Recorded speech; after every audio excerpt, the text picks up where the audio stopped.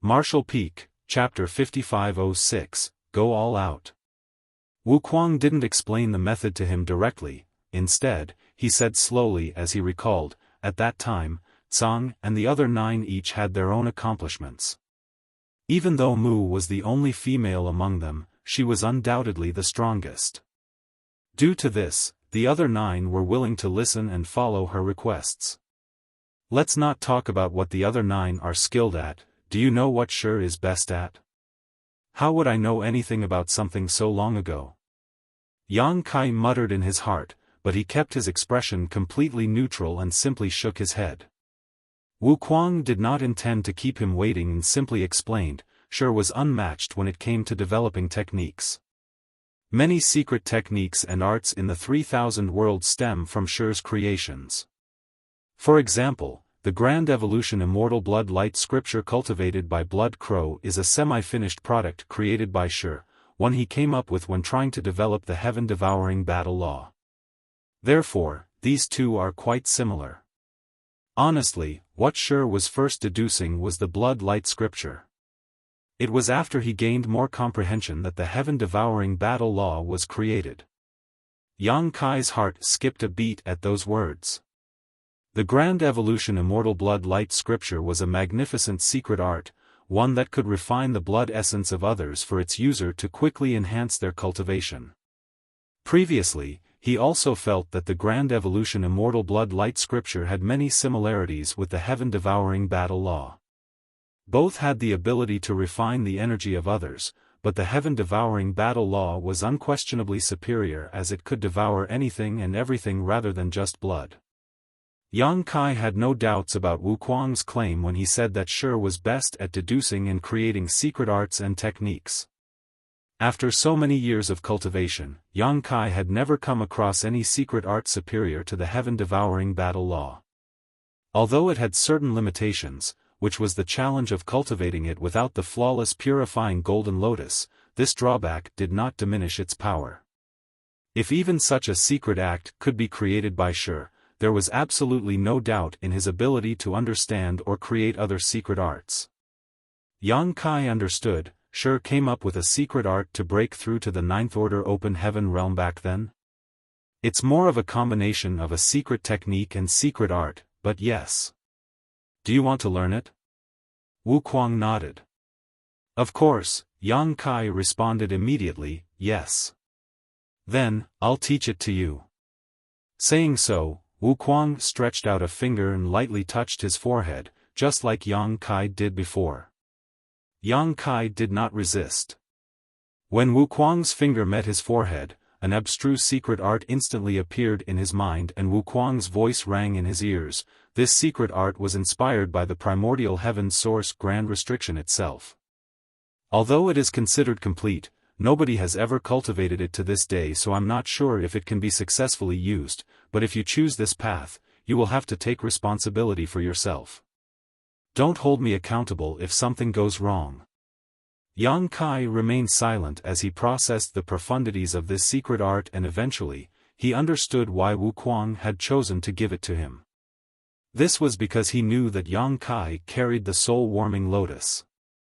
Though it was not essential for this secret art, it provided great convenience. There might not be anyone who was better qualified than Yang Kai to cultivate this secret art. Realizing this, Yang Kai couldn't help feeling a little sad. He thought that if this secret art could help the human race to break through the innate limits of the open heaven realm, it could dramatically increase their strength in short order. There were numerous peak 8th Order open heaven realm masters in the many cave heavens and paradises, but they were all stuck there due to their natural limits. If this secret art could be popularized, many 9th Order open heaven realm masters could quickly be created. There were only 2 9th Order's old ancestors currently, but if there were even a few more, it would not take long before the Black Ink clan that invaded the 3000 worlds could be driven back. They might even be able to deal with the Black Ink giant spirit gods with just 10 more 9th Order masters. However, this dream was simply not meant to be. After all, the first step to cultivating this secret art was a life-threatening gamble. Without the protection of the soul-warming lotus, the risk of simply dying right from the start was extremely high. Even so, Yang Kai again bowed his head. "Many thanks, Senior, for enlightening me." After Wuquang received his gratitude, he spun around and hurried into the battlefield. From afar, his voice could be heard. "If the human race does not defeat the Black Ink clan within 3,000 years, our race will face extinction. Brat, you're on your own now." Yang Kai sighed softly as he watched Wuquang's figure vanish into the primordial heaven source grand restriction. Although 3,000 years seemed like a long time, when compared to how long it took for a cultivator to fully mature, it was incredibly short.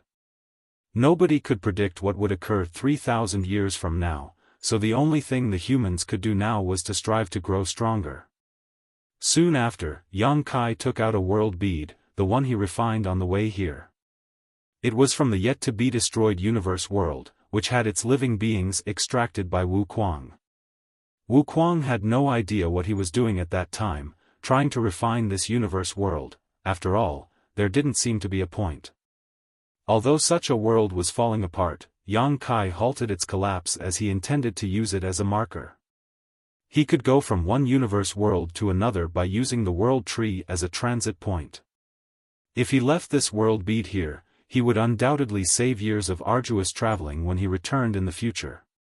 The primordial heaven source grand restriction was a crucial location, and since it was challenging to transmit any news back to the 3,000 worlds from here, leaving a world bead behind in the vicinity would be more convenient for Yang Kai to travel back and forth between in the future. What's more, because this universe world had lost almost all its world force, it gave off barely aura, so it was almost impossible to detect. If Yang Kai had fully restored this universe world, it might attract the attention of the Black Ink clan, which could lead to trouble if they visited this place and found out what was going on. After finding a concealed location, Yang Kai set the world bead down and attempted to use it to link to the world tree. Confirming that there was no problem, he felt relieved. He then turned around instead of going back to the old tree, following the direction of the trail of space beacons he left on his way here.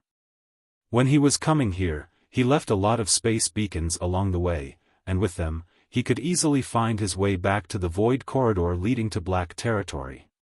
3 months later, Yang Kai passed through the spiritless land and the late ancient era battlefield, arriving at the void corridor. It took him more than 10 years to travel one way, but just 3 months to return. This was the benefit of the space beacons. Without stopping though, he continued on. His target was not Black Territory. Several months later, several majestic great passes came into Yang Kai's vision as he arrived at his destination. The No-Return Pass. This was the third time Yang Kai came to the No-Return Pass. The first time he visited here was on orders of old ancestor Xiaofan to attend the grand ceremony of the Dragon Clan, which helped him to successfully become an ancient dragon. It was also during that time that he completely lost his identity as a human and transformed into a pure-blooded Dragon Clan member. The second time was to bring Ouyang Lai and the group of remnant soldiers to the barren territory. During that time, Yang Kai had taken out the corpse of Azure Void Pass Old Ancestor and the Black Ox to fight against the Royal Lord. To this day, the words of the Black Ox, "Go quickly. Nyo Nyo will stop them," still rung in his ears. This was the third time. This time, Yang Kai came for no other reason than to raise havoc. The No-Return Pass, the only publicly known passage connecting the Black Ink battlefield to the 3,000 worlds, was originally guarded by the Dragon and Phoenix clans. Now, it had been taken over by the Black Ink clan, who made this place into their central base of operations.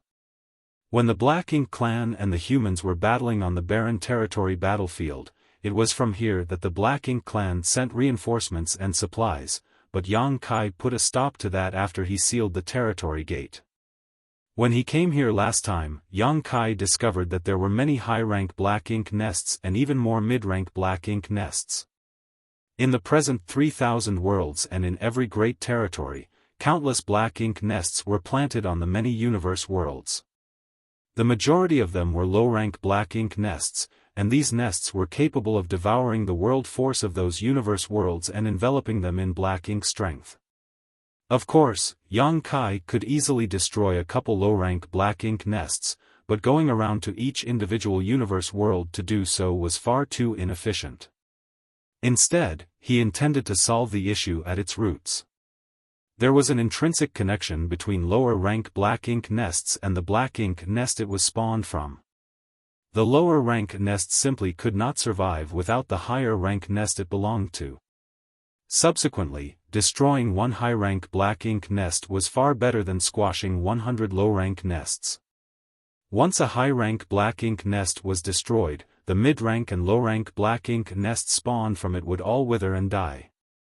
Yang Kai decided to go all out. His targets this time were those high-rank black ink nests.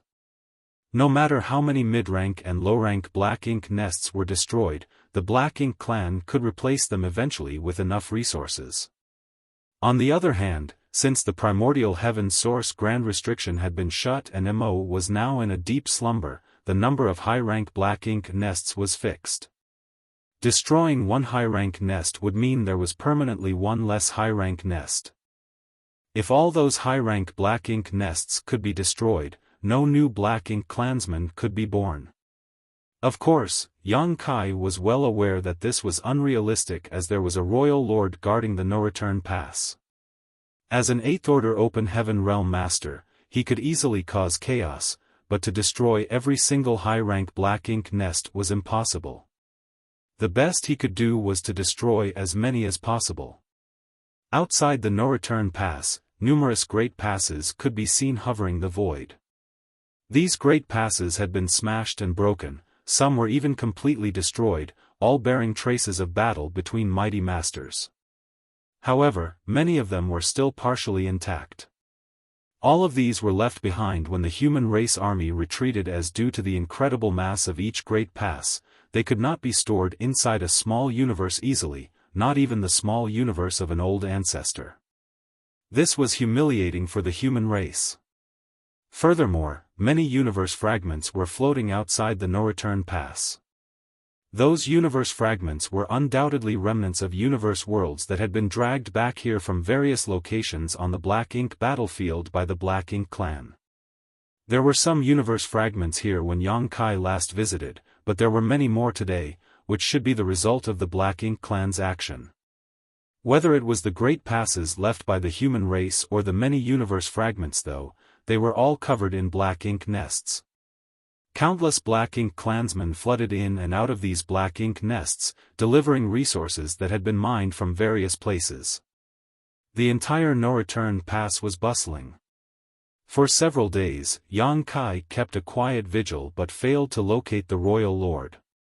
Both the human race and the Black Ink clan had lost almost all of their top masters. Every 9th Order Open Heaven Realm Master save for 2 had fallen on the barren territory battlefield to bring down all but 2 royal lords. Thanks to the burning light and serene glimmer, 1 more royal lord was dead, so currently, only 1 remained. Martial Peak, Chapter 5507, Destroying Black Ink Nests. Although Yang Kai did not find any trace of the last remaining royal lord, he was certain that he was in the no-return pass. This was currently the most important location for the Black Ink clan, so where else could their only royal lord be if not standing guard there as a precautionary measure? Is he trying to heal from his injuries? Previously, Yang Kai summoned the corpse of Azure Void Pass Old Ancestor, who engaged the royal lord in an intense fight. Even though the old ancestor was already dead, what he left behind before he died was enough to help Yang Kai to hold the royal lord back with the might of a 9th Order Open Heaven Realm Master. It was impossible for that royal lord to escape without any injuries. The best way for Black Ink clansmen to heal was to rest inside a Black Ink nest, thus, that royal lord was surely inside his Black Ink nest somewhere as it had only been some 20 or so years since that fight. That being said, Yang Kai had no way of ascertaining which Black Ink nest the royal lord was in. After scouting around for days, he could tell that there were over 100 high-rank Black Ink nests here. This was in line with the reports the human race had previously gathered. A sizable number of royal lords came out of the primordial heaven source grand restrictions, but most of them had been killed, at great cost to the human race. When the battle at the primordial heaven source grand restriction ended, only around 100 royal lords were still alive, which matched with the slightly over 100 high-rank black ink nests here. Now, nearly all of those royal lords were also dead, but their black ink nests had been left behind. These were now ownerless, so if the Black Ink clan were to flourish again in the future, they could use these ownerless black ink nests to become royal lords and claim the black ink nest for themselves. Every high-rank black ink nest that was destroyed was akin to diminishing the chances of a new royal lord coming into existence. After deducing that the royal lord had to be in the midst of tending to his injuries, Yang Kai began scrutinizing the no-return pass even more closely. It would take a lot of energy to help the royal lord recover, which should be something traceable. Yang Kai wanted to locate the royal lord without being noticed, as he didn't want the latter to suddenly pop up when he was in the middle of something. While there were quite a number of Black Ink clansmen in the no-return pass, the place was not closely guarded. This made sense though, as the Black Ink clan had invaded the 3000 worlds and the humans were in a desperate situation, so how would any of them come running over here? Furthermore, one had to pass through barren territory to get to the no-return pass. They would need to reopen the territory gate, not forgetting that there was a Black Ink giant spirit god there. Thus, the human race could not easily get here. It would not have crossed the mind of any of the Black Ink clan that an 8th Order Open Heaven Realm Master was just outside the no-return pass and eyeing them closely. Yang Kai did not try to rush things. He was about to do something exceedingly important, so he had to be prudent and patient. Time flew by in a flash, and soon, several months had passed. Following Yang Kai's prolonged observation, he had a fairly good idea about which Black Ink nest the royal lord was in, since a few Black Ink nests were drawing in far more resources compared to the others. The Black Ink clan hauled large amounts of resources into these Black Ink nests every few days. While resources were also brought to the other Black Ink nests, new Black Ink clansmen would also emerge from them at regular intervals. This was true of both the high-rank Black Ink nests and the mid-rank Black Ink nests. Only a few of the high-rank Black Ink nests did not create new Black Ink clansmen. Where did the significant amount of resources go if no new Black Ink clansmen were being created? Obviously, the resources were being used by a powerful Black Ink clansman to heal. Yang Kai memorized the locations of these high-rank Black Ink nests before he started selecting his targets. He was aware that he might not have many chances to attack, and his first move would be the most successful, as the Black Ink clan would not expect an attack from a human race master at this point in time. Thus, the more Black Ink nests he could destroy with his first strike, the better. To accomplish this, Yang Kai switched hiding spots a few times to observe the dispersion of the Black Ink nests from all sides. After many more days passed, he finally settled on a plan of attack. There was a great pass that was approximately 300,000 kilometers away from the no-return pass. Yang Kai did not know exactly which great pass it was, but he chose it because there were 2 high-rank Black Ink nests there. The other remnant great passes had only 1 high-rank Black Ink nest at most, or several mid-rank Black Ink nests instead. He would reap less of a reward by striking those areas. Therefore, as long as he acted swiftly enough, he could at least instantly destroy 2 high-rank Black Ink nests.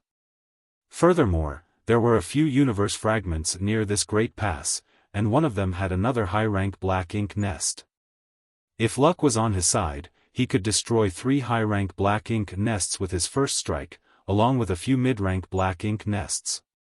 Since Yang Kai had decided on his target, he no longer hesitated. He did not have to do any preparations, and he didn't have to sneak in either. With a flicker of space principles, in the blink of an eye, he moved from his hiding spot to the top of that great pass. He had already summoned his Azure Dragon Spear earlier on, and now, he smashed down with it. With his 8th Order Open Heaven Realm cultivation, his attack was far from ordinary. As world force swirled, the looming shadow of the spear seemed to shroud the entire Great Pass. Within the Great Pass, numerous Black Ink clansmen who had only recently emerged from the Black Ink nests and were cultivating with the help of the surrounding Black Ink strength perished. Those who were weaker than feudal lords all died, and even the feudal lords had a hard time defending themselves from the power of that spear. Those that did not die were heavily injured. As for the two high-rank Black Ink nests, they exploded and scattered into countless shattered fragments. All of the Black Ink strength that had been stored inside the Black Ink nests burst out as well. From a distance, the Great Pass now looked like two enormous Black Ink clouds that were rapidly dispersing into the neighboring space. The moment Yang Kai's attack succeeded, he rushed to the third high-rank Black Ink nest nearby. At the same time, within a high-rank Black Ink nest inside the no-return pass, a formidable will awakened from a deep slumber and an enormous figure several meters tall lunged towards Yang Kai. The royal lord's reaction had been incredibly fast, far faster than Yang Kai had expected. The royal lord was already approaching him as soon as he landed his first attack. This meant that although the royal lord was still injured, it was not a serious wound, otherwise, he would not have been able to react so quickly. A flash of imposing aura locked onto Yang Kai, and before the royal lord even arrived, waves of a powerful divine sense surged towards him. It was clear that the royal lord was trying to use his divine sense to suppress Yang Kai. An ordinary 8th Order Open Heaven Realm Master would at the very least be stalled by such an attack if he was lucky enough. However, a flash of coldness emerged in Yang Kai's mind, and that was enough to entirely rid him of that royal lord's influence. He did not stop moving, and in the blink of an eye, he was in front of the third Black Ink nest. The royal lord took this in from afar and roared, "Feeble ant, you court death. I will rip your corpse apart." One look and he could tell that the 8th Order Open Heaven Realm Master who suddenly appeared in the no-return pass was the one who emerged from the depths of the Black Ink battlefield several decades ago. This was the same one who charged back from the barren territory battlefield and sealed off the territory gate. The memory of Yang Kai was seared into his mind, as it was rare for a royal lord to suffer this much at the hands of an 8th Order Open Heaven Realm Master. Over the past few years, the royal lord had sent Black Ink clansmen into the Black Ink battlefield to search for signs of Yang Kai, but sadly, they found nothing. The royal lord had no idea that when Yang Kai escaped from the no-return pass back then, he took Ji Lao San with him through a secret void corridor and returned to Black territory. Thus, the royal lord thought that Yang Kai was still hiding somewhere on the Black Ink battlefield. He never thought that this 8th Order Open Heaven Realm Master would appear yet again and destroy two high-rank Black Ink nests as soon as he did. It even looked as if he was about to destroy a third one. How could the royal lord allow that to happen? The high-rank Black Ink nests at the no-return pass were the Black Ink clan's final pillar to rely on. The destruction of any one of them was an unquantifiable loss, as it was not merely the loss of a high-rank Black Ink nest, but the loss of all the mid-rank and low-rank Black Ink nests that were and could be created from it as well. The royal lord had not fully recovered from his injuries yet, but his wounds no longer affected him much. Thus, when he realized who Yang Kai was, he immediately attacked with his powerful divine sense. However, what happened next floored him. The human seemed completely unaffected, and the attack that was supposed to have caught him off guard and injured him did nothing at all. In the blink of an eye, Yang Kai was above the third Black Ink nest. He was about to attack, when a Black Ink clansman with a slender, pole-like figure appeared from the Black Ink nest. From his aura, it was clear that he was a territory lord. However, in contrast to a healthy territory lord, this pole-like territory lord's aura was noticeably weak. Yang Kai could even see the wounds on his body that had been left by Dao strengths. Yang Kai immediately realized that this territory lord was injured and had been recovering inside the Black Ink nest.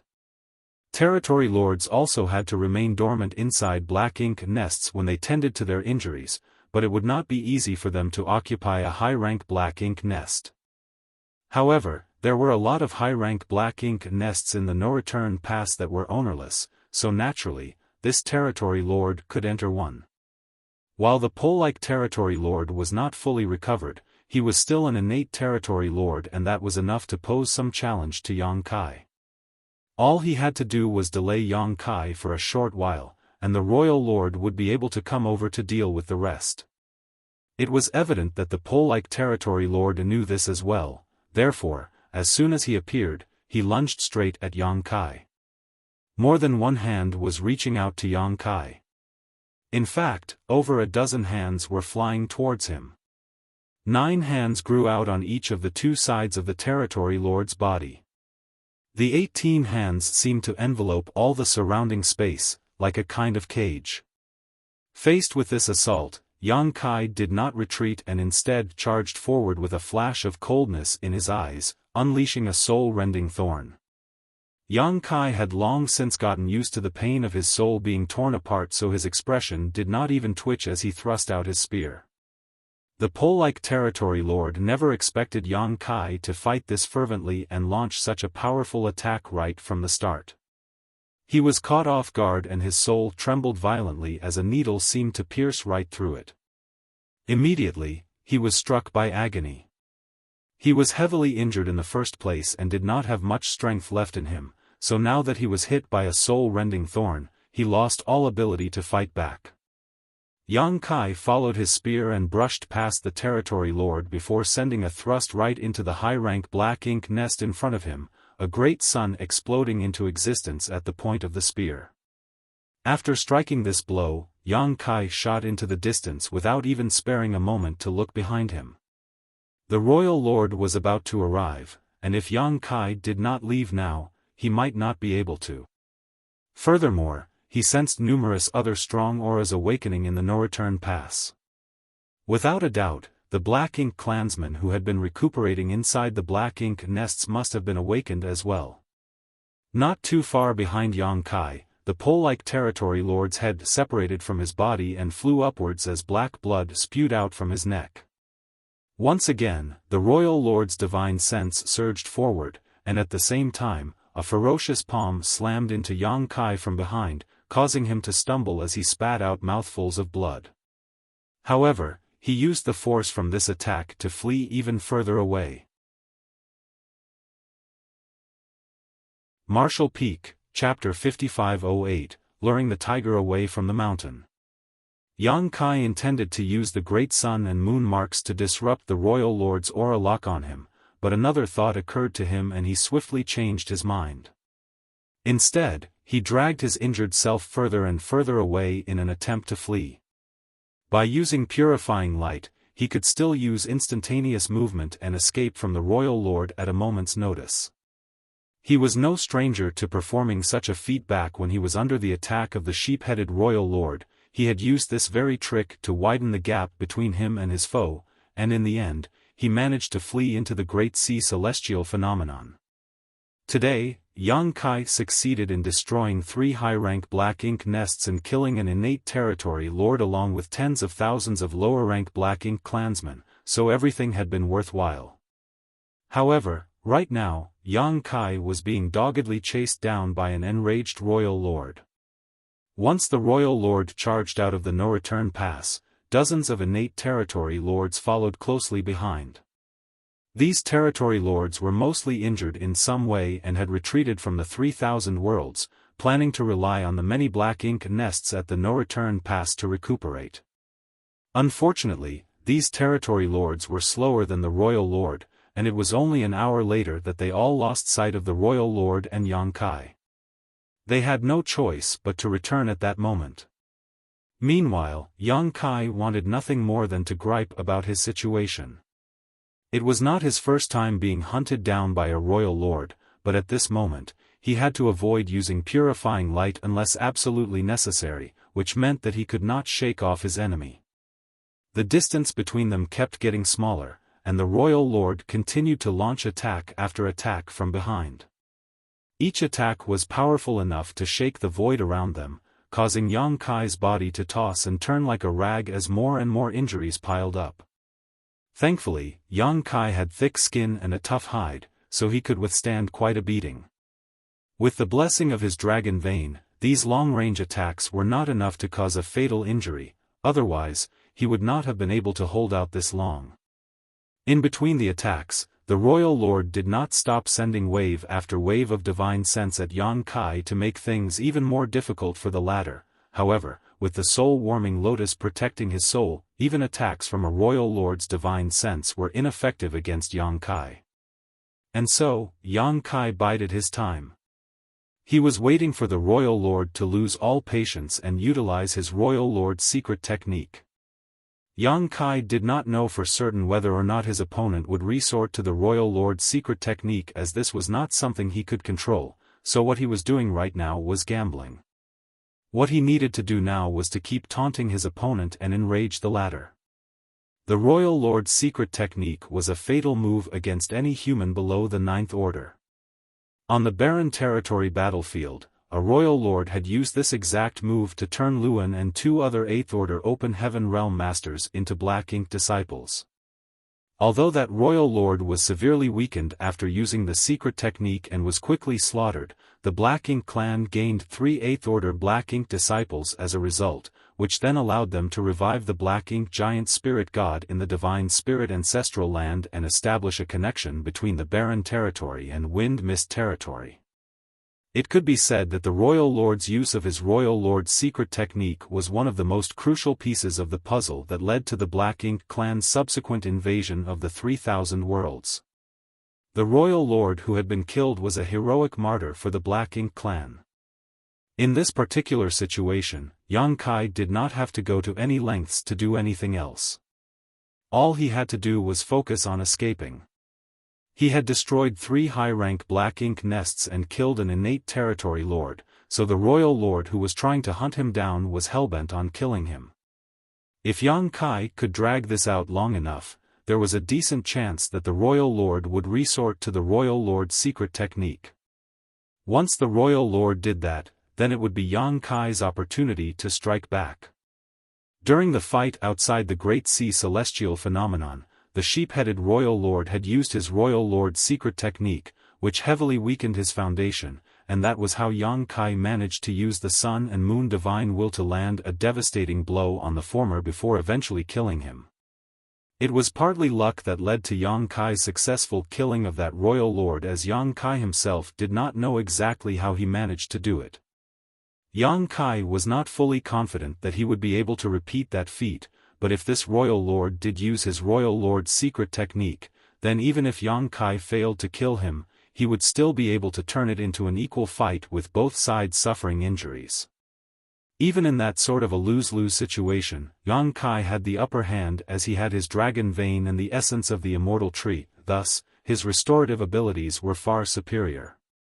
The royal lord, on the other hand, would have to fall into a deep slumber inside a Black Ink nest for a long time to recover from grievous wounds.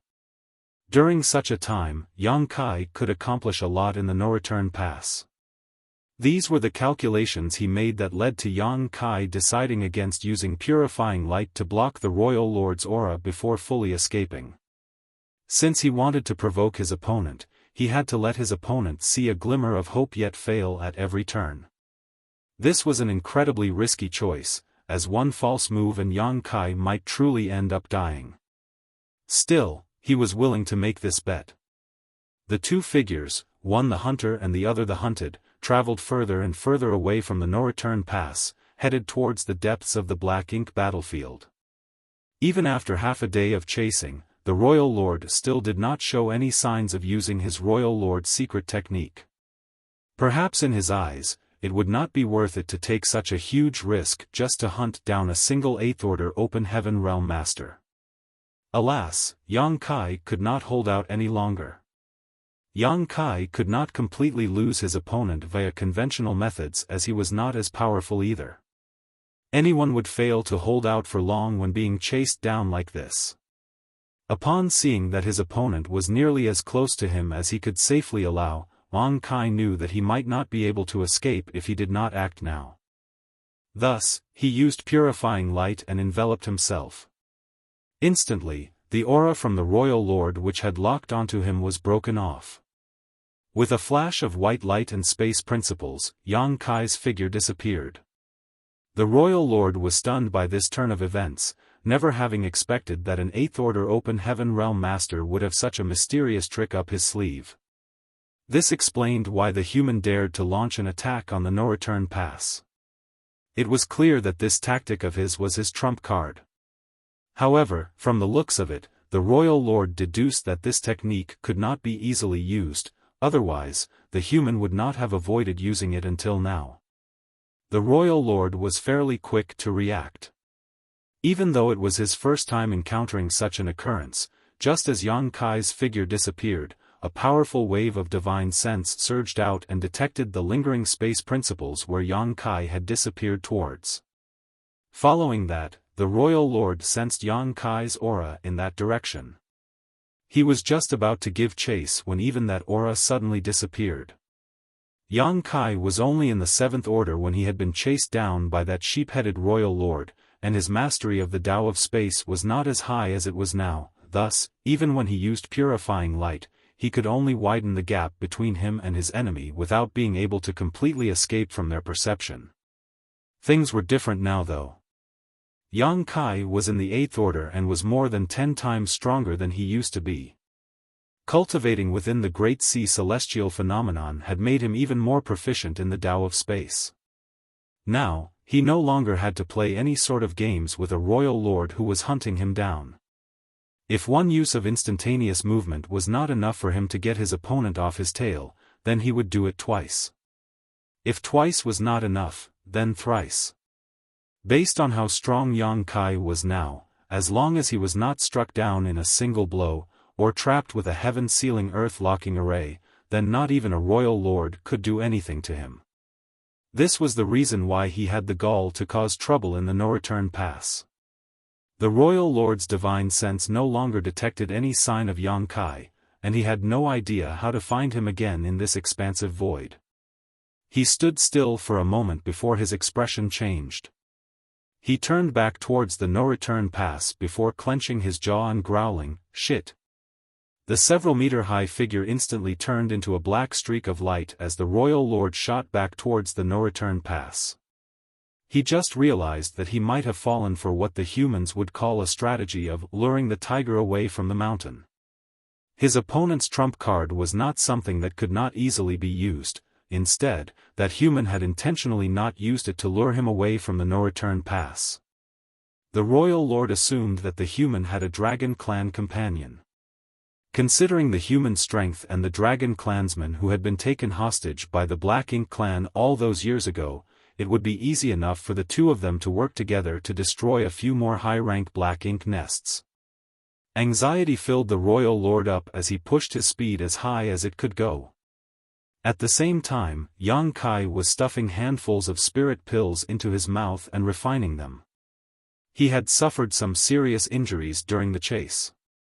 The royal lord thought that he had a dragon clan companion, which was Ji Lao San, whom Yang Kai had rescued from the no-return pass back then, but the royal lord had no idea that Ji Lao San was not on the Black Ink battlefield anymore.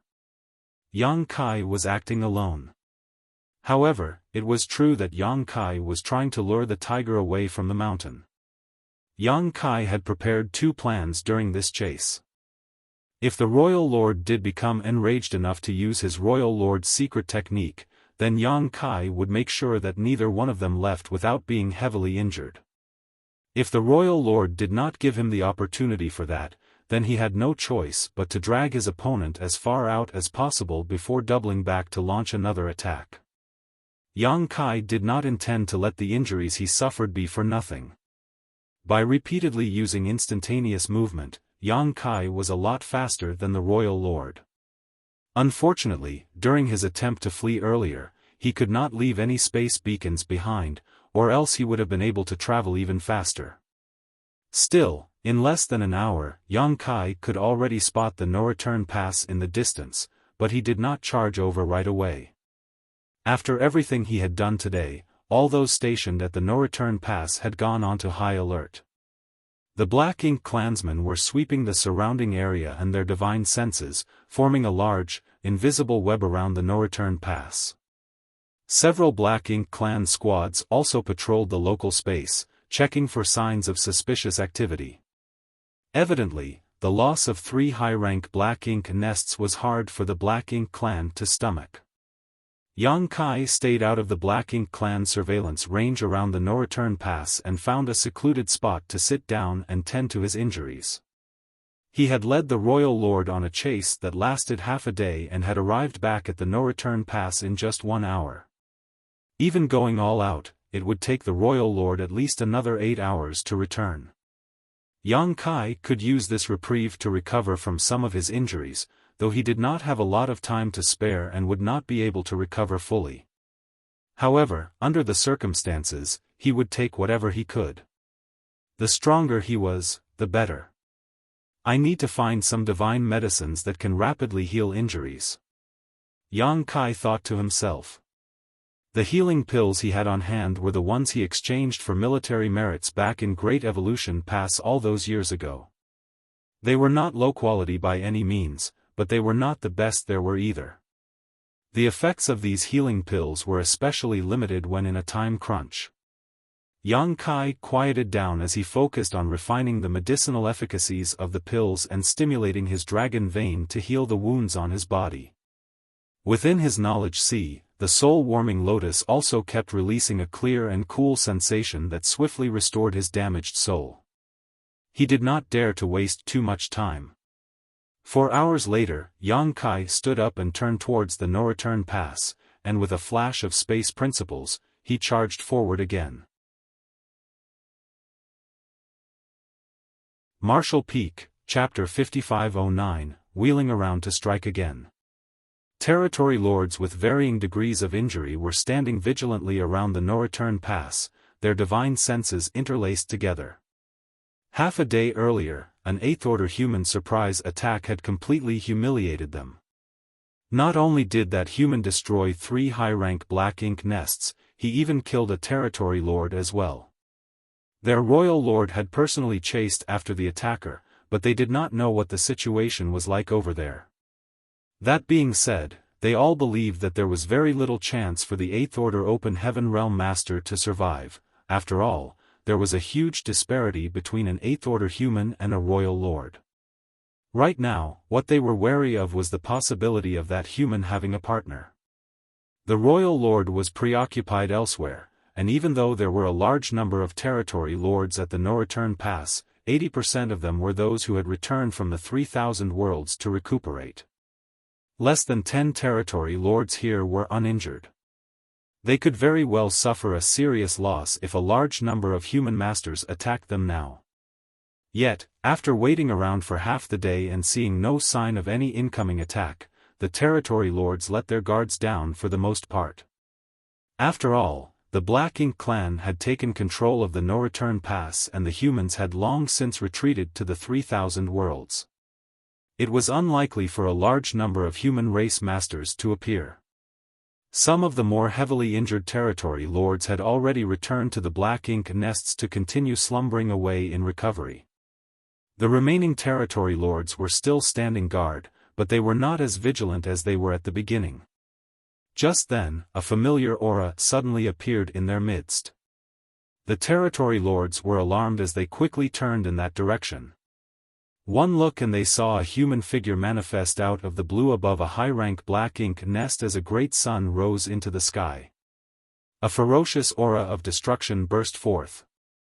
The territory lords dashed over at once to attack.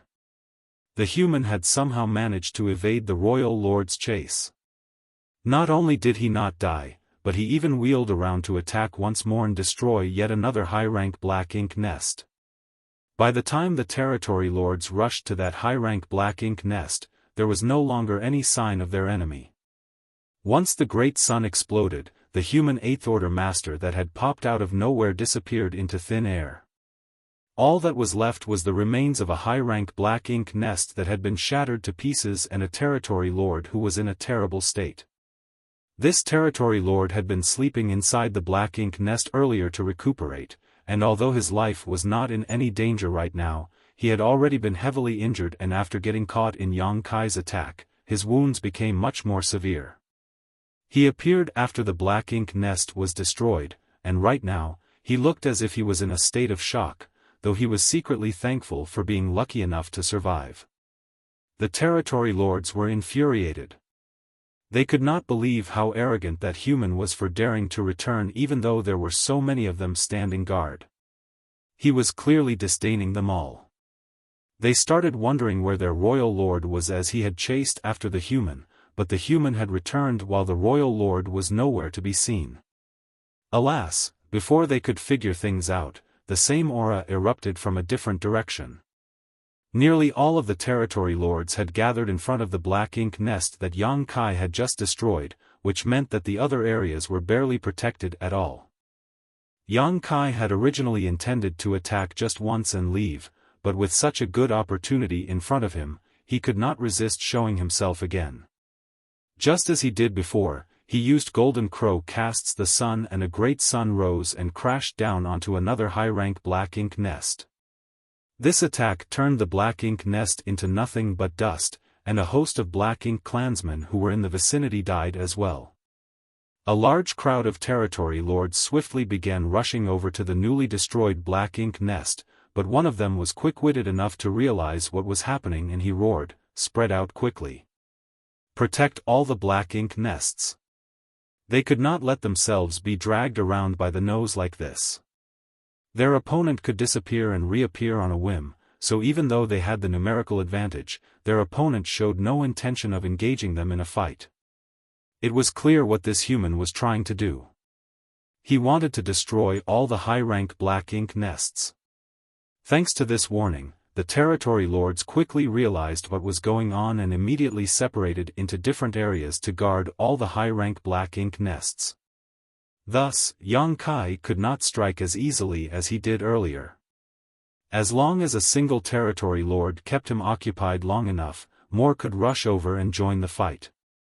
After destroying the second high-rank black ink nest, Yang Kai wanted to back off and leave right away, but when he saw that the territory lords did not come after him and had, instead, scattered to guard the other high-rank black ink nests, he no longer felt rushed to escape. He simply remained standing where he was and observed them in silence. The territory lord who had spoken earlier noticed this, and his expression turned grim as well. This human was behaving far too arrogantly, and it was beyond what these territory lords could bear. His divine sense flickered as he communicated with those around him, and all at once, a number of territory lords rushed into action and charged towards Yang Kai. Half a day ago, they witnessed how Yang Kai appeared at the no-return pass and killed off a territory lord with just a single spear thrust, so they knew that this human was incredibly powerful. In a one-on-one fight, there was no guarantee that any of them could hold their ground against him. Furthermore, this human even managed to escape from a royal lord's pursuit, leaving the latter who knows where. They knew that Yang Kai was no ordinary 8th Order Open Heaven Realm Master. He had to be one of the strongest human masters in that realm. Thus, the territory lords were joining forces because they feared their opponent. When Yang Kai saw the group of territory lords rushing over, he secretly praised the territory lord who had taken charge for coming up with an appropriate strategy. If they simply grouped together without thinking things through, then the high-rank black ink nests at the no-return pass would be left unguarded and undoubtedly suffer unimaginable damage. However, the territory lords had split up to guard different areas now and had even organized a group to subdue him. This was the optimal course of action for them. Yang Kai's situation was less than ideal. He was fairly injured after being chased down by the royal lord for half a day, and although he got to recuperate for 4 hours or so, he was only able to slightly restore himself. It would be hard for him to take on a single innate territory lord who was at full strength, let alone a group of them unless he used more soul-rending thorns. However, Yang Kai was not a reckless individual. Since he could not take these enemies on, he chose to avoid them instead. Yang Kai's eyes searched around before landing in a specific direction. It was the direction of the first black ink nest he destroyed when he appeared earlier. He raised his hand and summoned his azure dragon spear before smiling in that direction. While it was true that the high-rank black ink nest had already been destroyed, a severely injured territory lord remained there.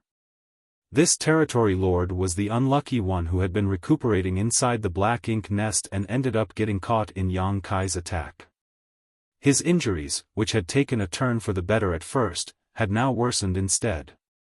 Thus, he was currently in a rueful mood. All of a sudden, a piercing aura locked onto him from afar and the territory lord looked up, only to see Yang Kai flashing him a wicked grin. Damn it! The territory lord became alarmed. Naturally, he knew that he had become a target. He was now severely injured and could barely use half his strength. If this 8th Order Open Heaven Realm Master had set his eyes on him, then he had no way of fighting back, so his immediate thought was to request help from his fellow Black Ink clansmen.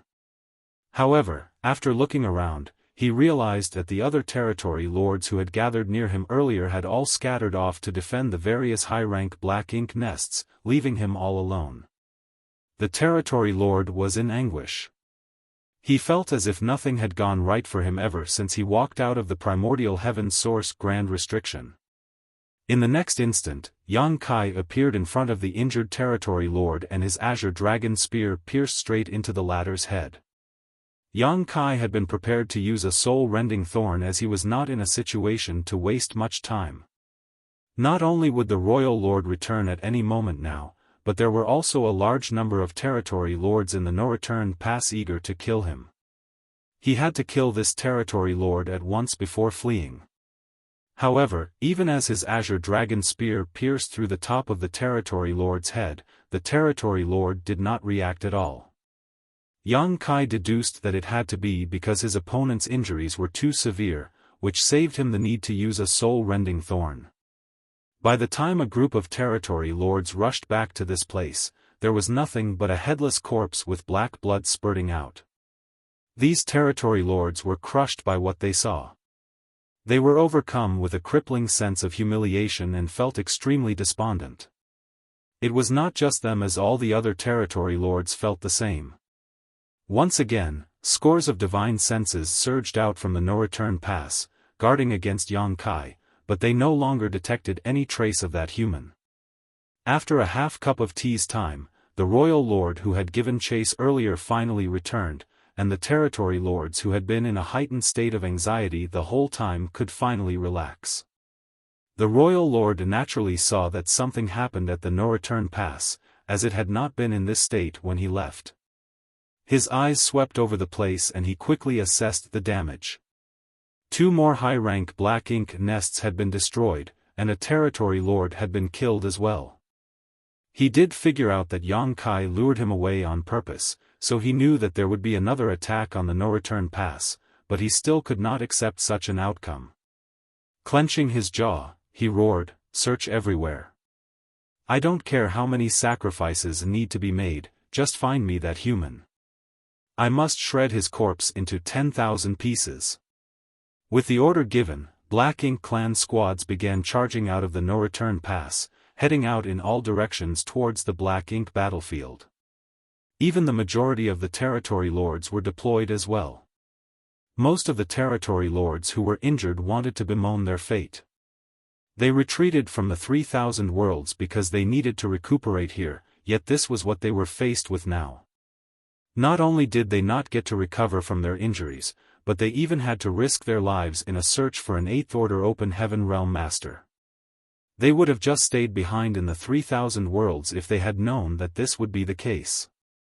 Still, seeing that even the Royal Lord was actively guarding the no-return pass instead of returning to his Black Ink nest to recover, none of them dared to voice their complaints and simply did as they were told.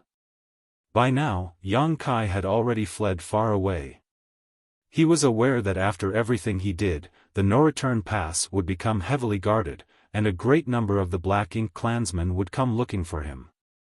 He did not mind seizing this chance to kill off a few more Black Ink clansmen, but right now, it was more important for him to tend to his injuries. Thus, he continued fleeing at full speed for half a month before he finally located a dead universe world deep within the Black Ink battlefield. He made his way into it and opened a temporary cave mansion for himself. After setting up a series of simple arrays to conceal his aura, Yang Kai finally felt at ease enough to sit down. Even though Yang Kai sorely wished to destroy every single one of the high-rank black ink nests, he knew that was not a very realistic thought, unless he could somehow become a ninth-order open heaven realm master.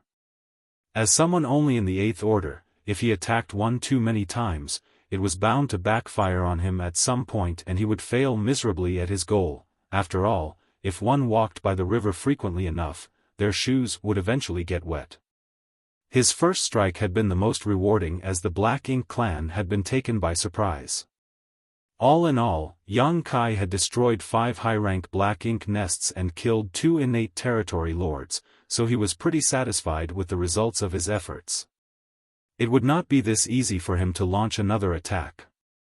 In fact, Yang Kai could not even be certain whether or not he would have the chance to take action again. Marshall Peak, Chapter 55-10, Who Did It? It was not something that Yang Kai cared all that much about, though. While it would be good if he had the chance to strike again, he could simply return to the 3,000 worlds if he did not. After all, he had the secret void corridor, which had served him well the past few years. What he needed to do now was focus on his recovery. As Yang Kai lay low, the Black Ink clan went on a frenzied search for him all across the Black Ink battlefield, but in the end, they failed to find any trace of him. The royal lord was filled with pent-up fury and frustration. He had full knowledge of an enemy who was eyeing the no-return pass, and he knew full well that this enemy of his was not his equal in battle, but he could not find where this enemy was hiding, pushing him into a constant state of simmering rage. The existence of that 8th order open heaven realm master made him feel as if he had a sword hanging over his head, one that could fall at any moment. As a result of this incident, all of the territory lords, as well as the royal lord himself, feared entering into a deep sleep to recuperate. They had to put up with their injuries and remain on guard. 6 months after Yang Kai destroyed 5 high-rank Black Ink nests, the Human Race Army's supreme headquarters, in a great territory which connected to the star boundary, had compiled reports from various great territories. This particular great territory previously did not even have a name of its own on the universe chart and was simply identified with the code E39. Numerous great territories like this one existed among the 3,000 worlds. These nameless great territories were usually those where the martial Tao had not matured much or did not possess any resources worth exploiting. Even though they were often home to several universe worlds, the cultivators in those places could not free themselves from the shackles of their universe worlds and venture out into the outer universe. Some of these great territories were even completely uninhabited. This had been the case for the great territory where the star boundary was, but due to the star boundary's soaring fame, along with the fact that the most powerful sect in the star boundary was High Heaven Palace, the great territory was at one point renamed High Heaven Territory. It had been several dozen years since the Black Ink clan opened the passage between the Barren Territory and Wind Mist Territory and invaded the 3,000 worlds. The Human Race Army had retreated from Barren Territory under the orders of Xiaofan and Wuxia, the 2 surviving 9th Order old ancestors. The armies were then broken up and squads were sent to the various great territories to organize the mass evacuation. By now, the humans had all retreated and migrated as planned. With the help of the human army, most of the great forces arrived safely in High Heaven Territory. However, significant losses were suffered along the way too. An example of this would be the Swallowing Seas territory. If it had not been for Yang Kai's intervention back then, all of the cultivators from the entire great territory might have been lost. Some evacuation fleets encountered Black Ink clan armies along the way and were either besieged or eliminated. Even now, some human refugees had been delayed for various reasons and were still making their way to High Heaven Territory, but the overall situation had been stabilized. The Human Race Army was now deployed in a dozen great territories around High Heaven Territory to battle against the Black Ink clan army. Big and small clashes occurred constantly with the humans and the Black Ink clan army both suffering casualties at an alarming rate. Many of the humans' finest elites now fought in these great territories, doing their best to hold the line and push back the enemy. Since Territory E-30 neighbored the star boundary and was the only way into High Heaven territory from the wider 3,000 worlds, the human race army turned it into their final stronghold in the war against the Black Ink clan. Thus, the Army Supreme Headquarters was set up in one of the universe worlds in this great territory. The human race had never had a Supreme Headquarters before, as on the Black Ink battlefield, each of the Great Passes functioned essentially independently. No one held overall command. In fact, even in the individual Great Passes, the East, South, West, and North armies all had their respective army headquarters. However, in the present situation, the human race could no longer afford to work separately. They had to establish a place where the entire strategic situation could be overseen and general orders could be issued. This was how the Supreme Headquarters came to be. There was a single Supreme Commander and over a dozen Deputy Supreme Commanders at the Supreme Headquarters, all of them the most elite 8th Order Open Heaven Realm Masters, holding positions above the individual army commanders. As old ancestors Xiaofan and Wuxia were preoccupied with tying down the Black Ink giant spirit god, they could not pay attention to anything else. Therefore, the over dozen or so 8th Order Open Heaven Realm Masters acted as the heads of the human race army. The strategies to be used in the fight against the Black Ink clan, the changes to the defense lines, the assignment of the soldiers, everything was coordinated through the Supreme Headquarters. Xiaofan, originally the army commander of the Great Evolution Army's Eastern Army, was now a deputy supreme commander, and Mi Jingluan had assumed the role of supreme commander. On this particular day, the dozen or so 8th Order Open Heaven Realm Masters had gathered to discuss the current state of the war. After a lengthy discussion, they came up with a new set of plans to implement. Xiaofan glanced around at everyone. If there's nothing else, then we can adjourn now. These 8th Order Open Heaven Realm Masters did not just remain in this place. They were elites among the 8th Order, so they would still head out to fight the Black Ink clans now and again. However, for the most part, the majority of them remained on duty at the Supreme Headquarters so that they could quickly formulate strategies whenever a crisis cropped up. Just recently, Xiaofan received a report that a territory lord had separated from the rest of the Black Ink clan army in one of the neighboring great territories. Thus, he had been working out a way to kill this territory lord. Now was the perfect opportunity to strike, so if there was nothing else that needed to be discussed, he wanted to get on with it. The other deputy supreme commanders were quiet as they had nothing to discuss, but Mi Jingluan suddenly raised his hand. Please hold on, everyone. I've recently received a rather intriguing report. Please have a look. Bolts of light whizzed out of his raised hand. Jade slips soon landed in each of their hands as one of them queried with his eyebrow and commented, "A series of Black Ink nests self-destructed?" The Jade slip had a record of multiple reports from various great territories about the sudden collapse of numerous Black Ink nests. Most of these Black Ink nests were low-rank Black Ink nests, but there were a few mid-rank Black Ink nests among them as well. A fairly significant number of them had collapsed throughout over 100 different great territories. Xiaofan was taken aback, looked up, and asked, "When did you get these reports?" 10 days ago, Mi Jingluan replied. All of the deputy supreme commanders had important tasks of their own, while Mi Jingluan was in charge of gathering intelligence and reports. He was the first to know of any news that was transmitted back to the Supreme Headquarters. "Is this information reliable?" one of the 8th Order Open Heaven Realm Masters asked. Mi Jingluan nodded, Some of these incidents were spotted by hunters roaming through the great territories under the Black Ink clan's control, while some were even discovered from the dozen frontline great territories. We can't confirm the ones in the great territories that fully belong to the Black Ink clan, but I've sent people to check the dozen frontline great territories, and they've verified the reports. The hunters that he mentioned were those who had formed squads to sneak into the great territories under the Black Ink clan's control to hunt and kill Black Ink clansmen. Some of these hunters were the remnants of the various army squads that previously existed, but most of them were also formed by cultivators from the various second-class great forces.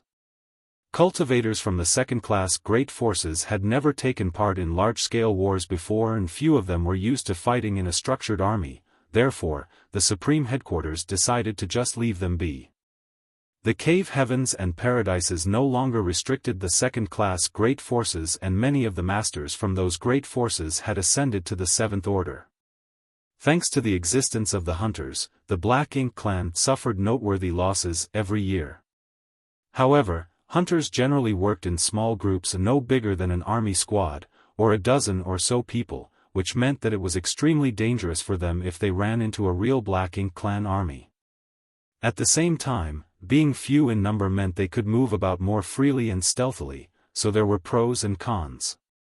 The hunters mostly traveled through the great territories that the Black Ink clan had seized, and 6 months ago, a number of hunters reported witnessing many Black Ink nests in various universe worlds all of a sudden began to wither and die.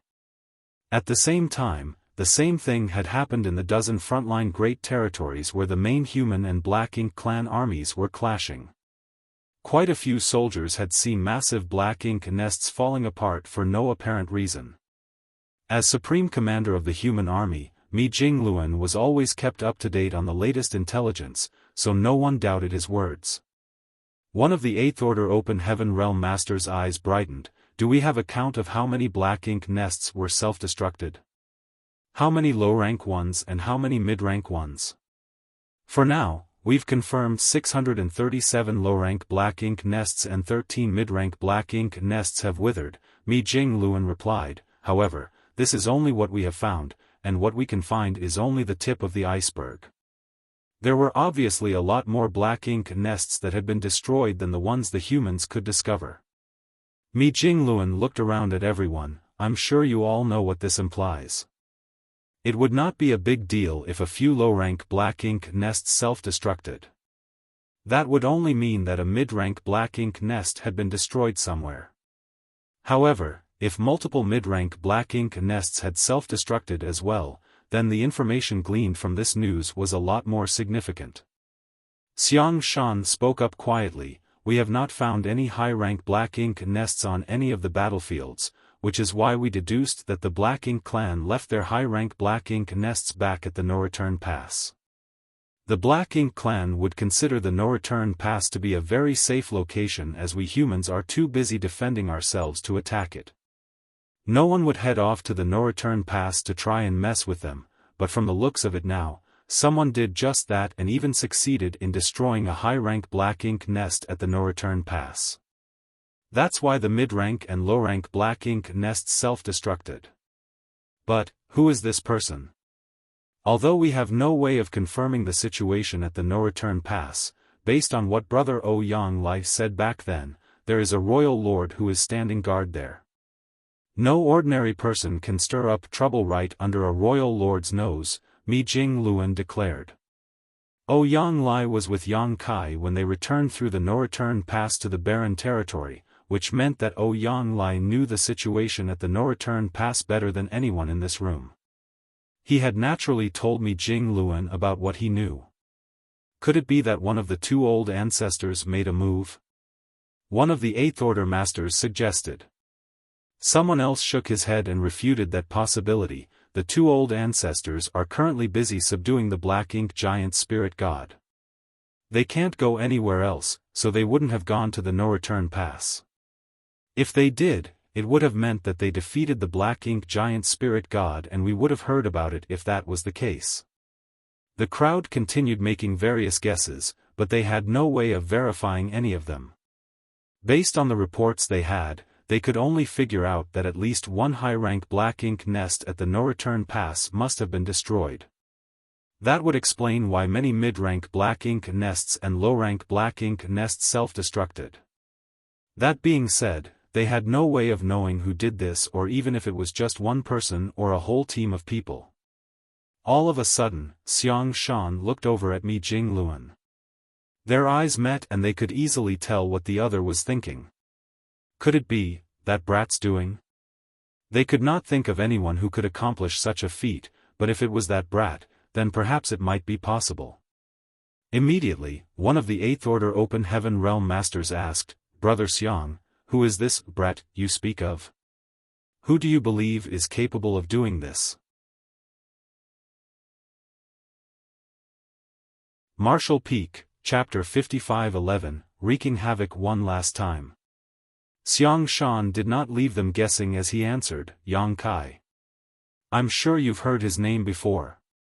Everyone nodded in realization. One of them piped up, "I heard that he's now in the Eighth Order, right?" Mi Jingluan nodded, "That's right. Yang Kai is now in the Eighth Order Open Heaven Realm. He's also the reason why Brother Yang Lai and his group were able to return from the Black Ink battlefield." The one who spoke up earlier continued, "Even if he's now in the Eighth Order, he has only just recently ascended. There's a royal lord standing guard at the no-return pass, not to mention countless territory lords as well. How could he do such a thing all by himself?" Although this person who spoke knew of Yang Kai and heard about his past exploits, he was unfamiliar with Yang Kai, so it was not surprising for him to feel doubtful. He's no ordinary Eighth Order Open Heaven Realm Master. He can easily slaughter innate territory lords, and he's definitely stronger, not weaker than any of you here, Mi Jingluan thought to himself. Yang Lai had told Mi Jingluan some astonishing things, but as this information involved other matters as well, Mi Jingluan had classified the reports to prevent information leaks. Not many people knew of these things now, especially regarding just how strong Yang Kai was. This was a way of protecting Yang Kai to prevent him from getting exposed to the Black Ink clan and being targeted as a result. However, judging by what was happening now, even though Mi Jingluan wanted to protect Yang Kai was not someone who would keep a low profile. He has already run off to the no-return pass and destroyed high-rank Black Ink nests. The Black Ink clan surely view him as their highest priority target. After a moment of silence, Mi Jingluan said, "Perhaps it might be hard for him to accomplish this alone, but there's something you shouldn't forget, everyone. Even if he's acting alone, it doesn't mean he doesn't have help. The Small Stone Race Army." One of the Eighth Order Masters exclaimed in realization. Mi Jingluan nodded, "Exactly. Previously, Yang Kai traveled to various great territories and refined numerous universe worlds.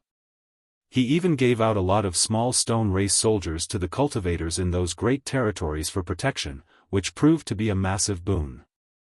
Without those small stone race soldiers, many more cultivators retreating from the various great territories would have died. According to my calculations, Yang Kai gave out at least 40 million small stone race soldiers, including nearly 100 who had the raw strength of Eighth Order Open Heaven Realm Masters."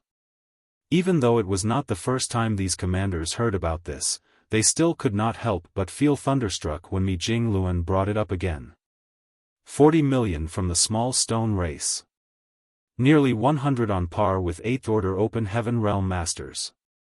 Even more that are on par with the Seventh Order, Sixth Order, and Fifth Order Open Heaven Realm Masters. They were all curious as to how Yang Kai cultivated so many small stone race soldiers, creating a massive and powerful army all on his own. They had already investigated the origins of the small stone race and learned they were a unique species of living beings that came from a certain universe world in the new Great Territory, which was adjacent to High Heaven Territory. They were only found in that small universe world.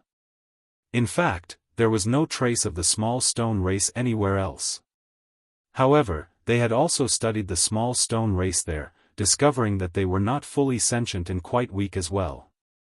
When compared to the massive small stone race soldiers that Yang Kai gave away, it was as if they belonged to completely separate races.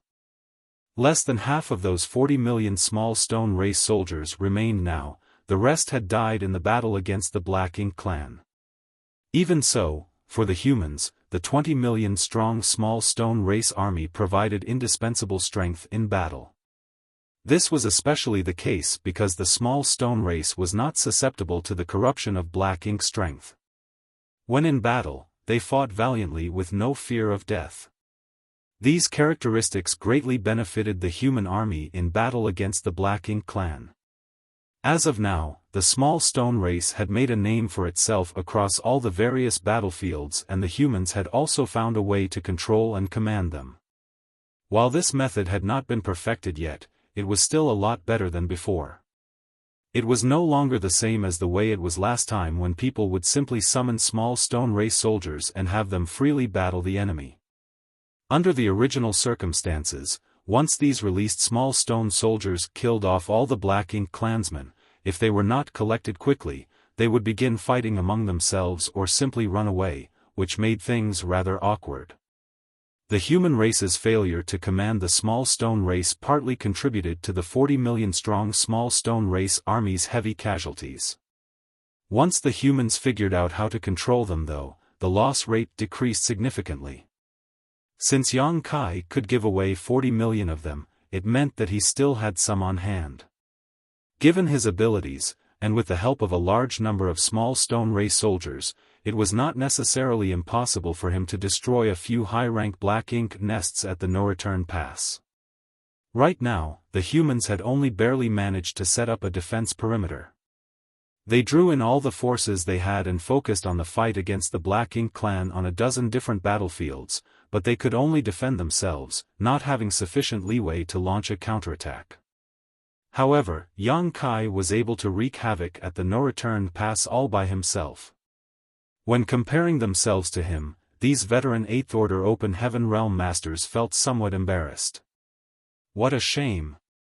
Someone sighed. It was a shame that Yang Kai had become a 5th Order Master back then. Even though he consumed a mid-rank world fruit, increasing his innate limit to the 8th Order, that was still his limit. It would be hard for him to become a 9th Order Open Heaven Realm Master. There was no sign of the universe furnace, and no one knew when it would show up. Even if it did, chances were it would lead to an even more frenzied bloodshed, as the Black Ink clan would not let the humans get their hands on the innate open heaven pills easily. That brat! Why wasn't he born into a cave heaven or a paradise? Another 8th Order Open Heaven Realm Master remarked lamentably. Back then, it had been clear that Yang Kai could directly ascend to the 7th Order, but in the end, he was forced to become a 5th Order Open Heaven Realm Master. Everyone knew the reasons behind this situation. From the looks of it now, the attempt to suppress him back then was a grave mistake, but when considering the cave heavens and paradise's unspoken rules, they simply had no choice. Naturally, it was also partly due to the selfish motives of certain people. Still, if Yang Kai had come from a cave heaven or a paradise, who would have tried to keep him down?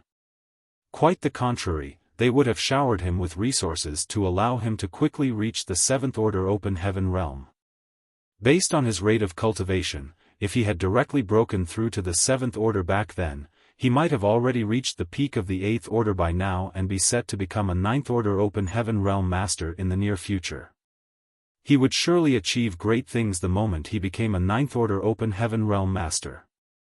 Xiaofan gently rapped his knuckles on the table. There's no point looking back in hindsight now. Why did you bring this up, brother Mi?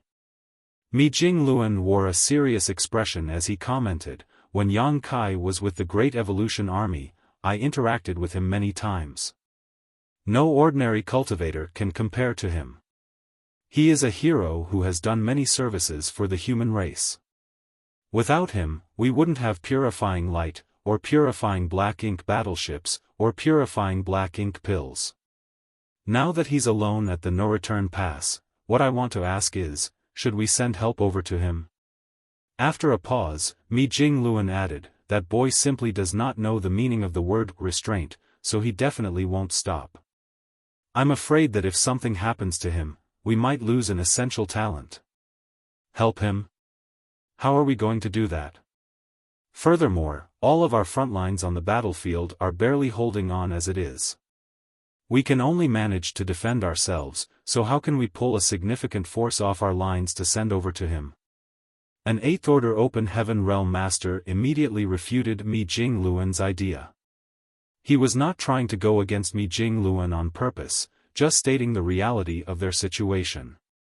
The human race's defense lines had shrunk to a dozen great territories, but their situation still did not look too good either. Many of the others nodded in agreement. Someone spoke up and said, if we want to help an 8th Order Open Heaven Realm Master like him, we would have to reassign several 8th Order Open Heaven Realm Masters, but each 8th Order Master is indispensable on the current battlefield. Where would we pull them from? Mi Jingluan stayed silent for a moment before saying quietly, if we can't reassign anyone given our current defense perimeter, then why don't we give up one of the battlefields? Everyone's jaws dropped at his words, and the one who spoke earlier stared at Mi Jingluan in disbelief. Brother Mi, do you think the safety of Yang Kai is more important than the loss of an entire battlefield? Countless soldiers had shed blood to hold every single one of the dozen great territories. The front lines were formed from their sacrifices and could not be given up so easily.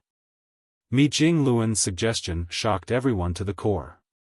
Mi Jingluan shook his head. Giving up one of the great territory battlefields doesn't imply that Yang Kai is more important than them. However, we don't have enough manpower to maintain all of our current battlefields as it is. If we give up on one, we will reduce the pressure we are under.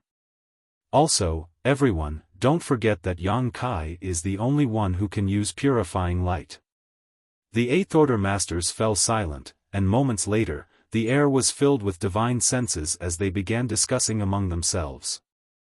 Xiaofan gave Mi Jingluan a somewhat helpless glance.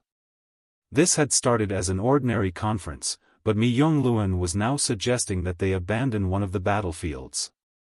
This was no small issue. If they did decide to do this, it would cause a lot of disapproval and dissatisfaction.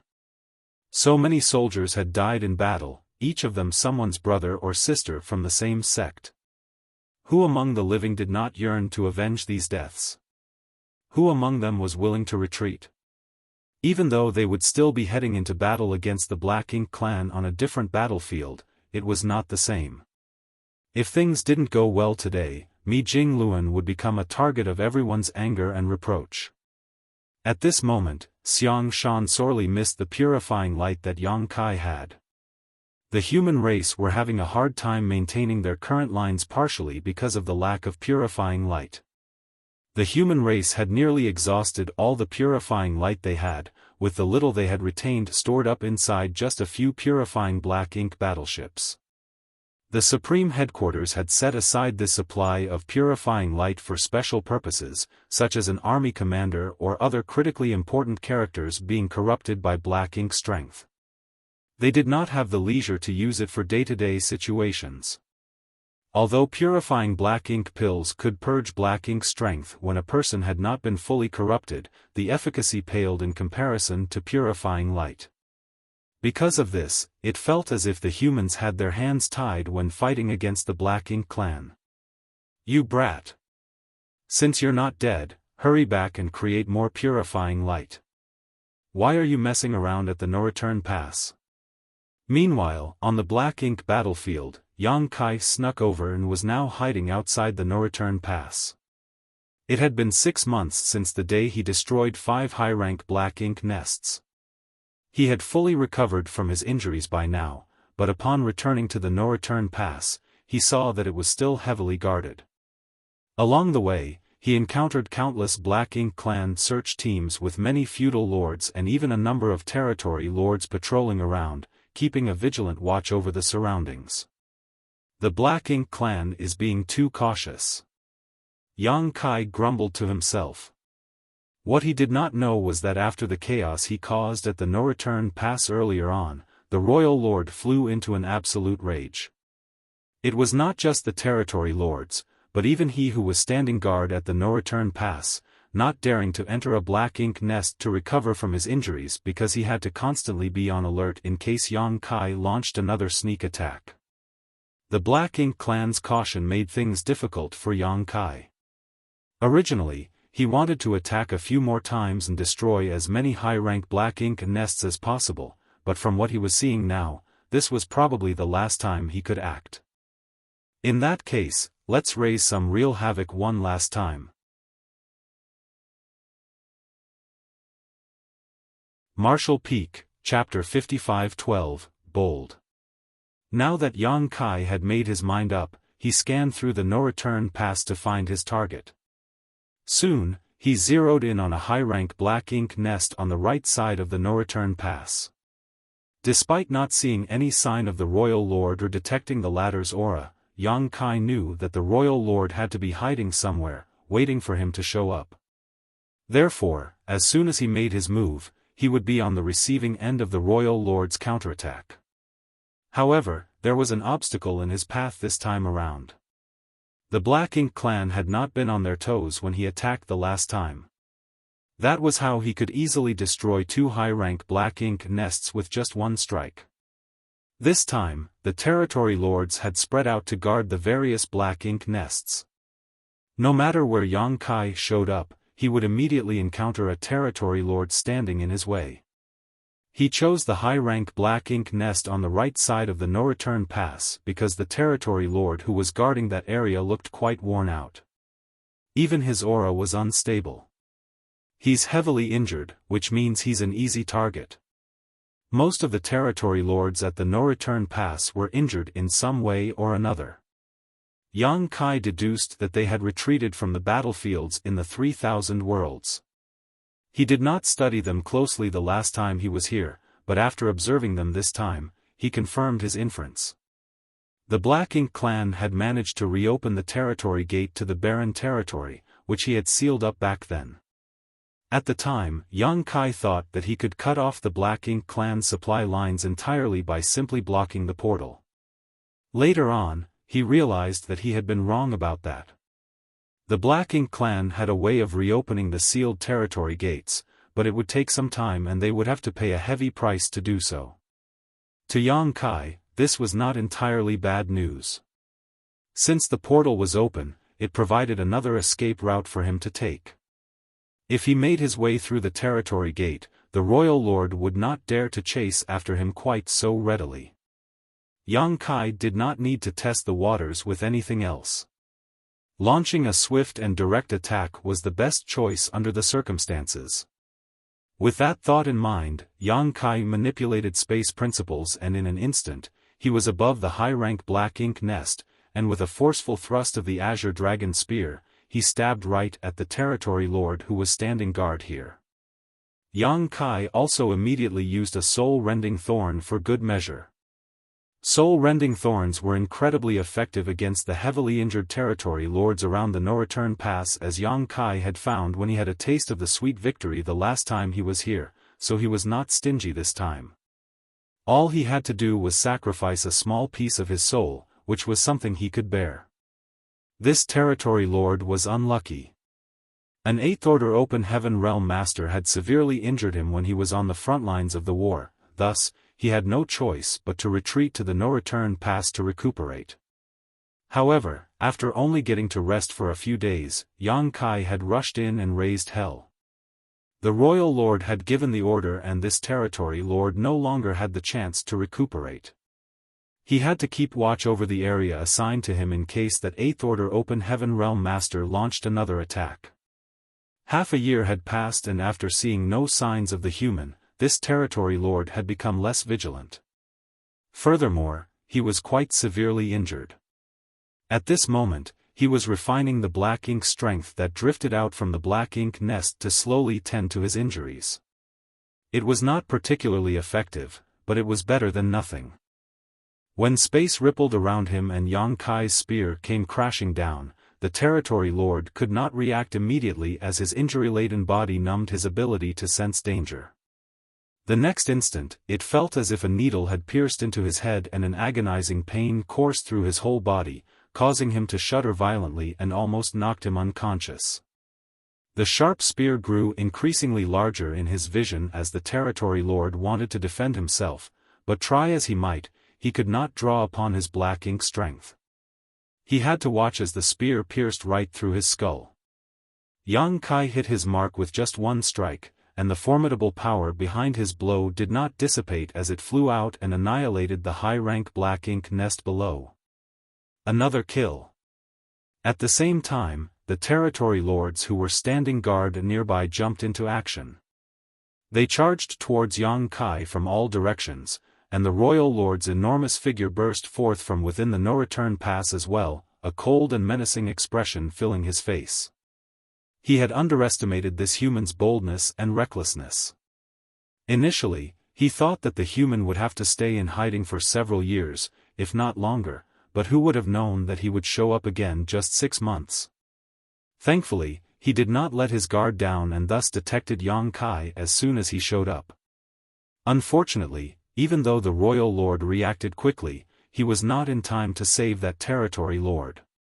Yang Kai had killed another territory lord in the blink of an eye.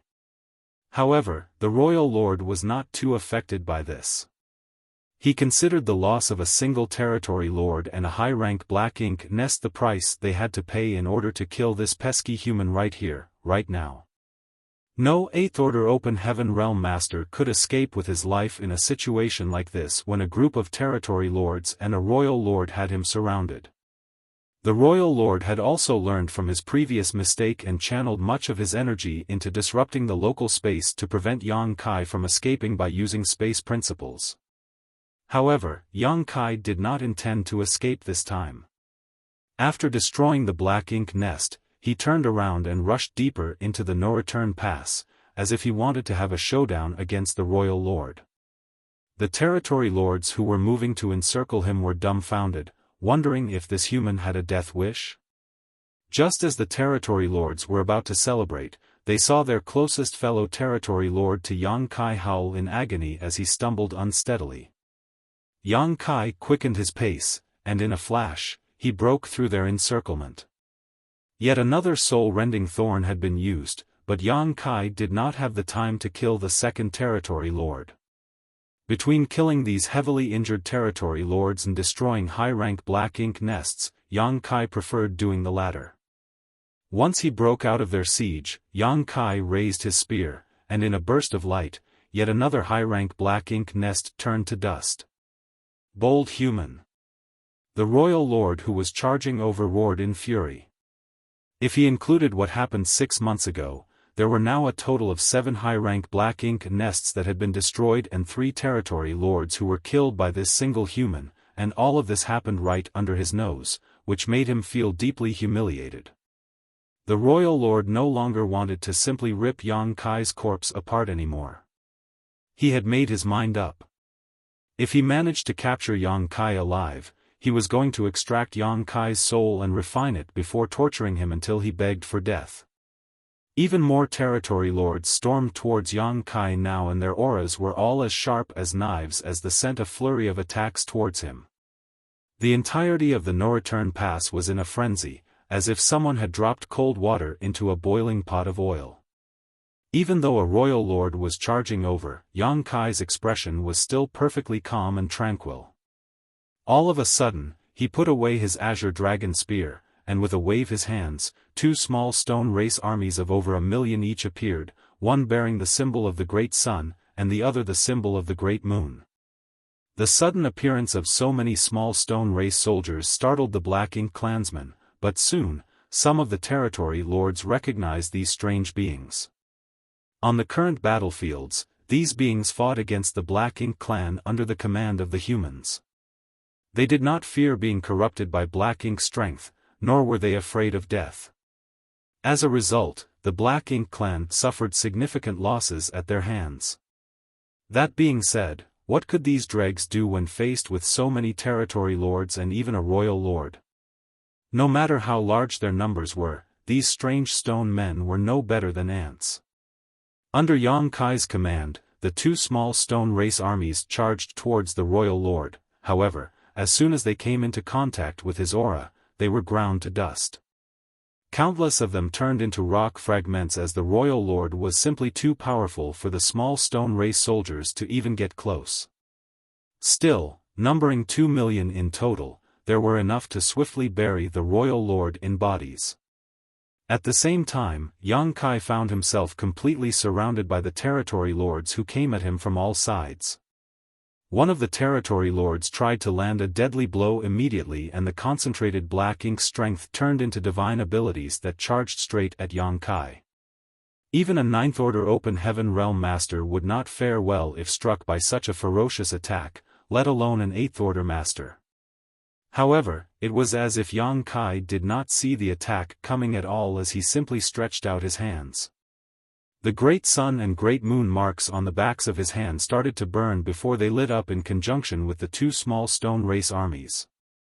The next instant, incredibly pure and concentrated great sun and great moon energy were drawn out and swiftly combined to form the purest light imaginable. The royal lord, who was surrounded by the small stone race, immediately had a bad premonition. The territory lords who surrounded Yang Kai also felt greatly disconcerted for no apparent reason. A tiny sun that looked just like the real sun suddenly exploded outwards with pure, dazzling white light illuminating the entire no-return pass. For a moment, several tens of millions of kilometers of the void seemed to glow with unimaginable white radiance. Countless lower-ranked black ink clansmen simply vanished under the intense light. Even most of the divine abilities and secret techniques, which were formed from black ink strength that came charging towards Yang Kai, disappeared without a trace, leaving just a few dregs to hit Yang Kai, causing him to stagger slightly. The territory lords all howled in pain as they felt their bodies being bathed in the most toxic poison in existence. Black ink strength sizzled as it flooded out of their bodies. The blinding light lasted for 10 breaths before it slowly faded away. However, by the time the dust settled, the casualties suffered by Black Ink Clan both within and outside the no-return pass had climbed to an uncountable height. Many new Black Ink clansmen had been born in the great passes nearest to where the light had shone, but now, not even a tenth of them remained. Although things were a little better on the universe fragments and great passes that were further out, there were still significant losses there. Only the Black Ink clan masters who were on the outskirts of the great passes were less affected. The aura of over a dozen of the territory lords who were nearest to Yang Kai plummeted, dropping down to the level of feudal lords in one fell swoop, damaging their foundations permanently and sending their minds and souls into disarray. The royal lord, whom the two small stone race armies had completely surrounded, was equally stunned and shocked by what just transpired. The two 1 million strong small stone race armies had all turned into shattered rocks, obscuring the royal lord's disheveled figure. He had been at the center of that explosion of purifying light, so he had naturally suffered the most. Even though he was a royal lord, his aura had been thrown into utter chaos. He knew about the existence of purifying light, but never thought that someone could unleash such a massive amount of it all at once. Even he would not be able to withstand a few more attacks of such intensity. The aura of those territory lords had dropped to that of a feudal lord because their heritage had been ground away, so naturally, the royal lord did not escape unscathed either. Right now, about 10% of his foundation had been destroyed. While this was not enough for his cultivation to regress, even if the royal lord fully healed from his injuries now, he would no longer be as powerful as he once was and would need to cultivate for hundreds, if not thousands of years to return to his peak. If he was struck by another blast of purifying light of such might, he was not certain he could even remain a royal lord. Thus, once the light faded away, the royal lord instantly looked around to see where Yang Kai was, deeply afraid that the latter would repeat this stunt. Soon however, the royal lord turned towards the territory gate and saw a pale-faced Yang Kai standing at its edge, staring back at him with a look of provocation and condescension.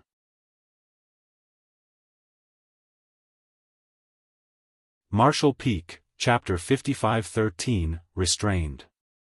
Yang Kai and the royal lord locked eyes as Yang Kai made a slitting gesture across his neck, childishly taunting the royal lord before turning around and leaping into the portal. The royal lord was so infuriated that he nearly spat blood. He was about to dash after Yang Kai when he quickly stopped, his expression darkening as he realized a hard reality: he couldn't leave. The no-return pass was the Black Ink clan's most important base, with all of their high rank and many of their mid-rank Black Ink nests having been set up here. As he was the only surviving royal lord, if an unexpected crisis occurred at the no-return pass because of his departure, then it would surely threaten the entire foundation of the Black Ink clan. Thus, even though he wished more than anything to chase after that human and slaughter him, he had to suppress that impulse. "Sir, one of the territory lords approached the royal lord for orders.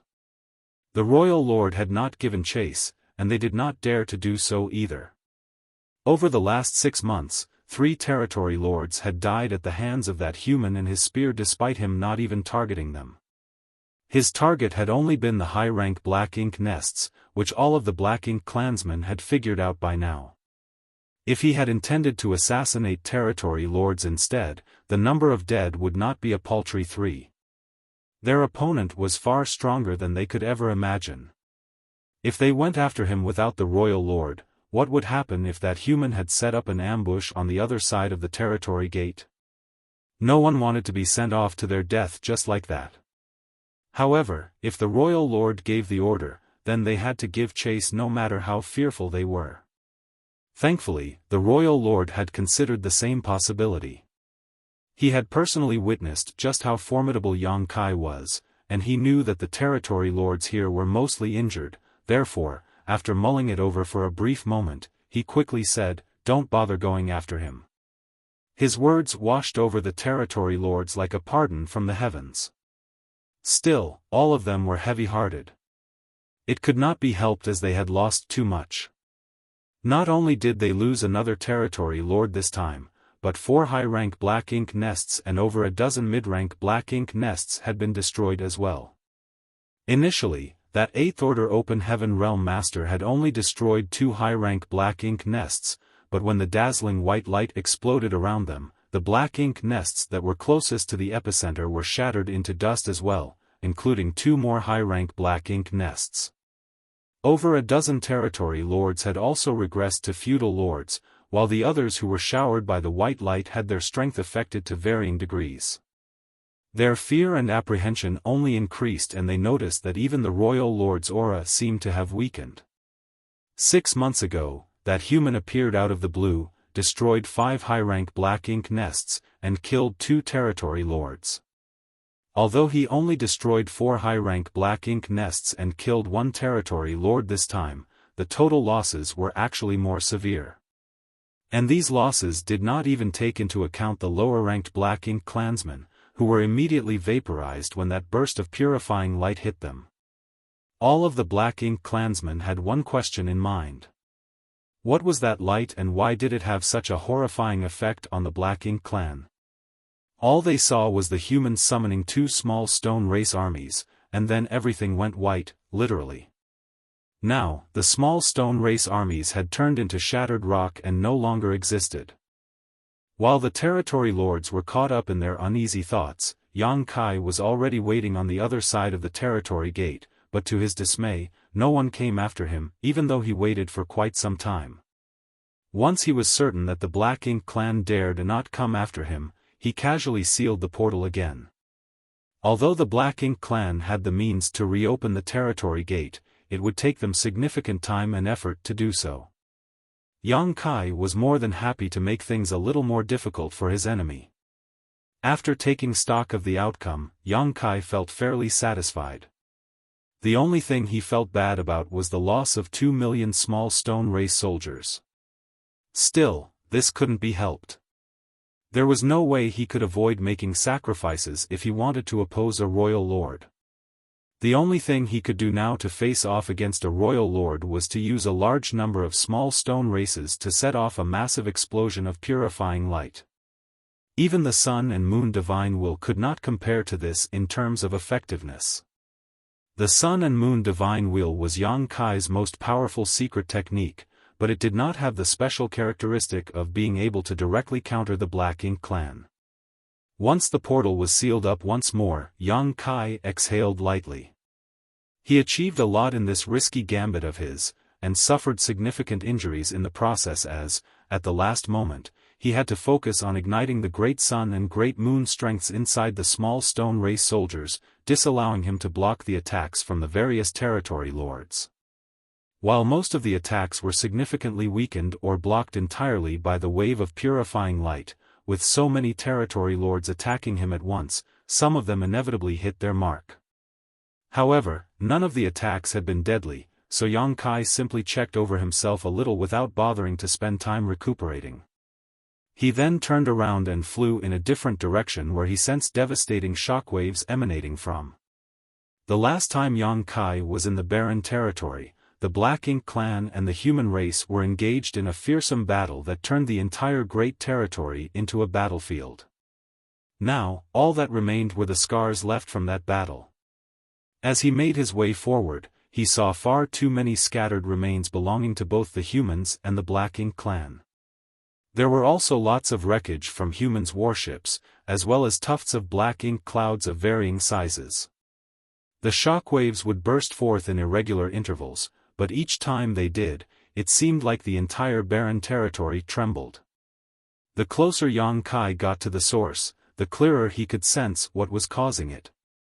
At last, Yang Kai stopped and stared into the distance as two enormous figures reflected in his eyes. They belonged to two giant spirit gods. One was Aer, and the other was the Black Ink giant spirit god who revived and came out of the late ancient era battlefield. Yang Kai had surmised as much when he noticed the commotion earlier, but still, he was dumbstruck by what he saw. It seemed these two really never tired. They must have been fighting for over 100 years already, yet they had not even paused to take a break. The humans and the Black Ink clan had already retreated from the barren territory, but as the fight between the two giant spirit gods was still perfectly even, they continued duking it out. From the way things appeared now, there was no telling how much longer they intended to continue fighting. It was fortuitous that giant spirit god Aer had suddenly appeared and pinned down this Black Ink giant spirit god, otherwise, the human race would have suffered catastrophic losses on the barren territory battlefield. The fight between two giant spirit gods was violent and brutal. They did not use any divine abilities or secret techniques and instead engaged in a simple hand-to-hand battle, but every blow delivered was enough to make everything around them quake and shudder. A region of over 10 million kilometers around these two was filled with volatile void cracks as space itself seemed unable to withstand the fury of their exchanges. Yang Kai even wondered whether the barren territory would completely collapse if their fight carried on like this for long enough. After silently observing them for a while, he raised his hands to form a cone around his mouth before yelling with all his might, "Aer, kill him." As if Aer had heard Yang Kai's cheering, even his tuft of hair started giving off a formidable feeling as his attacks became more vicious. Yang Kai chuckled and watched them for a little longer before leaving. He could not get involved in a fight between two giant spirit gods. Though he was in the 8th order right now, he could not even get close to them without being sent flying. Only 9th order open heaven realm masters could involve themselves in such a battle. Yang Kai still had a long road ahead of him. Half a day later, he arrived at a different part of the void. The place here was dark and covered in black ink strength, but strangely, the black ink strength did not scatter or move at all. It was completely concentrated together. The second Black Ink giant spirit god is standing guard here. This Black Ink giant spirit god was the one that Luan and his companion had revived back in the divine spirit ancestral land. At this moment, the Black Ink giant spirit god was sitting cross-legged in the void. His towering figure looked like a mountain, and in front of it was the passage that led from the barren territory to Wind Mist territory. The Black Ink clan army had used this breach to invade the broader 3,000 worlds. One could even say that this place was the starting point that led to everything that happened later in the 3,000 worlds. When the portal had not been fully opened yet, Yang Kai had rushed to Wind Mist territory in time and tried to stop it, but the Black Ink giant spirit god rushed from the shattered heaven to the barren territory and forced his arm right through the half-open portal, managing to open up the territory gate. Even now, his arm was still stuck in the same position. It was not what this Black Ink giant spirit god wanted to be stuck here, it was simply that he could not move. Yang Kai looked over and saw abstruse runes that appeared and disappeared along half of that Black Ink giant spirit god's arm which was thrust through the boundary wall. These abstruse runes were crawling around like snakes to form a large chain that locked it in place. Yang Kai detected a familiar aura from those runes. After calming his mind and focusing for a moment, it soon dawned on Yang Kai that it was old ancestor Xiao Zhao's aura. It was not just old ancestor Xiao Xiao that he detected either. There was another person's aura which was almost as powerful as old ancestor Xiao Zhao's. Wuxia. Yang Kai's brow rose slightly. The humans only had 2 ninth-order old ancestors left. One was old ancestor Xiao Xiao and the other was Wuxia. This meant that the 2 ninth-order old ancestors were currently in Wind Mine territory and had used some sort of secret technique to restrain the Black Ink Giant Spirit God here. Naturally these two were no match in a battle against a Black Ink Giant Spirit God, but Xiao Xiao and Wuxia had chosen the best opportunity to make their move.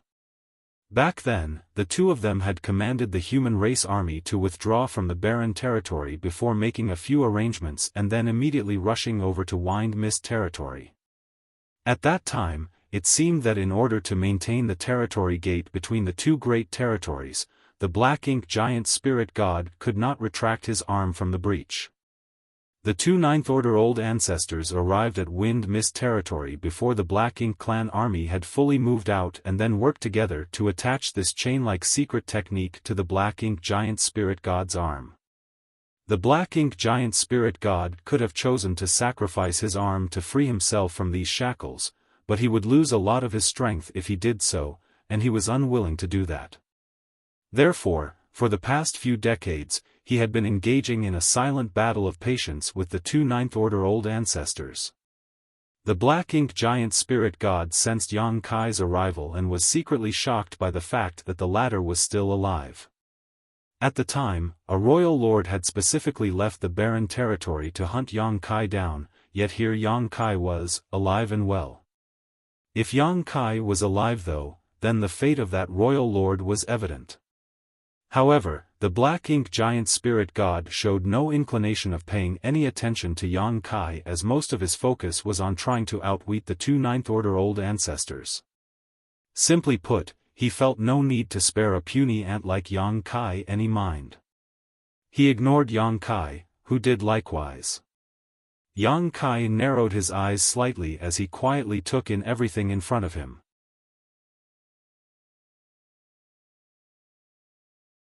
Marshall Peak, Chapter 55-14, Who Are You? Decades had passed and most of the traces of that great battle had faded away, but Yang Kai could still sense the tragic atmosphere looming over this place. In the last moments of the battle in the barren territory, 33 old ancestors sacrificed their lives here, along with the Dragon and Phoenix clan leaders. Only old ancestors Xiao Xiao and Wuxia were spared from that tragedy. The 33 old ancestors managed to kill 44 royal lords and over 1 million Black Ink clan soldiers in their final blaze of glory. There was no denying how tragic the battle had been. And, this was the very battlefield where the fight had taken place. Even though Yang Kai was not present during that last battle and could not witness it, as he stood here now and took in the traces left behind, he could almost imagine what it was like then. When the Black Ink Giant Spirit God left the shattered heaven and came to the barren territory, he smashed through the human race army's defense lines and came here before using his arm to force open the passage between the two great territories. This allowed the Black Ink clan army to swarm into Wind Mist territory. For the humans, the battle was lost at that moment as the invasion of the 3,000 worlds could no longer be stopped. Under those circumstances, the Ninth Order Open Heaven Realm Masters had two choices. One was to lead the human race army's retreat and leave the barren territory. They could then preserve their strength to fight another day. They were the most powerful of all the human race masters, and if they chose not to engage in battle, the Black Ink clan could not do anything to them.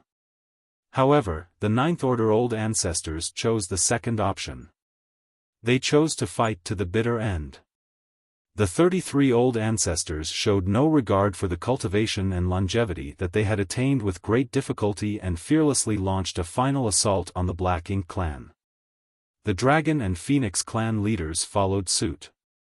44 royal lords had been killed in that battle, which was every single royal lord there was save for the one who left the barren territory earlier to pursue Yang Kai and the one who stood guard over the no-return pass. Too much had been sacrificed in that battle, but it had also cleared the obstacles that stood in the way of the human race's future. The old ancestors had sacrificed their lives in exchange for giving the younger generation, including people like Yang Kai, time to grow stronger. It had been over 20 years since then, but as Yang Kai stood in this place, it was as if he had traveled back in time and witnessed the tragedies of that battle. His heart constricted and his dragon blood started to boil. When confronted with 33 old ancestors, along with the Dragon and Phoenix clan leaders, the Black Ink clan would have also put up a fierce resistance to withstand their sudden attack. Still, they could not resist the dying determination of these valiant souls. Once the royal lords had been wiped out, the surviving old ancestors did not retreat though and instead continued to attack the Black Ink giant spirit god who was pinned down here. In the end, none of them survived. What they had accomplished in that battle was still showing its effect now as the Black Ink giant spirit god did not come out of the fight unscathed. His colossal body was covered in wounds that could not heal due to the many Dao strengths that crisscrossed around them. Black Ink strength kept leaking out of the wounds, but the Black Ink giant spirit god would absorb it back into his body, and the cycle repeated. This was most likely the reason why Xiaofan and Wuxia could restrain the Black Ink giant spirit god from afar. If he was completely fine, then even if the two Ninth Order Open Heaven Realm had the advantage of making the first move, it would still be incredibly difficult for them to keep this Black Ink giant spirit god locked in place. It was the heroic sacrifice made by the old ancestors back then that allowed the current stalemate to exist. Yang Kai narrowed his eyes and looked over at the Black Ink giant spirit god as he coldly snorted, "Look at you now, Mo." Every Black Ink giant spirit god was one of Mo's soul clones, but because Mo was so powerful and was already in the creation realm, his soul clones were also powerful beyond comparison. Mo could not be bothered to trifle with Yang Kai. He ran into this human boy when he awakened in the divine spirit ancestral land and knew that while he was a weakling, he was incredibly proficient when it came to escaping. It was not as if he did not want to kill this human back then, but the latter did not give him the chance to act. It was even more impossible for him to kill this human now that it was restrained and could not move. Thus, Mo did not wish to respond to Yang Kai's taunting. What it needed to do now was to build up its energy and break free from the two old ancestors.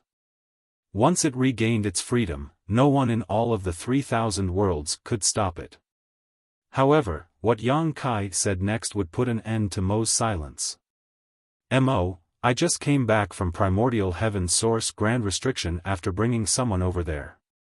Who do you think it was? Yang Kai asked with a chuckle.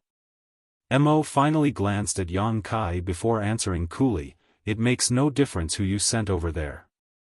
Mu's trump card has already been used and Tsang is dead. When my true body awakens, the Primordial Heaven Source Grand Restriction will easily crumble apart." Yang Kai slowly shook his head, "Don't be so sure about that. Since I sent that person over, it means I'm confident about this. After all, that person is an old friend of yours." Mo's expression changed for a moment, but it soon snorted, "Stop trying to scare me.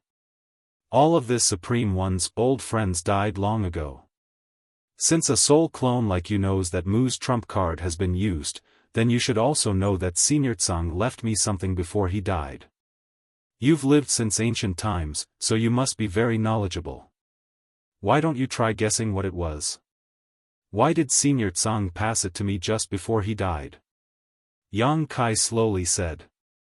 Mo stayed silent. Yang Kai continued, "How many years will it take before your true body awakens? A few thousand years? Over 10,000 years? What Mu left behind must have been quite powerful, right? But, let me give you a word of advice, you should wake up sooner rather than later, otherwise, it will be too late. Even if your true body wakes up, you still won't be able to do anything if you loiter for too long." Yang Kai was curious to know how much longer Mo's true body would remain unconscious. Wuquang had shamelessly boasted that he could become a ninth-order master in 3,000 years, but if Mo's true body awakened before then, the situation would become a lot more challenging. If that happened, Yang Kai would have to find a way to take Xiao Xiao and Wu Qing over to see if they could help Wuquang. However, if he did that, then the humans' only remaining two ninth-order open heaven realm masters would be permanently occupied, and the black ink giant spirit god here would be completely free. Mo remained quiet for a long time before asking, "Who did you bring over there?" Yang Kai chuckled and started to reply, "That person." "Don't tell it too much," a voice suddenly cut in from somewhere else and interrupted Yang Kai. Yang Kai was startled at first, but he soon snapped out of it and asked hesitantly, "Old ancestor Wu Qing?" Wu Qing did not respond. Instead, it was old ancestor Xiao Zhao's voice that rang out, "The black ink giant spirit god is exceedingly powerful. Be careful. It might try to corrupt you." Yang Kai was overjoyed. "How are the two of you doing, old ancestor? Is everything all right?" He never thought that Xiao Xiao and Wu Qing could communicate with him across the different territories, but now that he thought about it, the black ink giant spirit god had cleared the passage between the barren territory and wind mist territory, which meant that the passage was open the whole time. It was unsurprising that the two ninth-order open heaven realm masters on the other side could still communicate through that gap. "We're all right," old ancestor Xiao Xiao replied. "As for you, you should hurry up and return to the star boundary. Your wives miss you dearly." Yang Kai chuckled embarrassedly. "You met them, old ancestor?" "Of course," old ancestor Xiao Xiao responded in a huff. "They joined the Great Evolution Army earlier on. Not only did I meet them, but that Yu Ru Meng. That annoying little girl never gave me face at all each time we met, always demanding I compensate them for losing their husband." As old ancestor Xiao Xiao recalled this, she felt the urge to give Yang Kai a good beating. "Don't stay here too long," Wu Qing said. Yang Kai nodded and solemnly replied, "Junior understands." Mo had been silent for a time, but now, it could not resist cutting in and asking, "Who did you bring over there?" Yang Kai grinned at Mo. "Why don't you tell me how many years it will take for your true body to wake up first?" Mo stared fixedly at Yang Kai and chose not to answer. "Did Sang teach you how to control the primordial heaven source grand restriction?" Why would he be asking about my true body if that wasn't the case? It's obvious that he's afraid my true body will wake up and break open the primordial heaven source grand restriction. Yang Kai snorted, "Mo, don't waste time on these unnecessary questions. Why would I need Sang to teach me how to control the primordial heaven source grand restriction?" Mo frowned. "What do you mean?" Yang Kai looked at Mo dismissively. "Why would I need someone to teach me what I already know?" Mo's expression changed as a thought flashed across his mind. "Who are you?" he asked quietly. "Take a guess." Yang Kai flashed him a smile. Mo was furious as it realized just how exhausting it was to communicate with the human in front of it. After a moment of silence though, it said, "I can answer your question, but in return, you must tell me who you are." Yang Kai was startled. There was no rhyme or reason to the things he was saying at random, he merely wanted to see if he could trick Mo into telling him what was going on with its true body. It would be great if he did get the information he wanted, but even if he failed, there was no harm in that either. Plus, his vague and mysterious answers might even serve to rattle Mo. He was just doing it because he could. He did not expect Mo to actually lose its cool this quickly. However, after giving it more thought, Yang Kai realized that this was indeed a child's temperament. Regardless of how old Mo was and how many years it lived, it barely had any life experience, thus, it had a childish personality which could be seen in the way it kept pressing on to find out what it wanted to know and was relentless if it did not get what it wanted. Yang Kai nodded at once. "That works, but how will I know whether you're telling the truth? Why would I need to lie to you?" Mo retorted arrogantly, "I can't prove whether you're telling me the truth either. Yang Kai agreed with him on that. Don't tell him any secrets, Wuxia reminded. Yang Kai chuckled, rest assured, old ancestor. I know what I'm doing. Wuxia hummed in acknowledgement and did not say anything else. Yang Kai looked at Mo and said, go on. Tell me what's happening with your true body. Mo scoffed, I won't stoop so low as to lie to you, but how do I know whether or not you'll keep your promise? Yang Kai raised his eyebrows, shall I swear an oath first? Mo's expression became extremely unpleasant, humans' oaths are all worthless. From the looks of it, it had been tricked by a human's oath before. Yang Kai shrugged, there's no other way, then. You'll just have to take the risk. Mo stared closely at Yang Kai as if it was trying to see right through him. After a long time, it finally said, there's no harm in telling you anyway. My true body will awaken sometime between 2,000 and 5,000 years from now. Yang Kai frowned, that's such a wide time frame. The answer was of no help at all. If Mo's true body awakened in 2,000 years, then Wuquang would definitely not be able to become a Ninth Order Open Heaven Realm Master, but 5,000 would be ample time. Mo shook his head and said, I'm just a soul clone of my true body and can only make speculations regarding what's happening. How can I be sure of anything?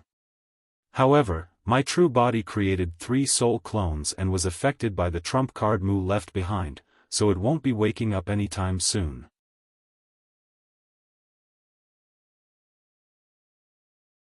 Martial Peak, Chapter 55-15, Profound Nether Territory. Even though Mo had reached the creation realm, splitting off 3 soul clones were still immensely taxing on it. Furthermore, it was also affected by the trump card Mu had left behind back then and thus fell into a deep slumber. 2,000 to 5,000 years. Yang Kai silently pondered to himself. 2,000 years from now, he would have to make regular trips to the primordial heaven source Grand Restriction to check on the situation as Wuquang had no way of getting the word out if something happened there. As Yang Kai was deep in thought, Mo grew impatient and started urging, it's your turn. Yang Kai chuckled and did not speak, however, with a quick flash of a certain secret technique, large amounts of pure black ink strength poured out of Mo's wound, which Yang Kai then absorbed and refined. Mo's expression hardened, sure. It's you. The heaven-devouring battle law was unique, so it went without saying that Mo recognized it at once. What's more, there was only one person in this world who could use the heaven-devouring battle law, the one who created it. Yang Kai stopped using the heaven-devouring battle law almost immediately, a faint smile lingering on his face as he remained quiet. He noticed that Mo seemed to fear sure, and after giving it some thought, it made sense to him. The heaven-devouring battle law could refine anything, including black ink strength, which made things difficult for Mo too. As it was, Shure's efforts back then greatly contributed to the reason why the primordial heaven source Grand Restriction managed to restrict Mo all these years. He kept devouring black ink strength and refining it to weaken Mo. Among Tsang and the others, Mo showed the most respect to Mu, but the one it was most afraid of was Shure. I can't believe you're still alive, Mo stared at Yang Kai incredulously. Yang Kai remained silent with a faint smile on his face. Meanwhile, over in Wind Mist territory, Xiao Xiao and Wuqing, the 2 Ninth Order old ancestors, exchanged glances with puzzled looks on their faces. They knew about the situation in the barren territory, but they had no idea what the black ink giant spirit god was prattling about. Who was Shure? One of the 10 that included Tsang. What did Yang Kai have to do with this person called Shure? Although the 2 human Ninth Order masters could not figure out what was happening, the fact that the black ink giant spirit god was noticeably disturbed was great news to them. They quickly formed hand seals to strengthen their secret techniques, and in the next breath, more runes began creeping up the black ink giant spirit god's arm towards its shoulder. The symbols turned into large chains which were about to lock up its entire torso. Mo snapped out of its reverie and swiftly countered. Immobilizing one of the black ink giant spirit god's arms was already the most that the two ninth-order old ancestors could achieve, and while they managed to make a move while Mo was distracted, their efforts were neutralized as soon as it fought back. All at once, the glowing runes began flickering, sometimes advancing, other times retreating. Yang Kai saw what was going on and he swiftly growled, "Stop being so stubborn, Mo." Then, with a wave of his hand, a highly concentrated wave of purifying light launched straight at Mo. Wherever the light passed, the darkness receded. The pure light entered the black ink giant spirit god's wounds next in an attempt to move through its body. Mo let out a series of roars, and black ink strength gushed out once more to fend off the purifying light. The two lights, one bright and one dark, tangled together as they clashed and neutralized one another. Yang Kai did not use his small stone ray soldiers this time as there was no reason for him to do so. Unlike the situation back at the no-return pass, Mo was a sitting duck here and could not move at all.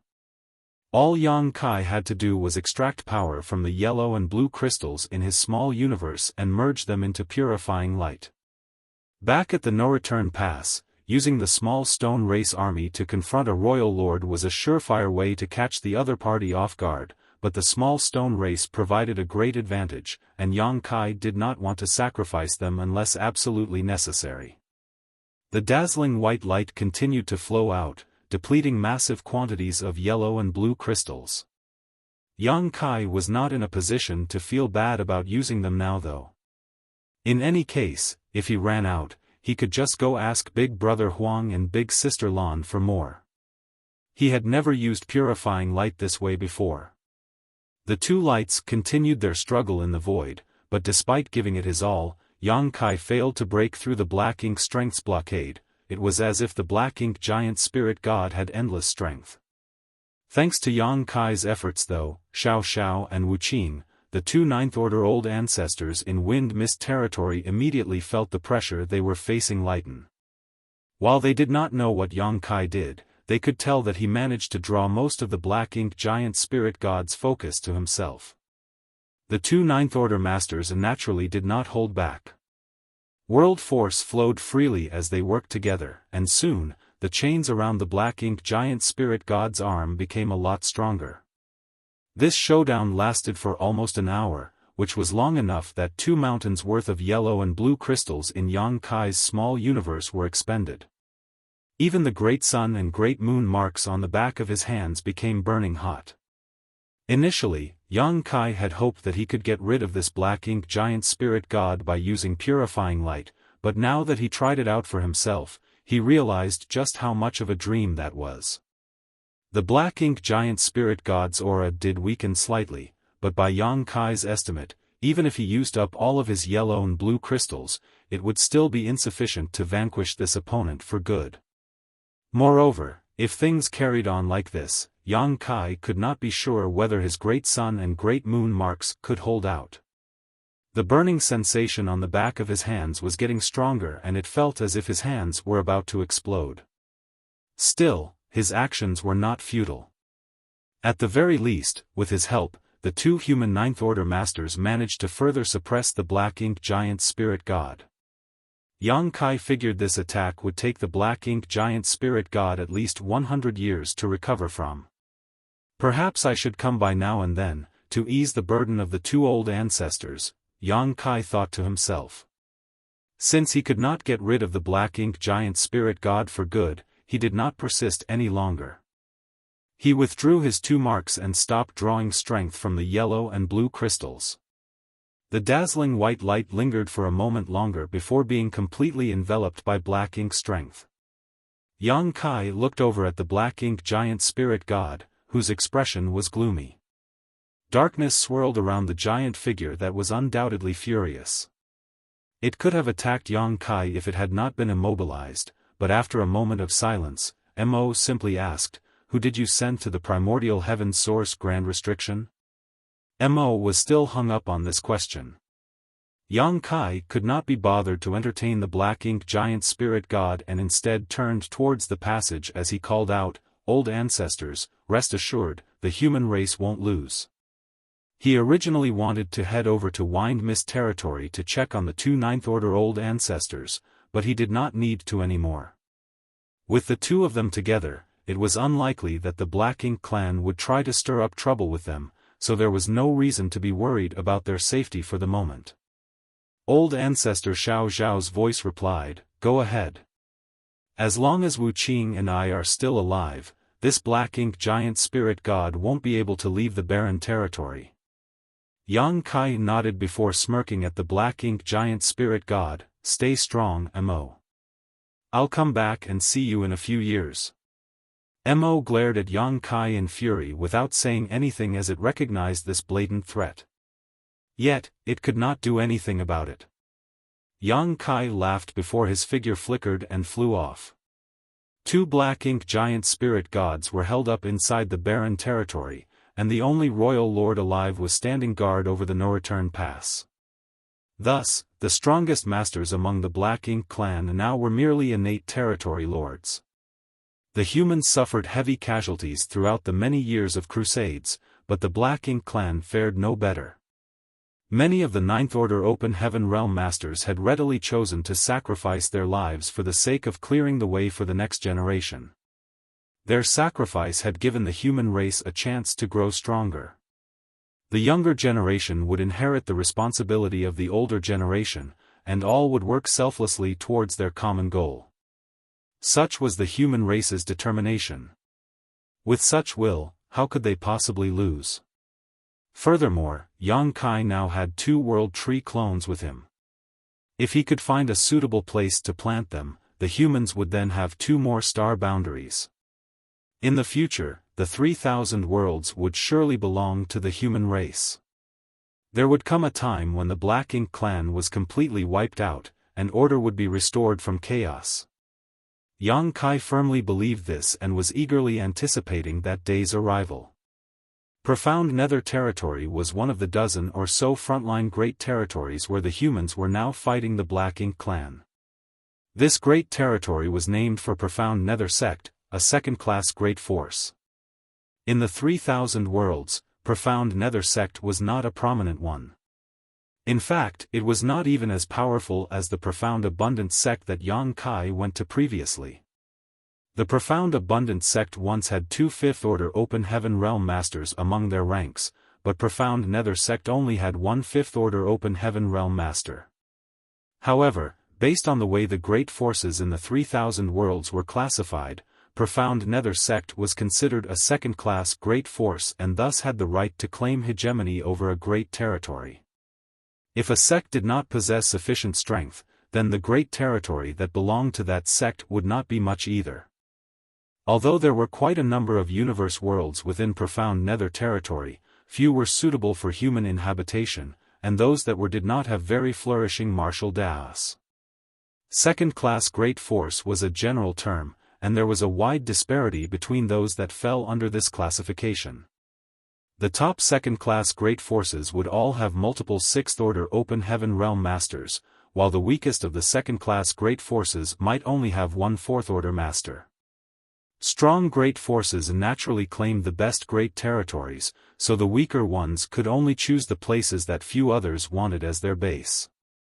Now that Profound Nether Territory was one of the frontline territories in the war against the Black Ink clan though, the human race had deployed over 1 million masters to this great territory. This was an alarming number as the over 1 million fighters were all Open Heaven Realm Masters. Anyone below the Open Heaven Realm was simply not capable of fighting the Black Ink clan and did not enter the battlefield. Even if a few overeager Emperor Realm cultivators tried to force their way in, they would only end up becoming meaningless sacrifices. On the Black Ink battlefield, there were usually 30,000 to 40,000 soldiers posted at each great pass, all of them Fifth Order Masters and above, which was simply incomparable to the Grand Human Army in Profound Nether Territory. Now that the Black Ink clan launched a full-scale invasion of the 3,000 worlds though, the order requirement for Open Heaven Realm Masters fighting back was not as strict as it was once. Even First Order and Second Order Open Heaven Realm Masters could join the battlefield to kill the enemy if they volunteered to. Naturally, this decision came with its own set of risks as well. The lower the cultivator's order was, the easier it was for Black Ink's strength to corrupt them and turn them into Black Ink disciples, which would only benefit the enemy. However, purifying Black Ink pills greatly decreased the chances of this happening.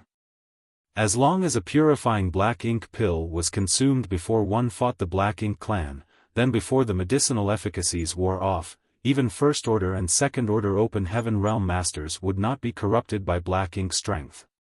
While this meant that the demand for purifying Black Ink pill ballooned, it was still good that more cultivators could join the fight. As of now, the human race were mainly focusing on defending against the Black Ink clan's onslaught, unable to go on the offense. This was the same across all the Great Territory battlefields. Here at Profound Nether Territory, the humans' forward outpost was set up right in front of the rear territory gate. This way, it was convenient for them to guard the territory gate and prevent the Black Ink clan from sneaking through. Apart from that, in the event of a defeat, the human army in Profound Nether Territory could still retreat through the territory gate and avoid being completely wiped out. It could not be denied that such an arrangement had been done with a sense of sorrow and helplessness.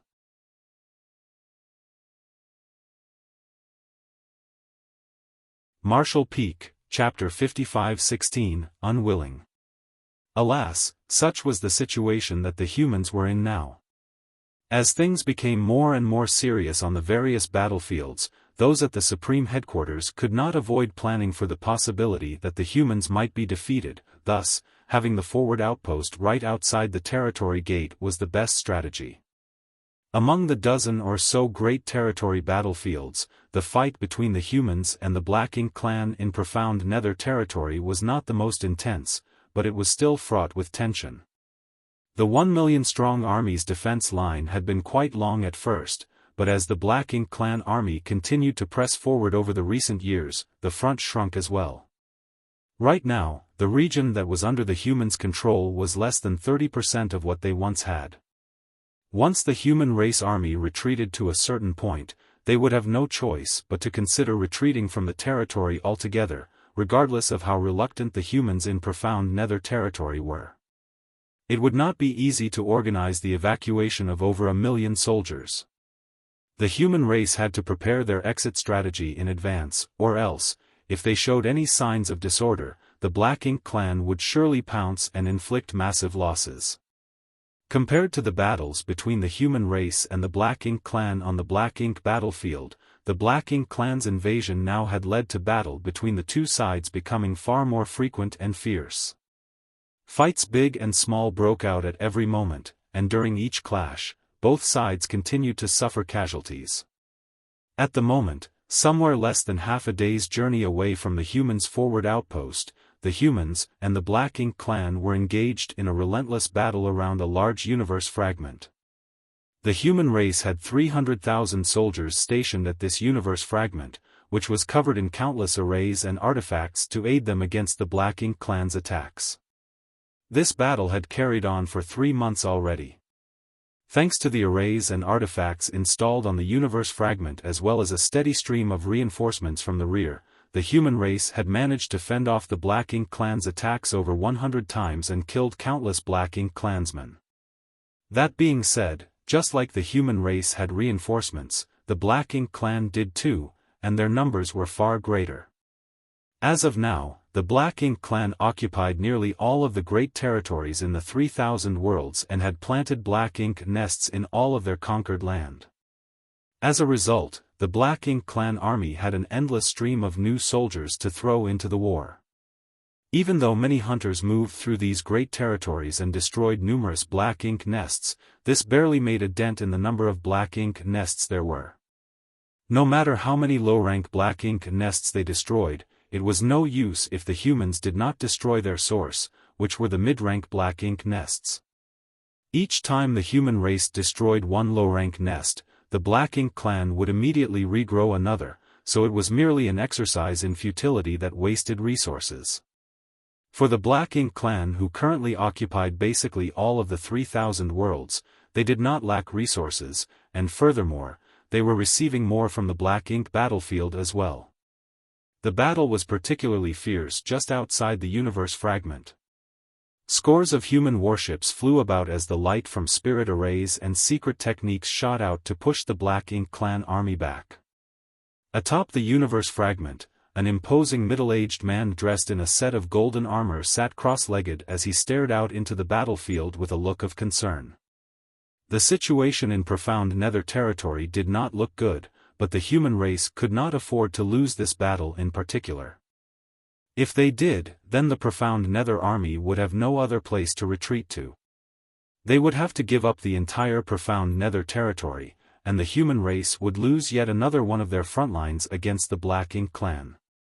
This outcome was hard for the human race to stomach, and a defeat here would surely cause a precipitous drop in morale.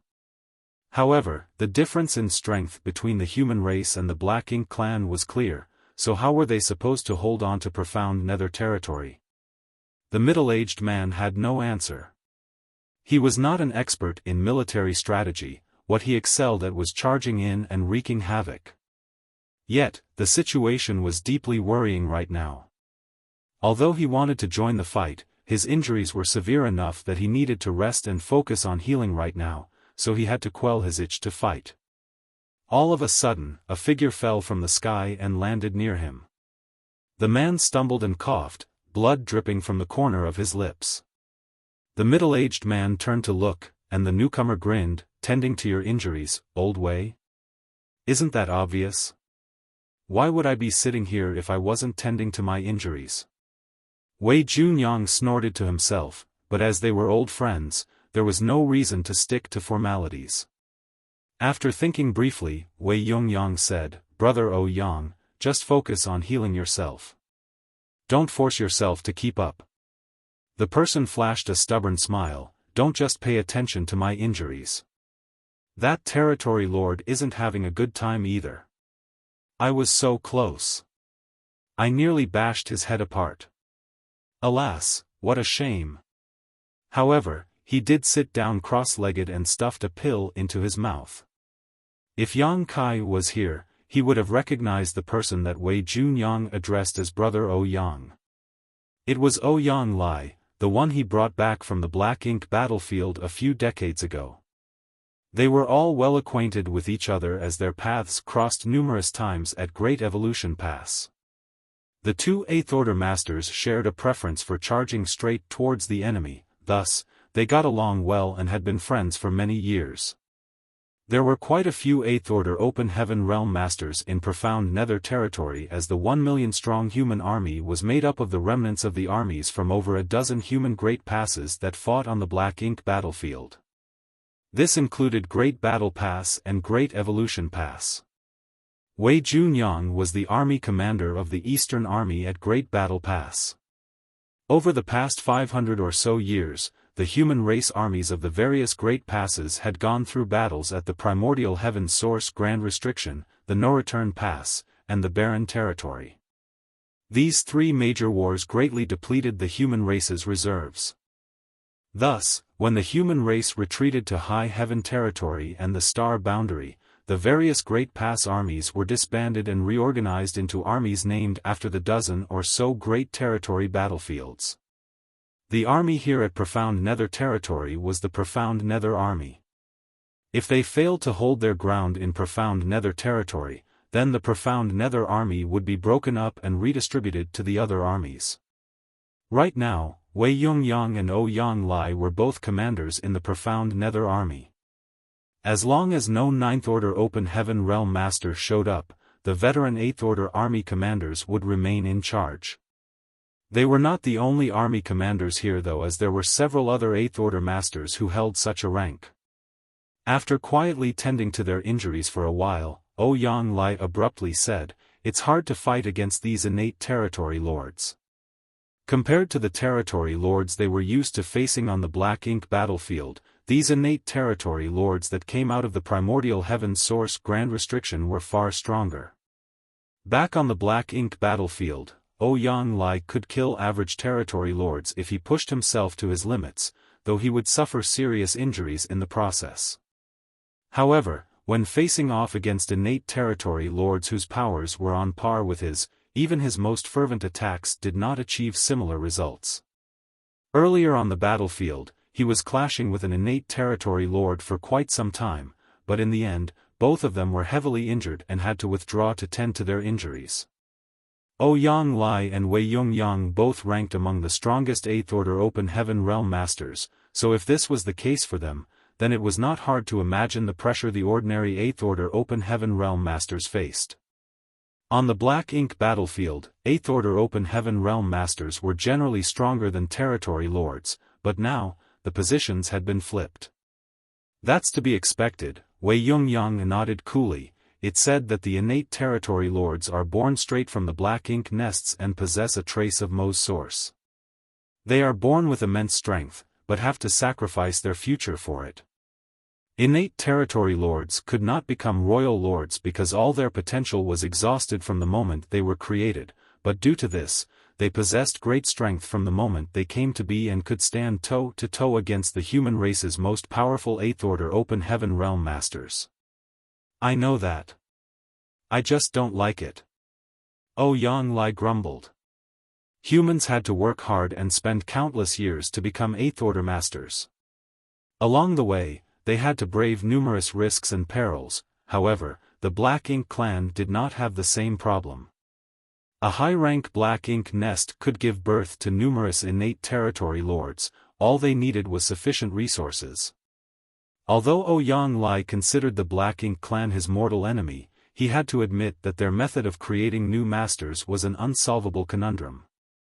After a moment of silence, Ouyang Lai asked, "What did those at the Supreme Headquarters say?" Wei Junyang sighed. "They said that if the Profound Nether Army can't hold out against the enemy, we need to start making preparations to evacuate." Retreating again. Ouyang Lai's expression hardened as he snarled, "We've gone from the primordial heaven source grand restriction to the no-return pass, from the no-return pass to the barren territory, and then from the barren territory to here. Why are we retreating further still? Will there be any space for the human race to survive in if we keep retreating like this? What are Big Head Me and Big Head Xiang doing? Aren't they supposed to be the best strategists? Can't they think of a way to ease the situation here? Sooner or later, I'm going to tear their heads off and kick them around like a ball." Wei Junyang shook his head. "It's not a failing on the army's part if we can't stand against the Black Ink clan. You know the situation that we're in right now.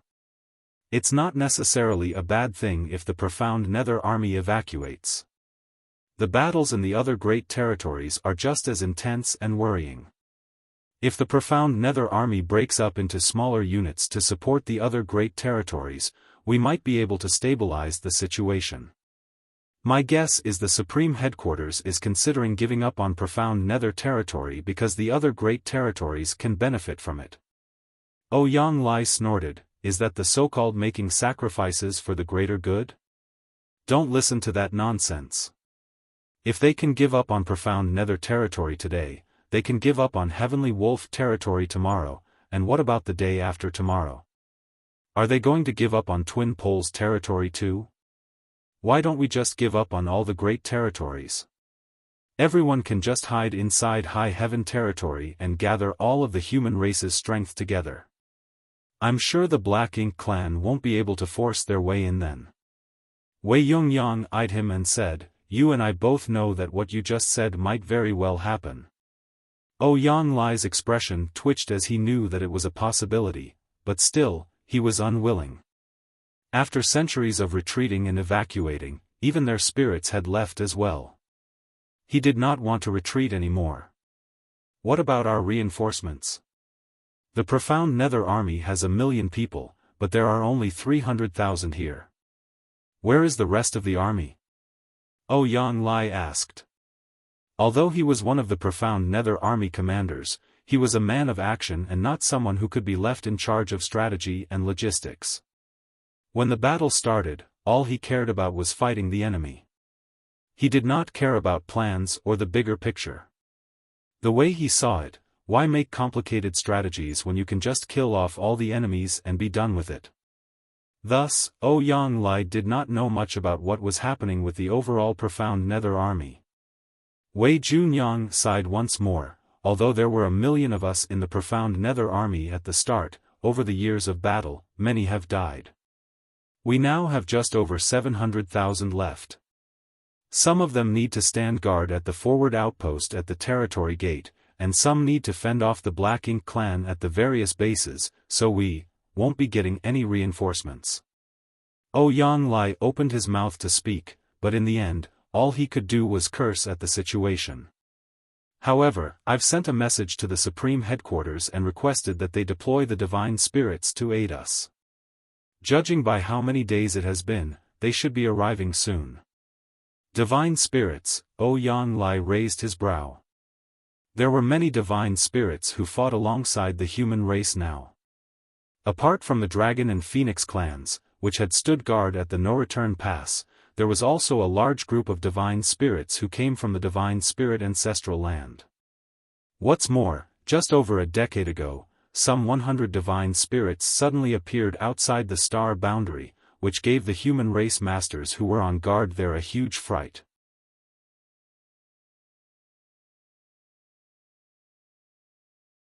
Marshall Peak, Chapter 55-17, What have you all been doing?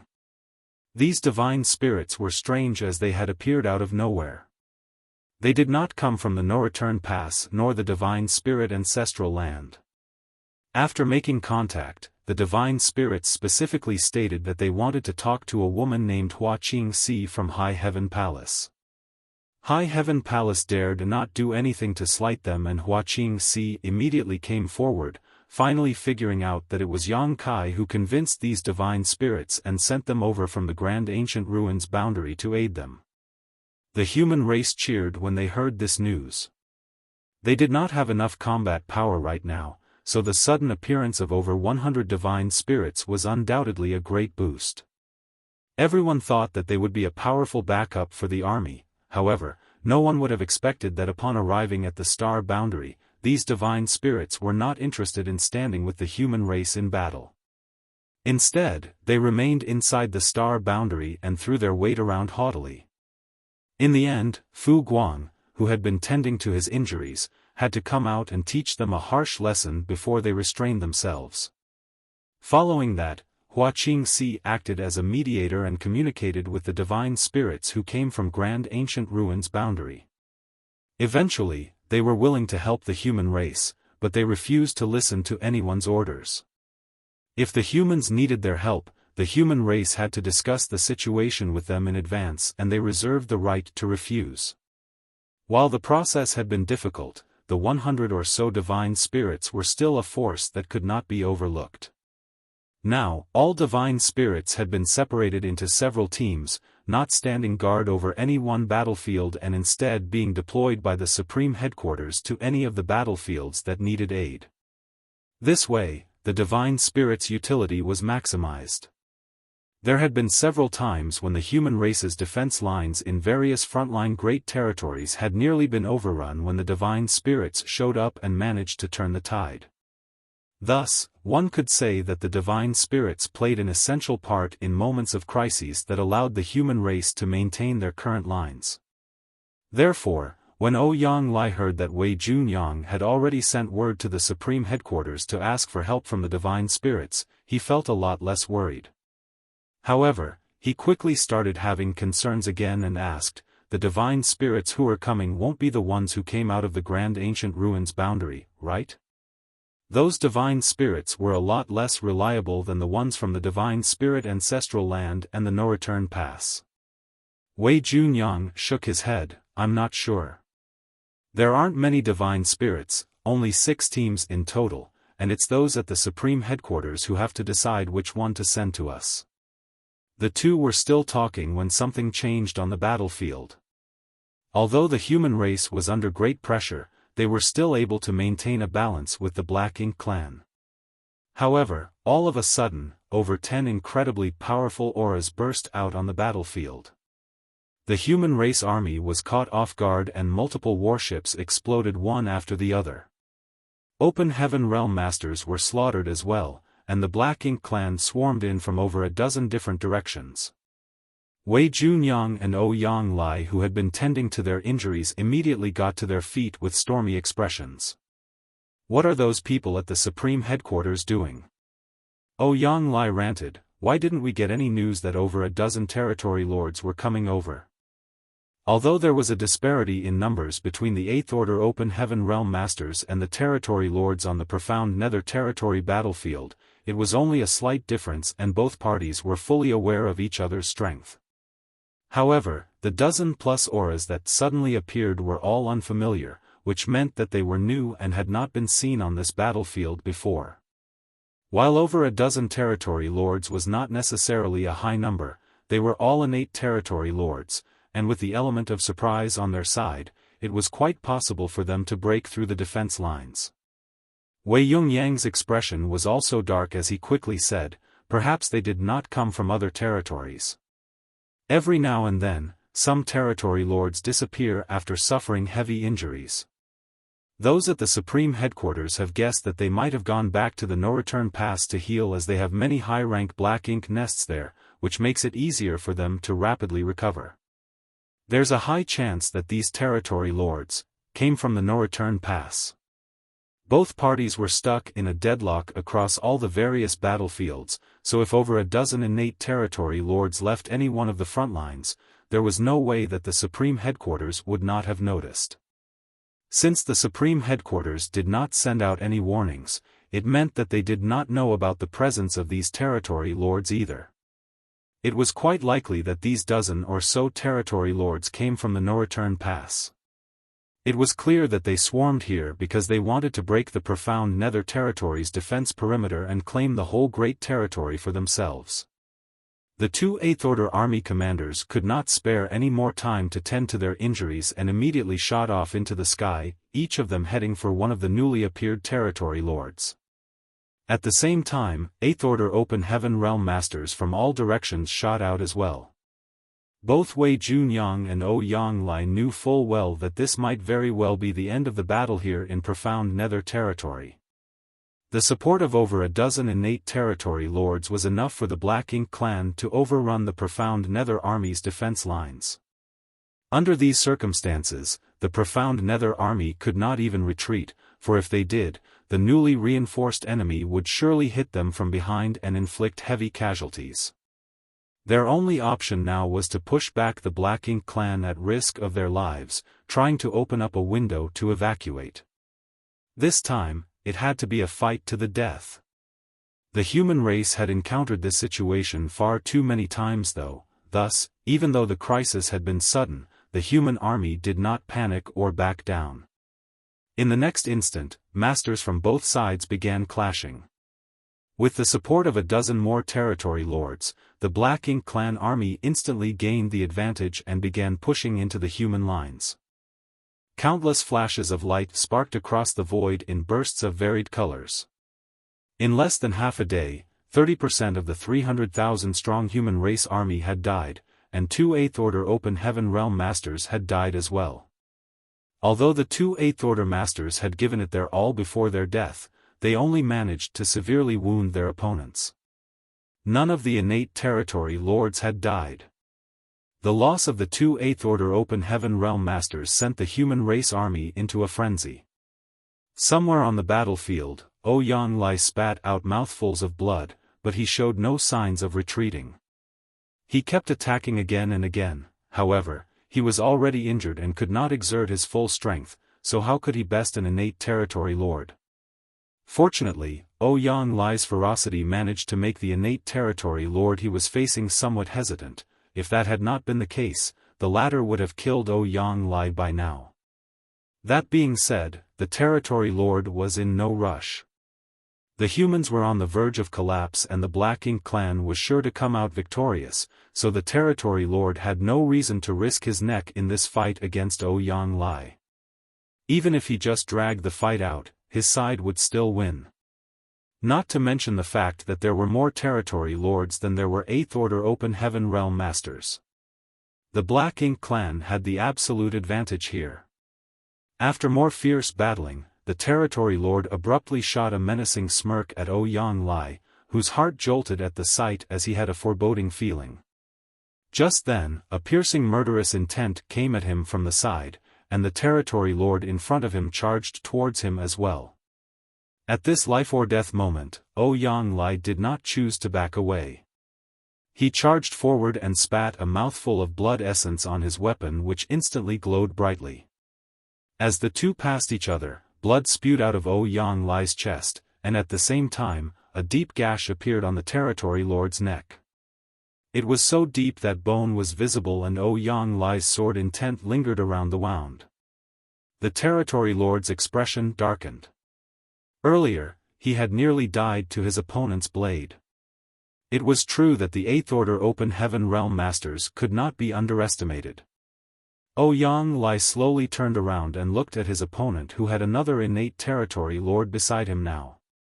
It was the one who had snuck up on him just now. As it was, Yang Lai could barely hold his own in a one-on-one fight, let alone if he had to fight two of them. What a pity! Yang Lai sighed lamentably to himself. If he had managed to kill his first opponent just now, his death would not have been in vain, but now, it was unlikely that he would have the chance to do so. He looked around and saw Wei Junyang fending off two enemies despite his injuries. He was at a great disadvantage, and many of the other Eighth Order Open Heaven Realm Masters were in similarly hopeless situations. How many of the Profound Nether Army could survive this battle today? Yang Lai's vision was blurred by the blood dripping down his face, but he could still see that the two territory lords did not want to waste any more time and were charging at him together. Want to kill me, huh? One of you is coming down with me. Yang Lai laughed maniacally as the blade in his hand shattered into a burst of light that exploded across the void. This was an artifact that he had cultivated for many years, and now that it was shattering on purpose, the sudden surge of power it released was quite terrifying. The two territory lords who were charging at Yang Lai sensed danger and immediately moved backwards while he seized this chance to go forward. He had his eye on his first opponent and launched a flurry of attacks that left his opponent in tatters. Alas, that was all he could do. After his attack, Yang Lai's strength swiftly diminished, and the very next moment, he was a shadow of his previous imposing self. The two territory lords noticed this and knew that their opportunity had come. Both began unleashing their secret techniques, and a series of terrifying divine abilities came straight at him. Yang Lai's body moved slightly as he wanted to avoid the attacks but did not have the strength to do so. He could only sigh and resign himself to this. In a way, this was preferable for him. Over the last few centuries, the human race was forced to retreat again and again, driving him to the limit of his tolerance. Perhaps dying in battle was a better option than slinking away in defeat. The constant overexertion had left Yang Lai in a bit of a daze, so when a voice called out from nearby, he wasn't sure if he was hearing things or not. Exile. A deep voice rang out, and Yang Lai's figure became hazy as if he no longer existed. The two innate territory lords' attacks flew straight through Yang Lai's body, and the enormous strength shook the void, causing Yang Lai to cough up a mouthful of blood, but he was not dead. As the territory lords reacted in shock, a dense murderous intent fell over them. A great distance away, a golden light broke through the void like a shooting star, weaving through the battlefield from the rear of the Black Ink Clan army, and wherever it passed, the Black Ink Clan lines collapsed. In the blink of an eye, the golden light was right in front of them. Profound and mysterious strengths swirled as the glow of a spear swiftly enlarged within the vision of one of the territory lords. The territory lord was terrified by the murderous intent that enveloped him. He wanted to fight back, but all of a sudden he felt a piercing pain in his head. Pain racked his entire body as his black ink strength no longer circulated properly. In the next instant, the spear covered in multicolored light pierced through the head of the powerful innate territory lord, causing his life aura to immediately swell up before bursting apart and dissipating. All of this only took a single breath, causing the other territory lord's expression to stiffen. He looked over and finally saw a young man with a cold look in his eyes withdrawing his spear. At the same time, the air seemed to quiver, and the Eighth Order Open Heaven Realm Master who had been on the verge of death immediately disappeared, seemingly sent off somewhere.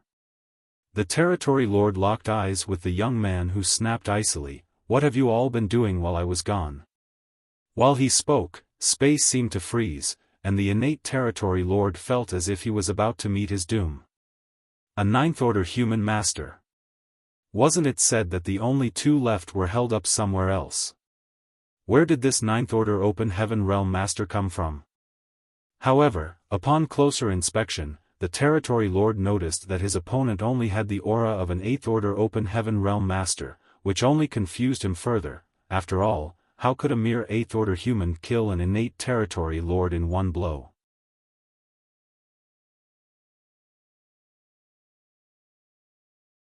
Martial Peak, Chapter 55-18, How Useless.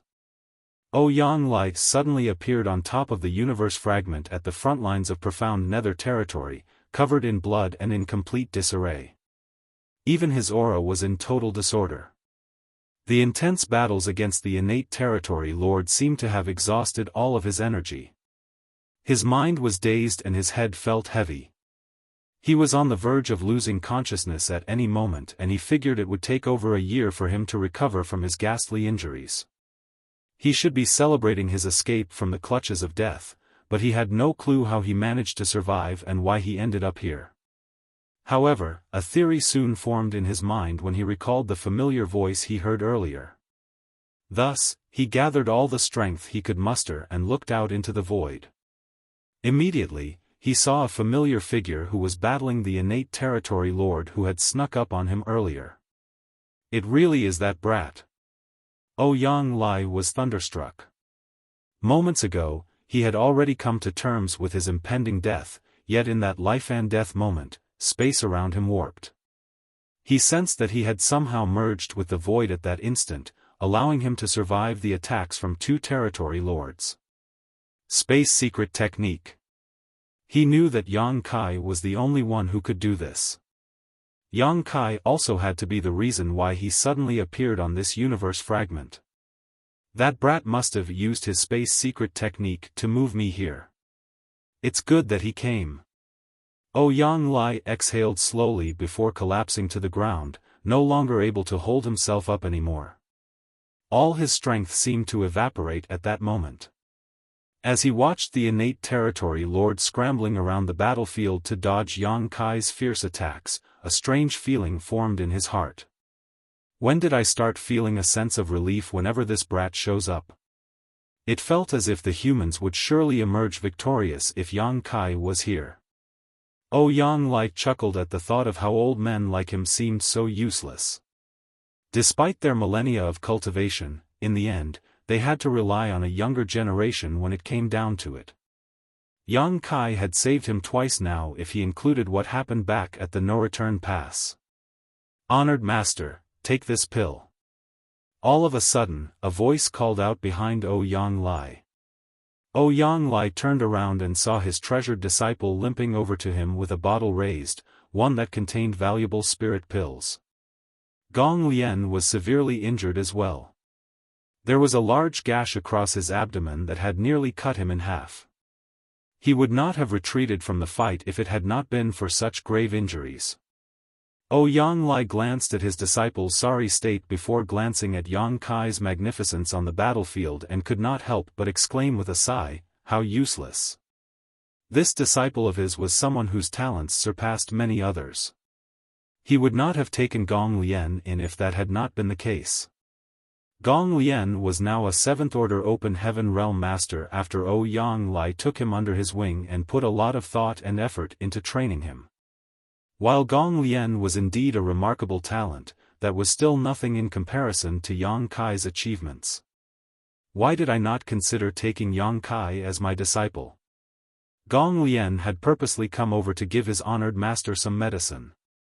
He thought that this would lead to a touching moment between the master and disciple, so he did not expect to be criticized in such a manner instead and felt rather aggrieved. Honored master, the speed of this disciple's cultivation is already fast enough. It took him 200 years to become an emperor, another 100 years to condense his Dao seal, and yet another 100 years to break through directly to the 6th-order open heaven realm master. Then, in less than 1,000 years, he became a 7th Order Open Heaven Realm Master. All in all, he had only been cultivating for about 1,500 years. Few people in all the 3,000 worlds became 7th Order Open Heaven Realm Masters at such a young age. However, Gong Lian's honored master just called him useless. The comment made him feel as if he had been stabbed in the heart. Never mind. Not everyone is a freak like that brat. I can't demand it of you. Yang Lai sighed once more before taking the spirit pill from Gong Lian and consuming it. If his disciple was considered a genius, then Yang Kai was the most extraordinary genius among all geniuses. Gong Lian eked out a faint smile, but he felt even more crushed on the inside. Just then, they sensed the death of yet another innate territory lord. Yang Lai turned to look before loudly exclaiming, astonishing. As expected, Yang Kai had killed the innate territory lord who snuck up on Yang Lai earlier. It had not even been 30 breaths of time since Yang Kai's appearance, but in that short span, he had killed 2 powerful innate territory lords. Yang Lai had a feeling that Yang Kai was even stronger now than he was back when they met at the no-return pass. Look over there, honored master. Gong Lian noticed something unusual and pointed it out. Yang Lai followed Gong Lian's gaze and noticed that the rear of the Black Ink clan army was in chaos. A series of great suns and great moons illuminated the darkness. Under the glare of these lights, countless strange creatures were attacking the Black Ink clan army from the back, which caused their formation to crumble. Small stone race. Yang Lai's eyes brightened as he quickly figured out that Yang Kai must have brought these creatures here. In general, the human race masters did know that Yang Kai had many small stone race soldiers with him. After all, the small stone race found in all the various battlefields were handed out by Yang Kai previously. There were even some small stone race soldiers here in profound nether territory, though their numbers were fairly small. After so many years of fighting, a significant number of the small stone race that Yang Kai had given away back then had died. The small stone race was useful when it came to dealing with the Black Ink clan, but they had their weaknesses too. They were hard to control and varied greatly in strength. Based on the fighting prowess of each of the race's armies, when the numbers were equal, the humans were stronger than the Black Ink clan, but the Black Ink clan was a lot stronger than the small stone race. Therefore, although the number of small stone race was tremendous, many were sacrificed in each battle. Those at the Supreme Headquarters ran the numbers half a year ago. In total, Yang Kai had given away approximately 40 million small stone race soldiers. However, only about 17 million of them were still alive right now. The remaining 23 million had been slaughtered by the Black Ink clan. The loss of 23 million in just a few decades of fighting was deeply alarming. The human race would have long been driven to extinction if they suffered such casualties. There were just over 1 million small stone race soldiers in profound nether territory, thus, including the 1 million strong human army, there were about 2 million soldiers. That being said, only 400,000 of the small stone race were deployed to the front lines of the battlefield while the rest were spread out across the various auxiliary fronts, including the forward outpost. If that had not been the case, just the 300,000 humans here might not have been enough to hold the front lines of the battlefield. After the fierce battle, it was quite likely that most of the 400,000 small stone race would be sacrificed. Nevertheless, right now, countless great suns and great moons were streaking across the sky behind the Black Ink clan army, their blinding light illuminating nearly half of profound nether territory. How many small stone race soldiers did it take for such a display? Millions? Tens of millions? Yang Lai and his disciple did not know for sure, but they were certain about one thing. The Black Ink clan in profound nether territory was in serious trouble. Come with me. Let's charge out at our enemies once more. Yang Lai's fervor for battle bubbled up once more, but as he stood up, blood gushed out of his wounds. Gong Lian jumped in fright. Don't do anything reckless, honored master. You're severely injured right now and can barely exert 1/10 of your strength. how can you possibly join the fight? You should be focusing on tending to your injuries right now. Oh, Yang Lai smacked Gong Lian across the head, enough of your nonsense. I know very well what my condition is like right now. I can't kill any territory lords, but I can still kill a few feudal lords. Hurry up. Saying so, he rushed off without a moment's hesitation. Gong Lian was speechless, but since his honored master had rejoined the battle, he could only follow along behind him. The changes on the battlefield, which included the sudden emergence of a massive small stone race army behind the Black Ink clan, caused the entire flow of the battle to change. What's more, the death of 2 innate territory lords in a burst of golden light had caught everyone's attention. With this sudden change of fortunes, the Black Ink clan was fully aware that a powerful master had come to aid the humans, a master who could kill territory lords as if they were random chickens or dogs. The other territory lords were both shocked and furious. The Black Ink clan had been planning this operation in profound Nether territory for some time now and had even secretly sent out the over a dozen territory lords for this purpose. They were right on the cusp of success, but none of them expected a sudden twist at the critical moment. None of the territory lords could accept this outcome. As the streaks of powerful divine sense weaved through the void, the territory lords could not decide whether to retreat or to continue the attack. Before they could discuss what to do though, the aura of yet another territory lord swelled up before vanishing. When they looked at where the aura had vanished, they saw the same 8th Order Master standing tall with his eyes sweeping across the battlefield condescendingly. A 3rd territory lord had been killed. All 3 territory lords had been killed in less than a half cup of tea's time. The territory lords could not hesitate any longer. They were deathly afraid that they would be the next to fall, so they immediately shouted for their forces to retreat. After receiving the order from the territory lords, the Black Ink clan army started withdrawing. Naturally, the experienced human race army could tell what was happening, so even without an 8th Order Open Heaven Realm Master's command, the soldiers began chasing down the retreating enemy. All at once, the Black Ink clan army was in the unfortunate predicament of being sandwiched between the human and small stone race armies. Yang Kai's figure continued flickering across the battlefield as well. Wherever his spear passed, Black Ink clan soldiers met their demise. He no longer targeted the territory lords, not because he did not want to, but because he could not. Yang Kai had already reached his limit after using soul-rending thorns thrice in a short span of time. Right now, his soul was cracked and in great agony. If he tried to use another soul-rending thorn, he could very well lose consciousness, just like he had back at the Great Sea Celestial Phenomenon. If he did not use a soul-rending thorn, then with his current strength, it would be hard for him to kill an innate territory lord who was determined to escape. Since that was the case, he started slaughtering the other Black Ink clan soldiers instead.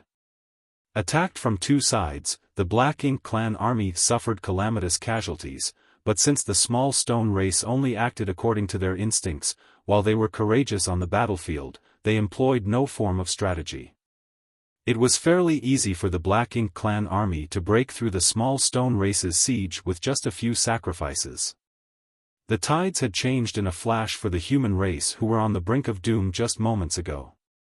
The void was thick with world force as the light from all sorts of divine abilities and secret techniques blazed across the battlefield. The human race were victorious in this battle. Now, it was only a matter of how many of their enemies they could destroy today. The 8th Order Masters were truly glad and relieved that victory was theirs. Just an hour ago, it seemed certain that the human race would lose. They were already considering sacrificing all the remaining small stone race soldiers to buy time for the human race's evacuation, but everything changed with the arrival of one person. In a flash, the human race army and the small stone race grouped together as they pursued the Black Ink clan for several million kilometers, slaughtering them as they went. Suddenly, Yang Kai's heart jolted and he turned his head as he sensed a familiar aura coming from a certain direction. He swiftly leapt across the void, and in the next instant, he appeared before a certain warship. As he looked up, he was greeted by several familiar faces, including some that looked coquettish, some glamorous, and some dignified. Those on the warship had been alarmed by the sudden appearance of this figure, but once they took a good look at him, their hearts settled back into place. A gentle expression settled on Yang Kai's face as he smiled at these people.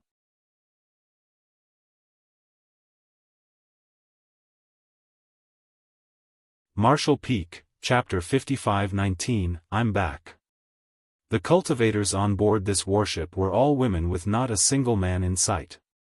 They were a true female army, and most of them had intimate relationships with Yang Kai. Earlier on, he rushed over because he sensed their auras. All at once, Yang Kai's heart was flooded with yearning. His mind raced with all that he longed to say to them, but in the end, all he said was a simple greeting, I'm back. Yes, he was back. It had been around 1,000 years since he left Black Territory, and now, he was finally back. It was nearly 5,000 years since then if he included the time he spent in the Great Sea Celestial Phenomenon. While it was a pity that he did not return triumphant, at least he was back. Yang Kai dreamt of this moment countless times during the crusade against the Black Ink clan on the Black Ink battlefield, and at last, his dream had come true.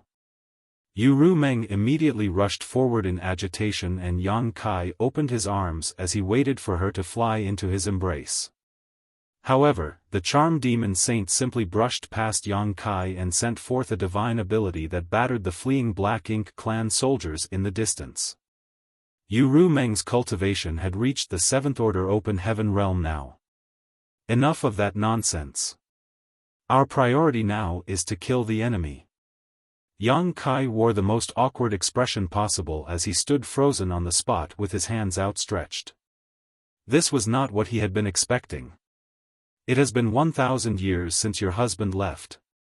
Now that he's back, shouldn't you all be crying tears of joy and throwing yourselves at me? Shouldn't we be enjoying the sorely missed warmth and loving embrace? What's going on? Why are you ignoring my presence instead? Meanwhile, Su Yan and Ji Yao who were in front of him were frozen as well. Their eyes reddened, but before they could say anything, Yu Rumeng called out firmly, Su Yan, Yaoer, Luoer, come with me. Yuer, Huashang, Waner, Qing'er, you all will form a team as well. Proceed with caution. The women's expressions became solemn when they heard this and the others swiftly rushed forward as the 8 women formed 2 groups before charging out of the warship. They formed 2 4-symbols formations, which was the simplest battle formation that was commonly used on the Black Ink battlefield as all it required was sufficient numbers in the same order. Yang Kai had also used this battle formation with other 7th Order Open Heaven Realm Masters from Dawn on occasion. While it was a simple battle formation, it allowed the cultivators to cover each other's backs and combine their strengths. Thus, it was incredibly useful in the chaos of the battlefield. There were only 10 people on board the warship, so now that 8 of them left, only 2 remained. Greetings, Sect Master. Wuan Baifeng, one of the last 2, bowed elegantly. Yang Kai nodded with the sternness that befitted his position as the sect master and waved his hand, at ease. Alas, it seemed his subordinates were more reliable. As for the madams, they seemed to be showing signs of rebellion. However, Yang Kai could understand their reactions. After all, he did basically abandon them for 1,000 years. It was not surprising that they were upset about it. These women had every reason to react the way they did. Young master, you, he called out with a choked voice. Yang Kai walked over and stroked her head with a smile, good. You're a 7th Order Open Heaven Realm Master now. I see that you didn't neglect your cultivation. He was not the only one who was now in the 7th Order, in fact, all 10 women aboard this warship were in the 7th Order. It was not unexpected in the case of He and Luan Baifeng. They were already in the 6th Order when Yang Kai left, and during this time, neither Void Land nor High Heaven Palace lacked the resources for cultivation. There was also a World Tree clone in the star boundary as well. For those in the open heaven realm like Yu He and Luan Baifeng, the clones' feedback effects did not give them any boost to their innate talent, but the environment still boosted their cultivation speed. Yu Rumeng and Yang Kai's other wives had directly become sixth-order open heaven realm masters, and a number had even become disciples of ancestors from the cave heavens and paradises.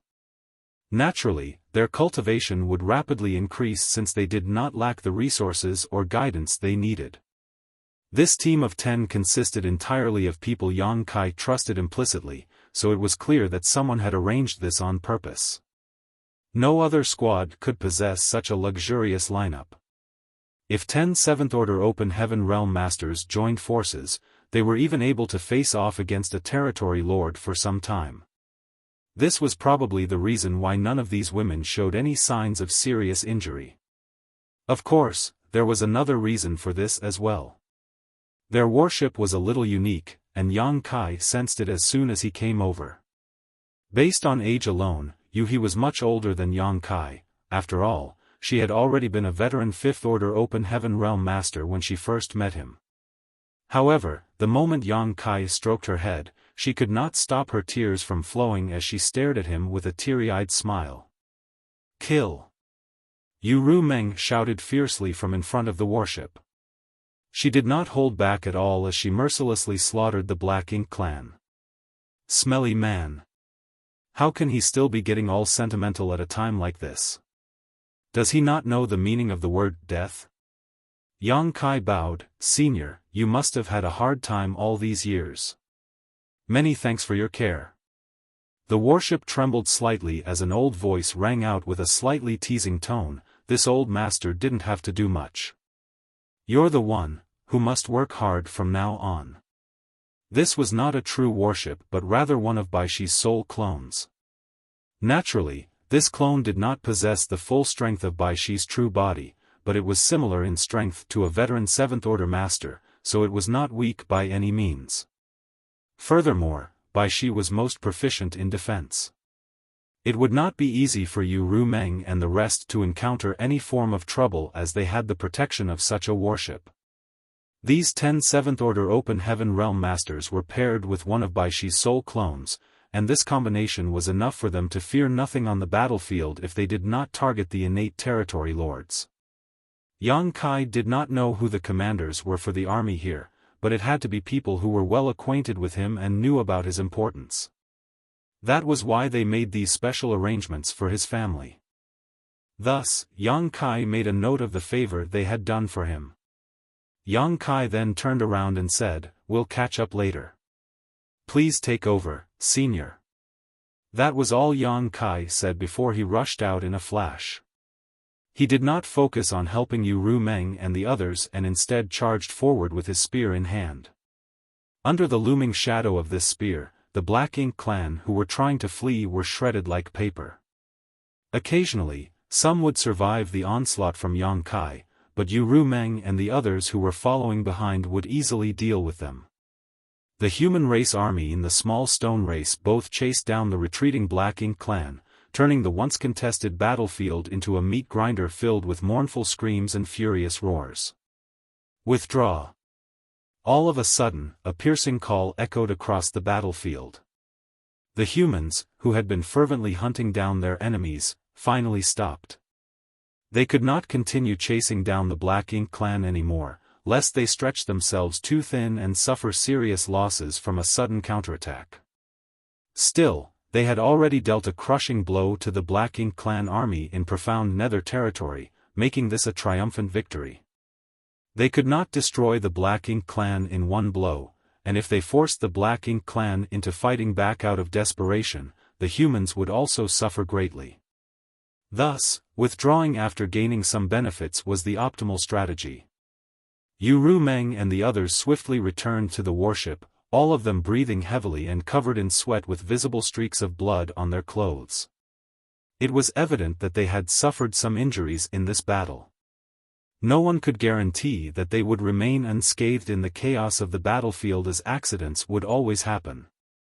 Yang Kai did not return to the warship right away and instead used his Great Sun and Great Moon marks to gather the surviving small stone race army first before rejoining the others. However, no one paid any attention to him. Yuhi wanted to talk to him, but a glare from Yu Rumeng forced her to remain still. Ha! All is not well within the family. Yang Kai lamented to himself as he watched these women sitting down cross-legged, none of them showing any signs of wanting to talk to him. He could not help but miss his gentlest little senior sister. If little senior sister was here, she wouldn't ignore me like this. Although he did not see Xia Ningchang, he knew that she would not be here on the battlefield as her specialty was not fighting. Alchemy was her strong suit. The human race army's need for all kinds of spirit pills was enormous, so alchemists like little senior sister had to remain behind in safety to refine spirit pills for those on the front lines. The human race could not afford to lose such talents, so the higher-ups would never allow them to join the battlefield unless there was no other choice. As the army retreated, numerous 8th Order Open Heaven Realm Masters passed by, but they merely nodded to Yang Kai in greeting and showed no intention of coming over. It was clear that they knew what Yang Kai's relationship with the women on this warship was. Since it was his first time reuniting with them, he would have a lot to talk about with his madams. They were not obtuse enough to disturb him now. However, they were also puzzled by what they saw. Something was amiss about the atmosphere on the warship. While there was no fighting, it felt as if the warship was a frigid purgatory, causing many of them to shudder lightly.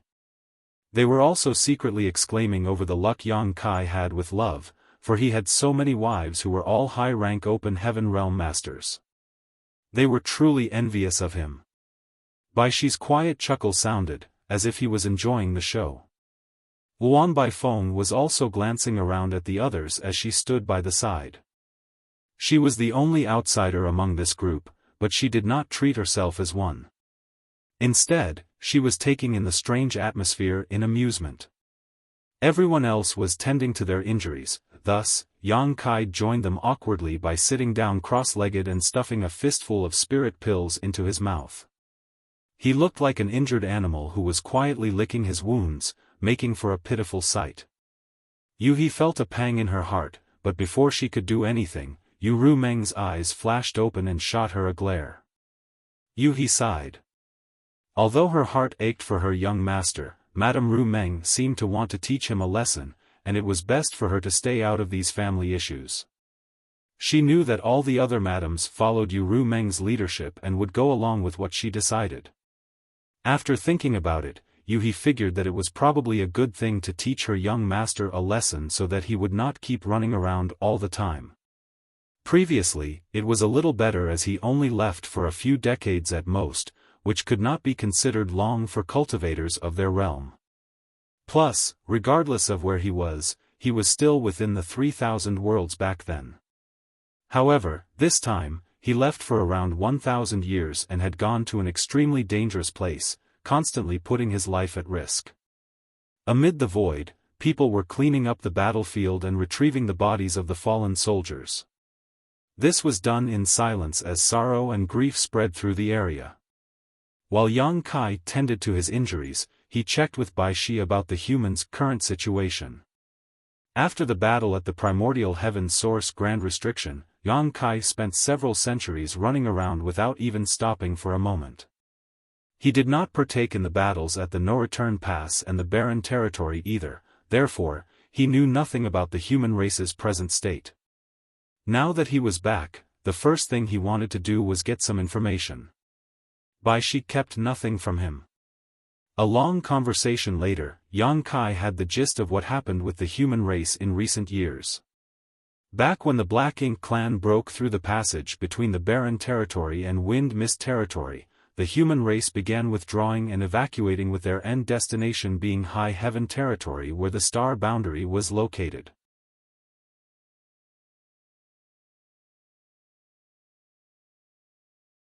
Marshall Peak, Chapter 55-20, Just Some Minor Injuries. Yang Kai knew about this in a general sense. He had helped the cultivators besieged in Swallowing Sea's territory and several other great territories over the years. Many would not have been able to deal with the Black Ink clan if it had not been for his assistants and the small stone race soldiers he gave them to aid in their evacuation. This was something Yang Kai often did as he went around refining over 2,000 universe worlds in several hundred great territories. One could tell just how many evacuating great forces he must have run into solely based on the fact that he had given away some 40 million of the small stone race. Most of the cultivators in the great territories had already evacuated, saving those forces in their entirety. However, many had also been set upon by the Black Ink clan army on the way, wiping them out as a result. There was nothing that could be done about this. The Black Ink clan had invaded the entire 3,000 worlds and few great territories could defend themselves from such an attack. The weaker cultivators from the scattered second-class great forces could not put up a fight against a massive and organized Black Ink clan army. All hope for the human race's future depended on the star boundary as it was a true open heaven realm cradle. This was the reasoning behind the evacuation plan set by the human race's leaders. Otherwise, there was no reason why out of all the great territories in the 3,000 worlds, the human race had to head for high heaven territory where the star boundary was. However, not all of the great forces could be housed within high heaven territory. Firstly, high heaven territory did not have a great number of universe worlds that could sustain life. That being said, the new great territory could ease some of this burden as it neighbored high heaven territory and the conditions there were much better, including the cultivation environment. It also had a lot more habitable universe worlds than high heaven territory did. The new great territory could only be accessed from high heaven territory, so Yang Kai had set up a restriction back then to only allow those from Void Land and High Heaven Palace inside. Of course, this restriction was taken down now given the current circumstances. As long as the human race did not lose its hold on High Heaven territory, the Black Ink clan couldn't invade the new great territory. Secondly, the humans could not resign themselves to surrendering without a fight. If they did stop trying to fight back, then all the Black Ink clan had to do was target High Heaven territory. This would put the human race in a far too vulnerable position. Thus, the many leaders of the human race came to a decision. They gathered as many open heaven realm masters as they could and formed over a dozen armies based on the framework of the remnants of the armies from the Black Ink battlefield. These armies were then posted to defend the surrounding great territories with High Heaven territory at the center. Profound Nether territory was one of these battlefields, along with Heavenly Wolf territory, Twin Poles territory, and several others. Profound Nether territory was said to have an army of 1,000,000 soldiers, but after many years of fighting, that was no longer the case, unless the surviving small stone race were counted as well. Throughout the past few decades, Profound Nether territory and the other frontline great territories were in a constant state of battle. While the humans did pay a heavy price in the process, they managed to gather most, if not all of their strength in these dozen or so great territories and just barely managed to maintain their current perimeter. However, from the way things were progressing, the situation was gradually deteriorating. Over a dozen territory lords had appeared out of the blue and joined the main battle in Profound Nether territory. The human race army had been caught off guard and suffered significant casualties as a result. Chances were they would have failed to hold on to Profound Nether territory if the tides had not turned following Yang Kai's arrival. If the humans lost Profound Nether territory, it would be a crushing blow not only to their army, but to their morale as well. The human race army in Profound Nether territory was formed from over a dozen remnants of previous armies, including the Great Evolution Army, Great Battle Army, 9 Stars Army, and Purple Jade Army. These armies had previously gone through the 3 major wars at the Primordial Heaven Source Grand Restriction, the No Return Pass, and the Barren Territory, thus, they were truly veterans with a wealth of experience. They formed the core of the Profound Nether army with cultivators from other various great forces making up the rest of the numbers. This was the reason why Yang Kai ran into Yu Ru Meng and the others here.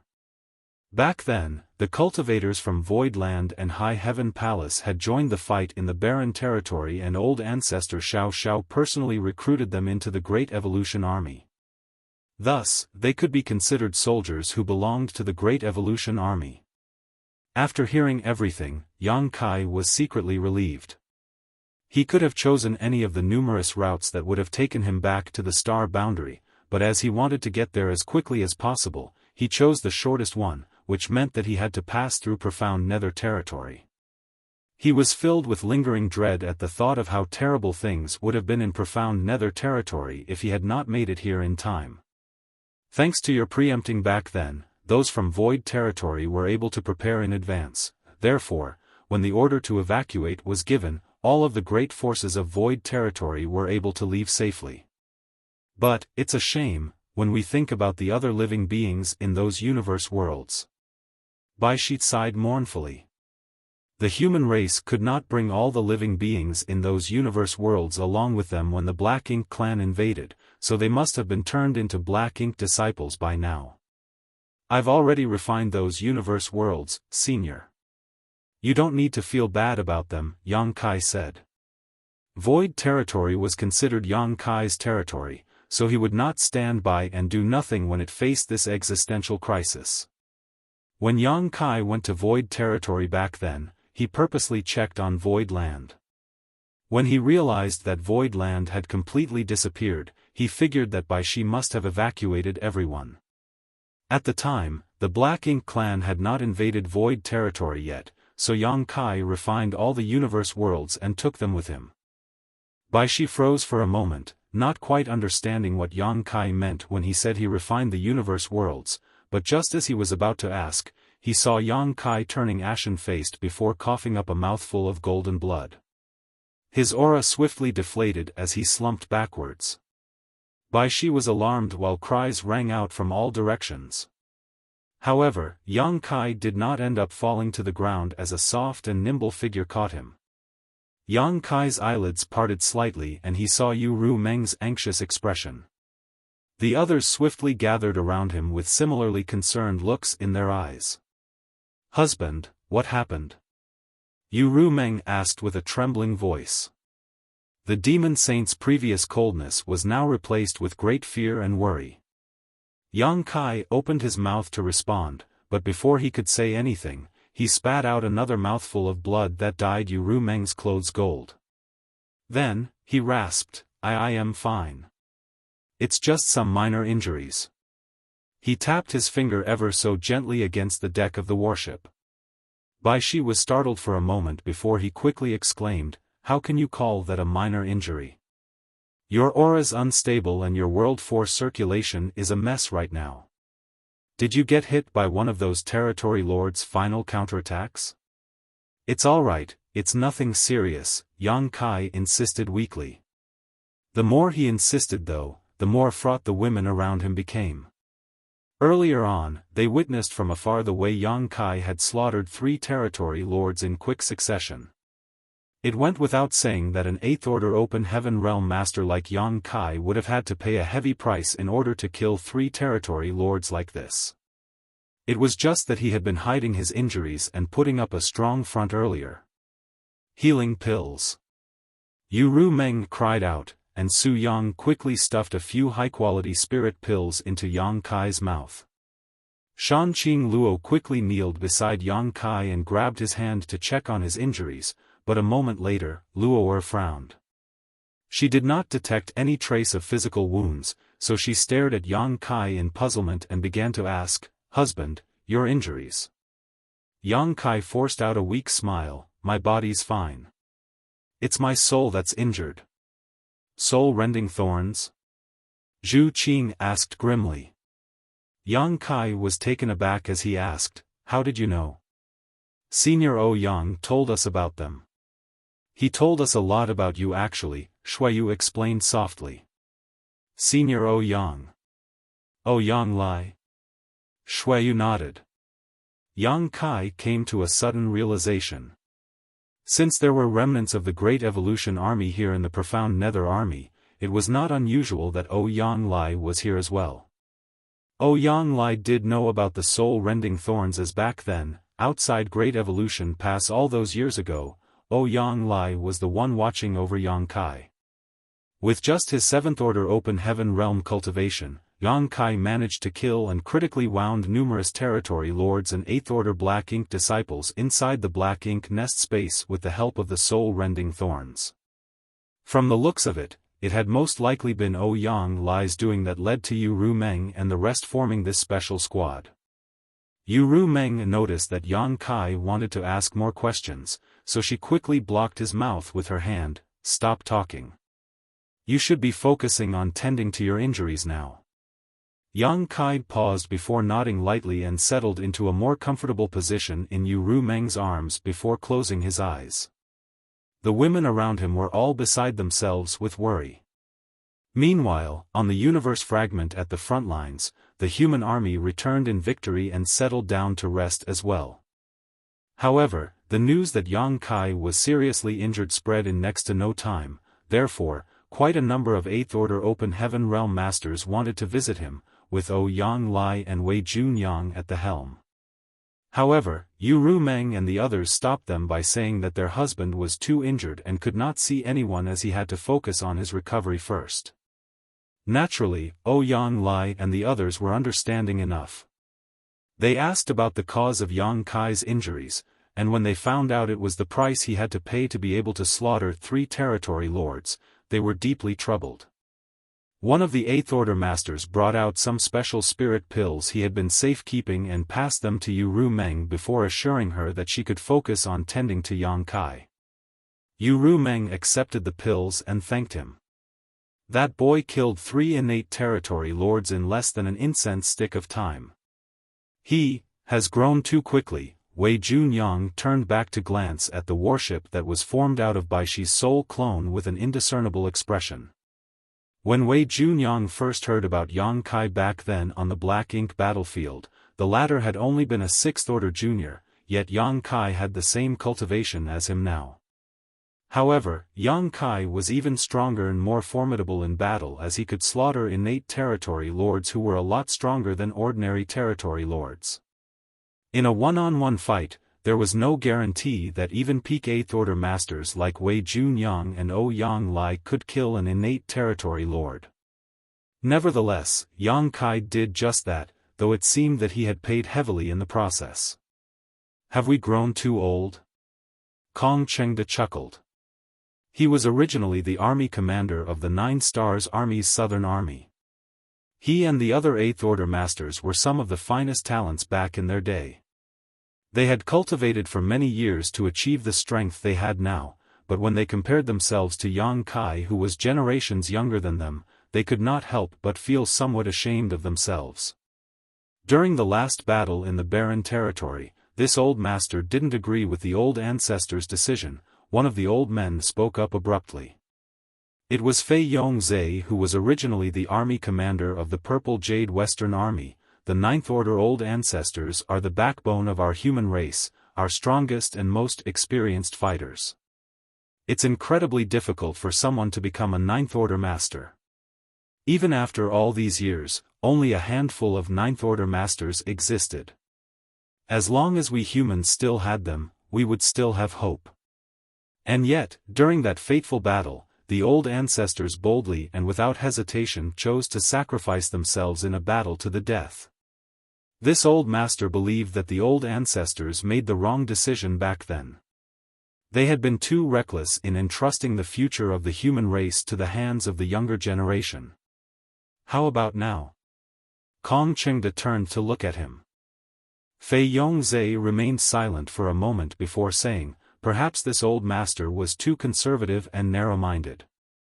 Let's see how things go, in the future." His opinion had been shaken by the way Yang Kai slaughtered 3 innate Territory Lords in one go, but only time could tell whether the old ancestors had made the right decision back then. It was not something that he could determine just like that.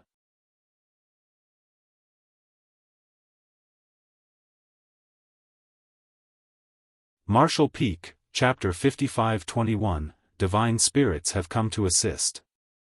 While the rest carried on with their conversation, Ouyang Lai was the only one who kept glancing behind him with a brooding expression, wondering, what the hell is that brat up to?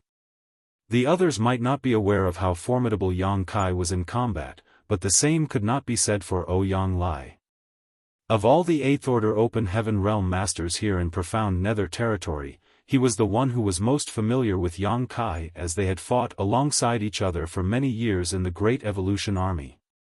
Yang Kai was also the reason why he managed to make it out of the Black Ink battlefield and arrive at the Barren Territory.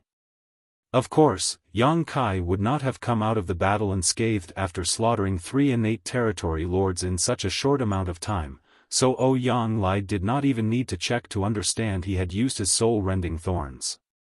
Injuries in battle were unavoidable, but nevertheless, Ouyang Lai did not believe that Yang Kai's wounds were as severe as they seemed to be. He had witnessed just how indomitable Yang Kai had been when they stormed the no-return pass. However, Yang Kai's aura was currently as frail as a candle's flame amid a terrifying storm. It was almost as if he would die at any moment. Is he really that wounded? Ouyang Lai threw a glance in that direction once more and his eyes flashed perceptively as a thought occurred to him. Soon, he chuckled and snickered, crafty brat. What did you say? Wei Junyang turned to Ouyang Lai. It's nothing, Ouyang Lai slowly shook his head. Although he deduced that something mischievous was afoot, he was not about to expose it as this involved someone else's private affairs. If he did, then he would be offending Yang Kai for no reason. Ouyang Lai was certain. That brat's injured all right, but his injuries are definitely not that severe. Since Ouyang Lai did not wish to elaborate, Wei Junyang did not try to pry it out of him. Everyone fought hard in this battle. Let's return and tend to our injuries first so that we can return to our peak as soon as possible, lest the Black Ink clan starts getting ideas again. Everyone else nodded in agreement. The Profound Nether Territory army suffered considerable casualties in this battle, including the loss of 2 8th Order Masters. Even though 3 territory lords had been killed as well, there were more territory lords than 8th Order Open Heaven Realm Masters to begin with. The injuries that Ouyang Lai, Wei Junyang, and the others suffered were fairly serious, so it was true that they needed to hurry up and tend to their wounds. However, before they moved away, a figure fell from the sky and landed in front of them before cupping his fist as he announced, "Sirs, the Divine Spirit's reinforcement team has arrived." Ouyang Lai could not resist snapping, "What excellent timing. What was the point if the Divine Spirits only arrived when the battle was over? Were they here to help clean up the battlefield? If they came earlier, the Profound Nether army would not have suffered such heavy casualties." Ouyang Lai could not be blamed for feeling resentful while the other 8th Order Open Heaven Realm Masters felt the same to varying degrees. There had been no sign of these divine spirits earlier when the battle was at its fiercest and the Profound Nether army was on the verge of defeat. That was the time when they needed reinforcements the most. Fortunately, Yang Kai had arrived and managed to drive the Black Ink clan back with his unstoppable strength. Yet, it was only now that the divine spirits showed up. However, though they were dissatisfied, they knew the situation could not be helped.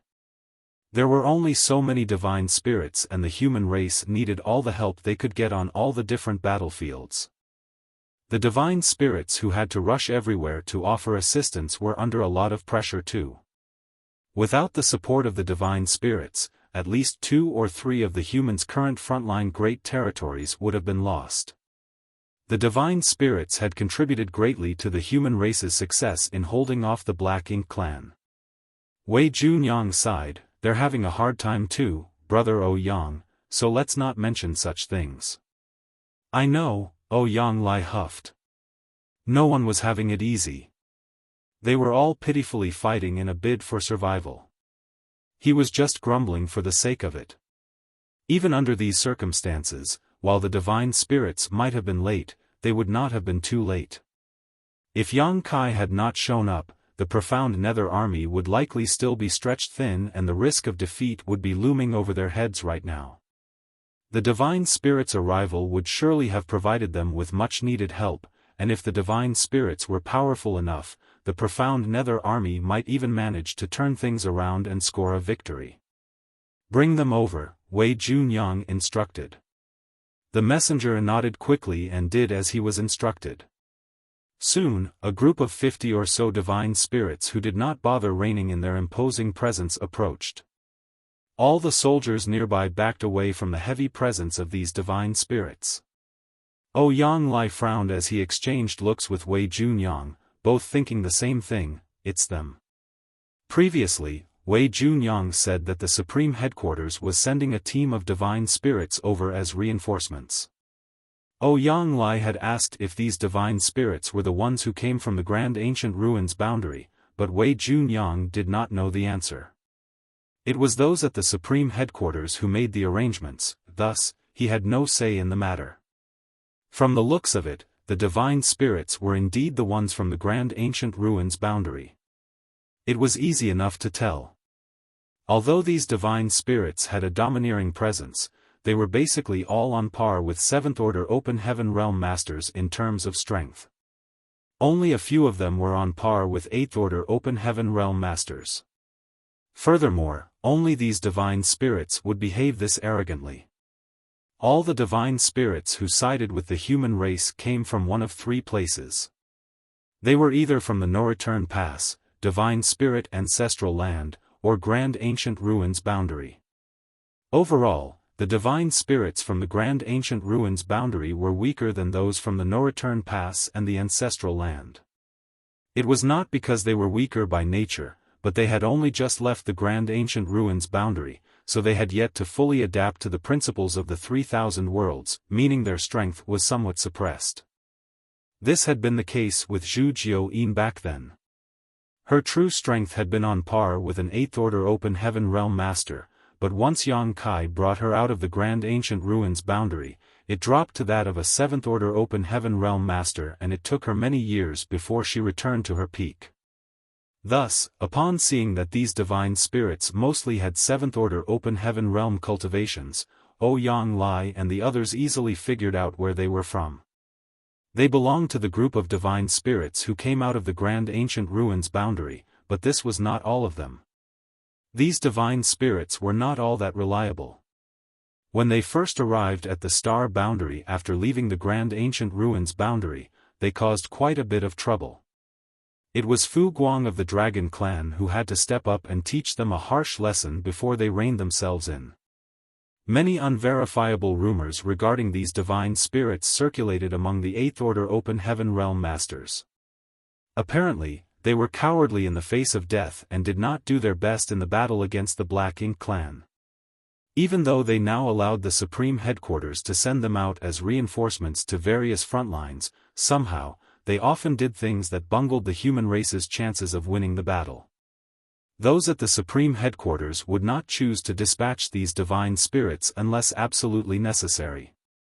In fact, they considered splitting up the divine spirits from the Grand Ancient Ruins boundary and assigning them to the other divine spirit teams, but in the end, they could not do so as these divine spirits refused to be separated. If the Supreme Headquarters tried to force the issue, then it would only backfire. Divine Dragon Fu Guang was now recuperating in seclusion, so there was no one around who could exert authority over these unruly divine spirits. Furthermore, they were related to Yang Kai, so even Xiang Shan and Mi Jingluan did not want to push too hard when dealing with them. The reinforcements came in the form of roughly 50 divine spirits and one 7th Order human master. As a few unpleasant events had happened in the past, a human master was now assigned to accompany the divine spirits from the Grand Ancient Ruins boundary whenever they were sent into battle. The human's role was ostensibly to lead the way as the divine spirits were unfamiliar with the 3,000 worlds, but in reality, their job was there to keep an eye on them. Both sides were fully aware of this. No one knew which cave heaven or paradise this 7th Order master was from, but as he came over and looked around, his expression was as dark as night. Once he arrived in front of Wei Junyang and the others, he bowed and greeted, "Supreme Headquarters Yushin greets sirs."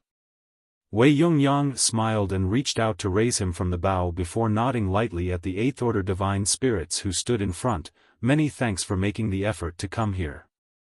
Of the divine spirits who took the lead, the one who took the form of a middle-aged man chuckled. It was no effort at all. Rather, did the battle here end so quickly? I thought you humans were at risk of being overwhelmed. An unexpected incident occurred and we managed to repel the Black Ink clan, Wei Junyang replied, but he showed no inclination of sharing in further detail. Naturally, the divine spirit did not bother asking either. Oh, the middle-aged man said in acknowledgement before turning to Yuzhen, since there's nothing left to do here, does this mean we can go back now? Yuzhen kept quiet, but his expression was icy. By now, everyone else could tell that Yuzhen did not get along with these divine spirits. However, outsiders would not know what caused the rift between them. Still, it was rather hard to think favorably of the divine spirits from the grand ancient ruins boundary. They were different from the divine spirits from the ancestral land and the no-return pass. It would have been more surprising if the humans heard that Yuzhen, the Seventh Order Master who was supposed to keep an eye on these divine spirits, had gotten along with them. Perhaps they had shunned him during the journey over here. We came all the way here for nothing. A young man among the group of divine spirits grumbled in dissatisfaction, what a waste of all our efforts to rush over as quickly as possible. The Black Ink clan here are so weak. They should have held out a few more days. Stop trying to talk big, Hodo. If you really had to fight against the Black Ink clan, you might end up peeing your pants. Everyone knows you're a coward who's afraid to die. A burst of laughter rang out. The divine spirit named Hodo immediately retorted, as if you're any better, Yen Mo. During the last battle, you were wailing your head off and begging for mercy when that territory lord chased after you. Yen Mo turned bright red. That was a territory lord. He's even stronger than an Eighth Order human. I haven't fully restored my strength yet, you know. Once that happens, why would I need to fear a territory lord? The divine spirits thus continued bickering among themselves. Wei Junyang and the others frowned.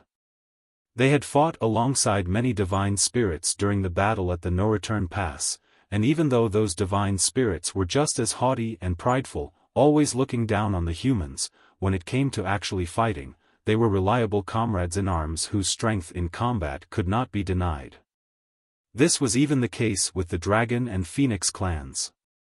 As for the divine spirits in front of them now, were they nothing more than a farce?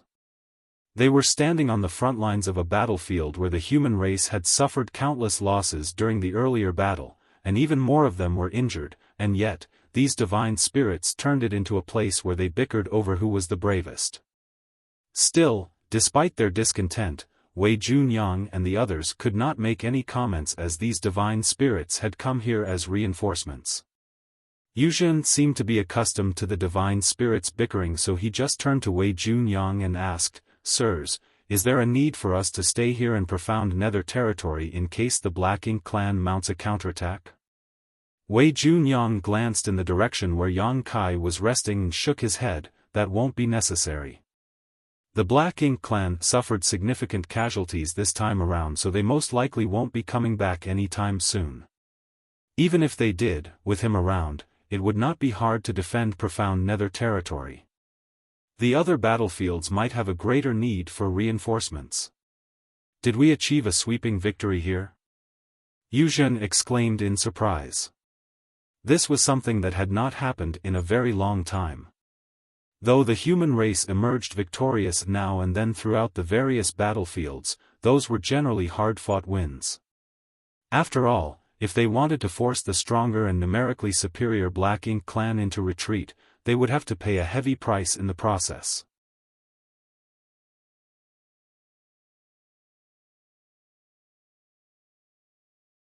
Marshall Peak, Chapter 55-22, What About Me? Yuzhen was ecstatic. If the human race achieved a sweeping victory in profound nether territory, the good news was bound to improve the morale of the armies on the other battlefields. Wei Yongyang shook his head and corrected with a bitter smile, it was a costly victory. It could have been considered a sweeping victory if they had not lost 2 Eighth Order Open Heaven Realm Masters, but they did, so the victory was no longer as sweet. Yuzhen paled when he heard this. Did we lose an 8th Order Open Heaven Realm Master? Wei Junyang nodded morosely, too. Yuzhen's figure rocked ever so slightly. Ever since the human race army established the current frontline battlefields including profound nether territory, they had only lost 10 8th Order Masters in total. Those 10 had been lost throughout the many decades of fighting.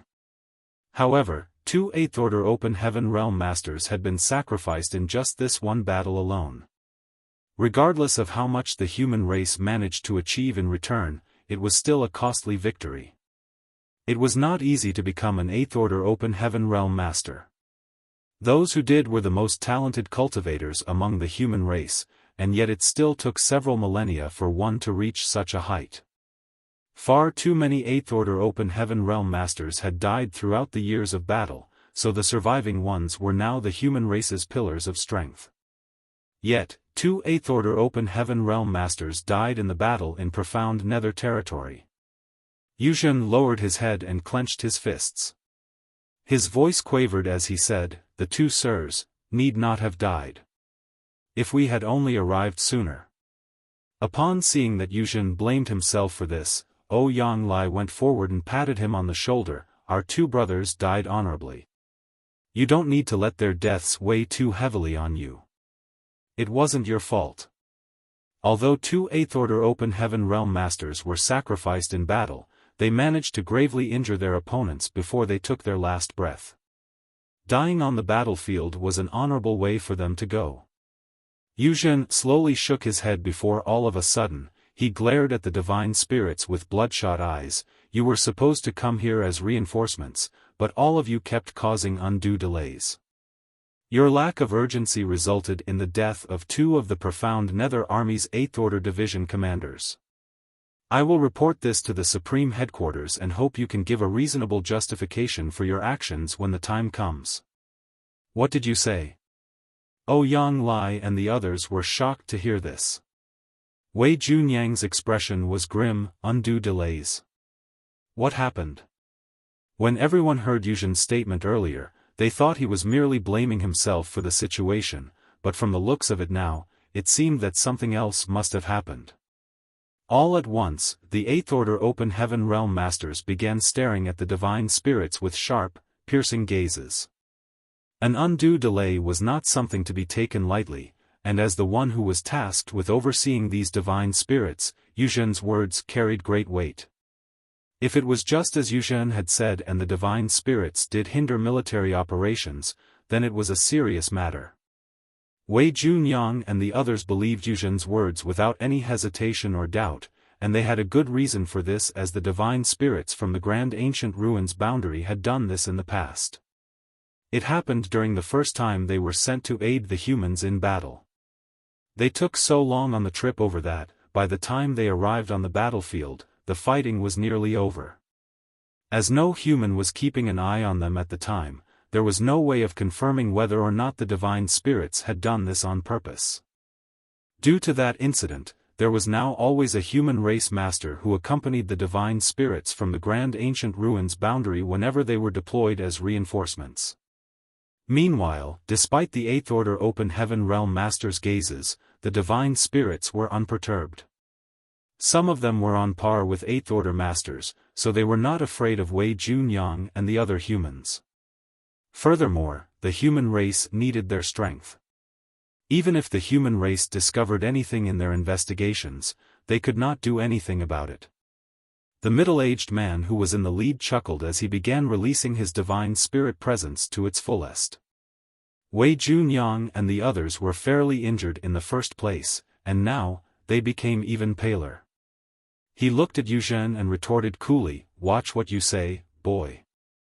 Ever since we received the command, we have done our best to rush over as soon as possible. How did we cause any undue delays?" The pressure from a mature divine spirit was directed fully at Yuzhen, and it made him feel as if he was being crushed under a mountain. He could barely keep himself upright, let alone speak. Yuzhen and the middle-aged man were an order apart in terms of cultivation. "What are you doing?" Wei Junyang fought back with an imposing presence of his own as he eyed that middle-aged man coldly. Are you trying to start a revolt in front of the army? See if I don't cut your head off. The middle-aged man glanced at Wei Junyang before snorting, as if you could. The two locked gazes as their imposing presence clashed, but it was clear that Wei Junyang was having a harder time as his complexion grew even paler. The middle-aged man looked around before declaring, "You should be honored that we divine spirits have come to help. However, not only did you not thank us, you even have the gall to spew such nonsense. Unbelievable. The losses you've suffered on the battlefield here have nothing to do with us, it's all because of how useless you are. Even if we did arrive sooner, so what? If you're useless, you're useless. You should just die and move on to your next life instead of sticking around and embarrassing yourselves." Everyone immediately flew into an uproar. Ouyang Lai was on the verge of throwing fists, but he knew that he was in no shape to fight another battle right now, so he forced himself to hold back. Still, he roared in fury, "The Black Ink clan has invaded the 3,000 worlds. Both the humans and the divine spirits have to fight together to survive. If we humans are driven into extinction, do you think the divine spirits will be any better off? Well, we're here, aren't we?" The middle-aged man smirked. "We're only a little late. It's not a big deal. It's not as if they lost profound nether territory anyway. Just a bunch of ants whining incessantly." He would have attacked them by now if it had not been for a few things he had to be wary of. Yuzhen spoke up from behind Wei Junyang, "Either way, I will report this to the Supreme Headquarters. They will decide what's right and wrong." One of the divine spirits snorted, "Your Supreme Headquarters has no control over us. It's up to us whether or not we're willing to help the human race fend off their enemies." In other words, no one could do anything to them if they did not wish to fight. The humans were vexed to no end and the veins along Ouyang Lai's forehead were throbbing. 100+ divine spirits came out of the Grand Ancient Ruins boundary, and quite a number of them were now as strong as 8th Order Masters. What's more, within a few years, these divine spirits would only continue to grow stronger as even more of them regained their true strength. With the way things were going for the humans right now, no one wanted to offend a powerful group of allies. Even if this news reached the Supreme Headquarters, there was a high chance that nothing would come of it. Many of the divine spirits were snickering, while the middle-aged man in the lead stared at the humans haughtily. He dared to behave this belligerently because he was certain that the humans would not do anything to them, but suddenly, a cold voice sounded, "Even if those at the Supreme Headquarters can't do anything, what about me?" The divine spirits all froze when they heard this voice and their expressions changed as they swiftly turned towards the direction where the voice came from. They saw a familiar figure approaching. The middle-aged man frowned, "Why is this little bastard here?" He did not detect Yang Kai's aura when he first arrived, however, upon closer inspection, he realized why that was. Yang Kai was heavily injured and his aura was quite feeble. It was no surprise he had overlooked him when he was in such a state. As Yang Kai came closer, the divine spirit's expressions kept changing. It had been some 20 years since Yang Kai sent them out of the Grand Ancient Ruins boundary and delivered them to the Star boundary, but during that time, they heard nothing from Yang Kai and no one knew where he went. There were only two individuals that these divine spirits feared, Fu Guang of the Dragon Clan, and Yang Kai. The former was strong, so strong they could not afford to offend him. As for the latter, well, they had sworn a bloodline oath with him that they had to abide by. A group of women were gathered beside Yang Kai, with Yu Rumeng and the others looking on in concern. They knew how serious their husband's injuries were. He should be focusing on his recovery right now, so why was he running over here and involving himself in this mess? That being said, it was not as if they could talk Yang Kai out of it, so they came along to protect him. Soon, Yang Kai stood in front of the divine spirits as he eyed the middle-aged man frigidly. The latter forced himself to smile as he cupped his fist and greeted, "Sir." The divine spirits quickly followed suit, regardless of whether or not they were doing so willingly. After all, their bloodline oath was in place. They could leave the great ancient ruins boundary because they pledged their service and loyalty to Yang Kai for 3,000 years. After that, Yang Kai would grant them their freedom. Since they had to serve Yang Kai, it meant that there was a clear hierarchy. The divine spirits were under Yang Kai's command. At the time, Yang Kai wanted them to acknowledge him as their master, but the divine spirits were too proud. Even though he was of the dragon clan, the divine spirits were unwilling to bow their heads. They were only willing to pledge their loyalty and be of service to him for a fixed duration. Yang Kai did not mind this. As to him, there was no difference whether they merely pledged their loyalty or considered him their master, as long as they helped the human race fight the Black Ink clan.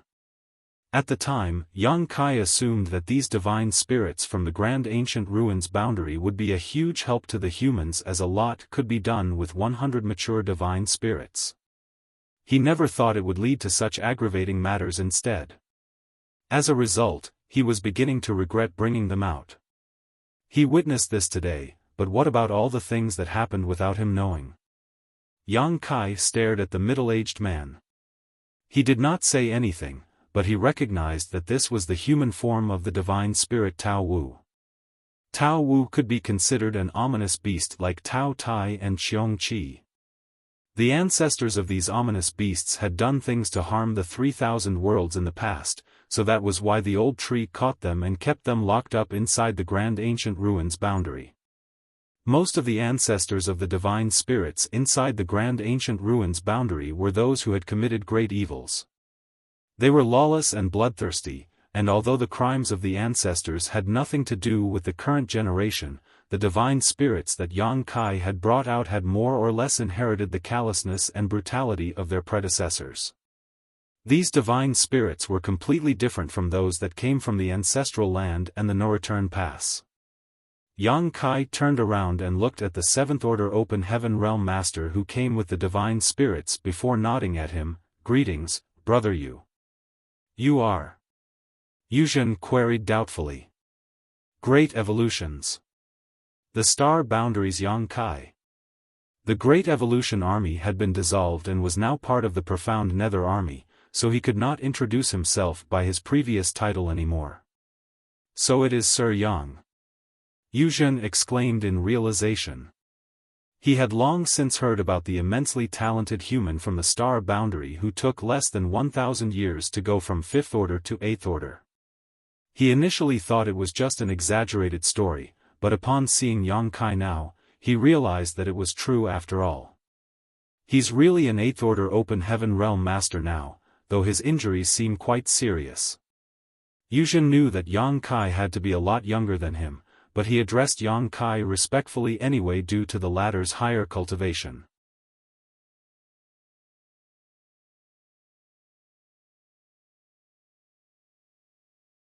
Marshall Peak, Chapter 55-23, For those who hinder military operations, the sentence is death.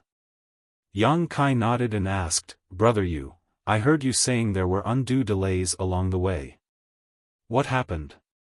Before Yuzhen could answer, Tao Wu quickly cried out, "That's just a misunderstanding, sir." Yang Kai glanced at him, "I didn't ask you." Tao Wu tried to explain himself anyway, but Yang Kai cut him off with a cold stare. "Say one more word and I'll relieve you of your head." Tao Wu turned red with fury, but he dared not speak up again. The divine spirits behind him became restless too. Yuzhen was shocked. Sir Yang possesses such authority. Tao Wu is the strongest of all the divine spirits who came out of the grand ancient ruins boundary. He is as strong as our 8th Order Open Heaven Realm Masters, which is why the other divine spirits follow his lead. Even those at the Supreme Headquarters dared not impose on these divine spirits too much. Yuzhen could not believe that Tao Wu did not fly into a rage even though Yang Kai showed such disdain for him. Furthermore, the divine spirits had addressed Yang Kai respectfully as "Sir" when he first came over. "What's going on?" Everyone knew that Yang Kai was the one who brought over the divine spirits from the grand ancient ruins boundary, but none knew what their true relationship was. Tao Wu and the others did not go around talking about it either. They were divine spirits, and it would be a huge loss of face for them if others knew that they pledged their loyalty to a human. No one looked into the matter either, as divine spirits were proud and arrogant beings, so it was already a blessing that they were somewhat willing to help the humans in battle. Talking about these unnecessary things would only serve to offend the divine spirits. Thus, everyone was taken aback by what they now saw happening. "Brother Yu, please speak freely," Yang Kai turned back to Yuzhen.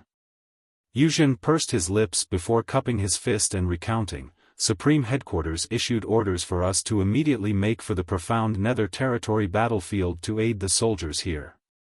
If we stuck to the original schedule, we could have reached here a day earlier and joined the battle, but on the way over, they spent half a day resting after claiming that both their physical bodies and their spirits were drained. After that, we encountered a few scattered Black Ink clansmen and they insisted on hunting them down, which caused even more delays. That's why we only arrived here today." Physically and spiritually drained, Yang Kai scoffed. The divine spirits were the epitome of strength and health. Even though they had not fully restored their peak strength yet, how could it be possible for them to be physically and spiritually drained just from traveling? He eyed Tao Wu and the other divine spirits coldly. Many of them had sheepish expressions, as they probably felt that the excuse was too flippant as well. Were there any territory lords among those scattered Black Ink clansmen? Yuzhen shook his head. There were only a few Black Ink clansmen reserves who were led by some feudal lords. Yang Kai nodded lightly. By now, Wei Junyang, Ouyang Lai, and the others gathered around were livid. If what Yuzhen said was true, then the team of divine spirit reinforcements could have arrived a day earlier, and if they had, the profound Nether Territory army would not have suffered nearly as many casualties. The two 8th Order Open Heaven Realm Masters might not have had to sacrifice their lives either. Earlier on, when Wei Junyang and Ouyang Lai spoke while tending to their injuries, Ouyang Lai asked about the reinforcements and Wei Junyang said that they should be arriving soon. However, neither one of them would have thought that the reinforcements should have already arrived by then, but had purposely delayed themselves. Why would they need a group of divine spirits to hunt down scattered Black Ink clan reserves that were only led by feudal lords?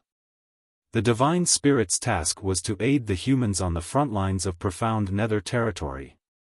The main battlefield would have been the highest priority even if they did run into a territory lord along the way, let alone a few enemy scouts. Their most important mission was to aid the humans on the profound Nether Territory battlefield. They did not have to bother with anything else.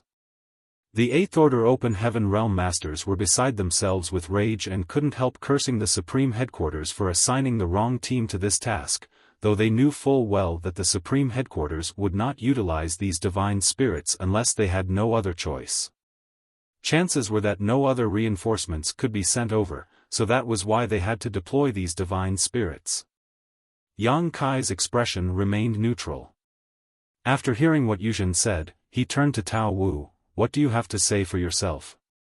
Tao Wu remained silent, not even trying to claim it was a misunderstanding anymore, as he still had his own sense of pride. It was one thing if no one exposed what had happened, but since his deeds had been brought to light, he did not stoop so low as to deny them. After a while, he declared, "The humans at the Supreme Headquarters only told us to come and aid the humans in profound Nether Territory, and it hasn't been lost." He did not say anything else, but it was easy enough to decipher what he was implying. Since profound Nether Territory had not been lost, then even if they did cause unnecessary delays when coming over, it was not a big deal as it did not change the overall outcome. Yang Kai nodded. "That means you admit to delaying your arrival on purpose." Tao Wu frowned. "Why are you harping on this? Even if I admit it, so what? Are the humans going to kill us divine spirits? You wouldn't dare." The humans were already having a hard time holding their front lines and were stretched thin as they tried to fend off the Black Ink clan. They were not in a position to make new enemies. Regardless of everything else, the divine spirits from the Grand Ancient Ruins boundary provided indispensable combat strength. Very good. Yang Kai's icy gaze fixed on Tao Wu before all of a sudden, he growled, "Senior O Yang, what are the rules of the human race army?" O Yang Lai stepped forward and rattled off, "When the army is in battle, the punishment for desertion is death. For those who disrupt morale, the sentence is death. For those who hinder military operations, the sentence is death." He spat out the last few words venomously. Yang Kai raised his hand and summoned his azure dragon spear. With the tip of the spear nearly pressing against Tao Wu's head, Yang Kai asked through gritted teeth, "Do you understand now?"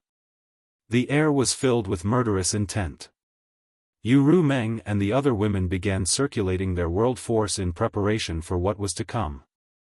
They would take their husband's side no matter what he did, even if he chose to join the Black Ink clan, so there was no need to hesitate at this juncture.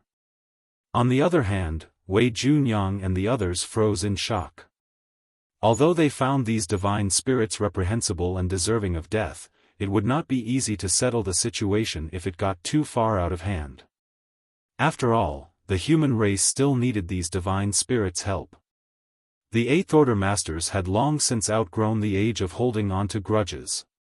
They held important positions and had to act in the human race's best interests. What's more, it was not just one or two divine spirits here, it was 50 of them. There were also another 50 on a different battlefield.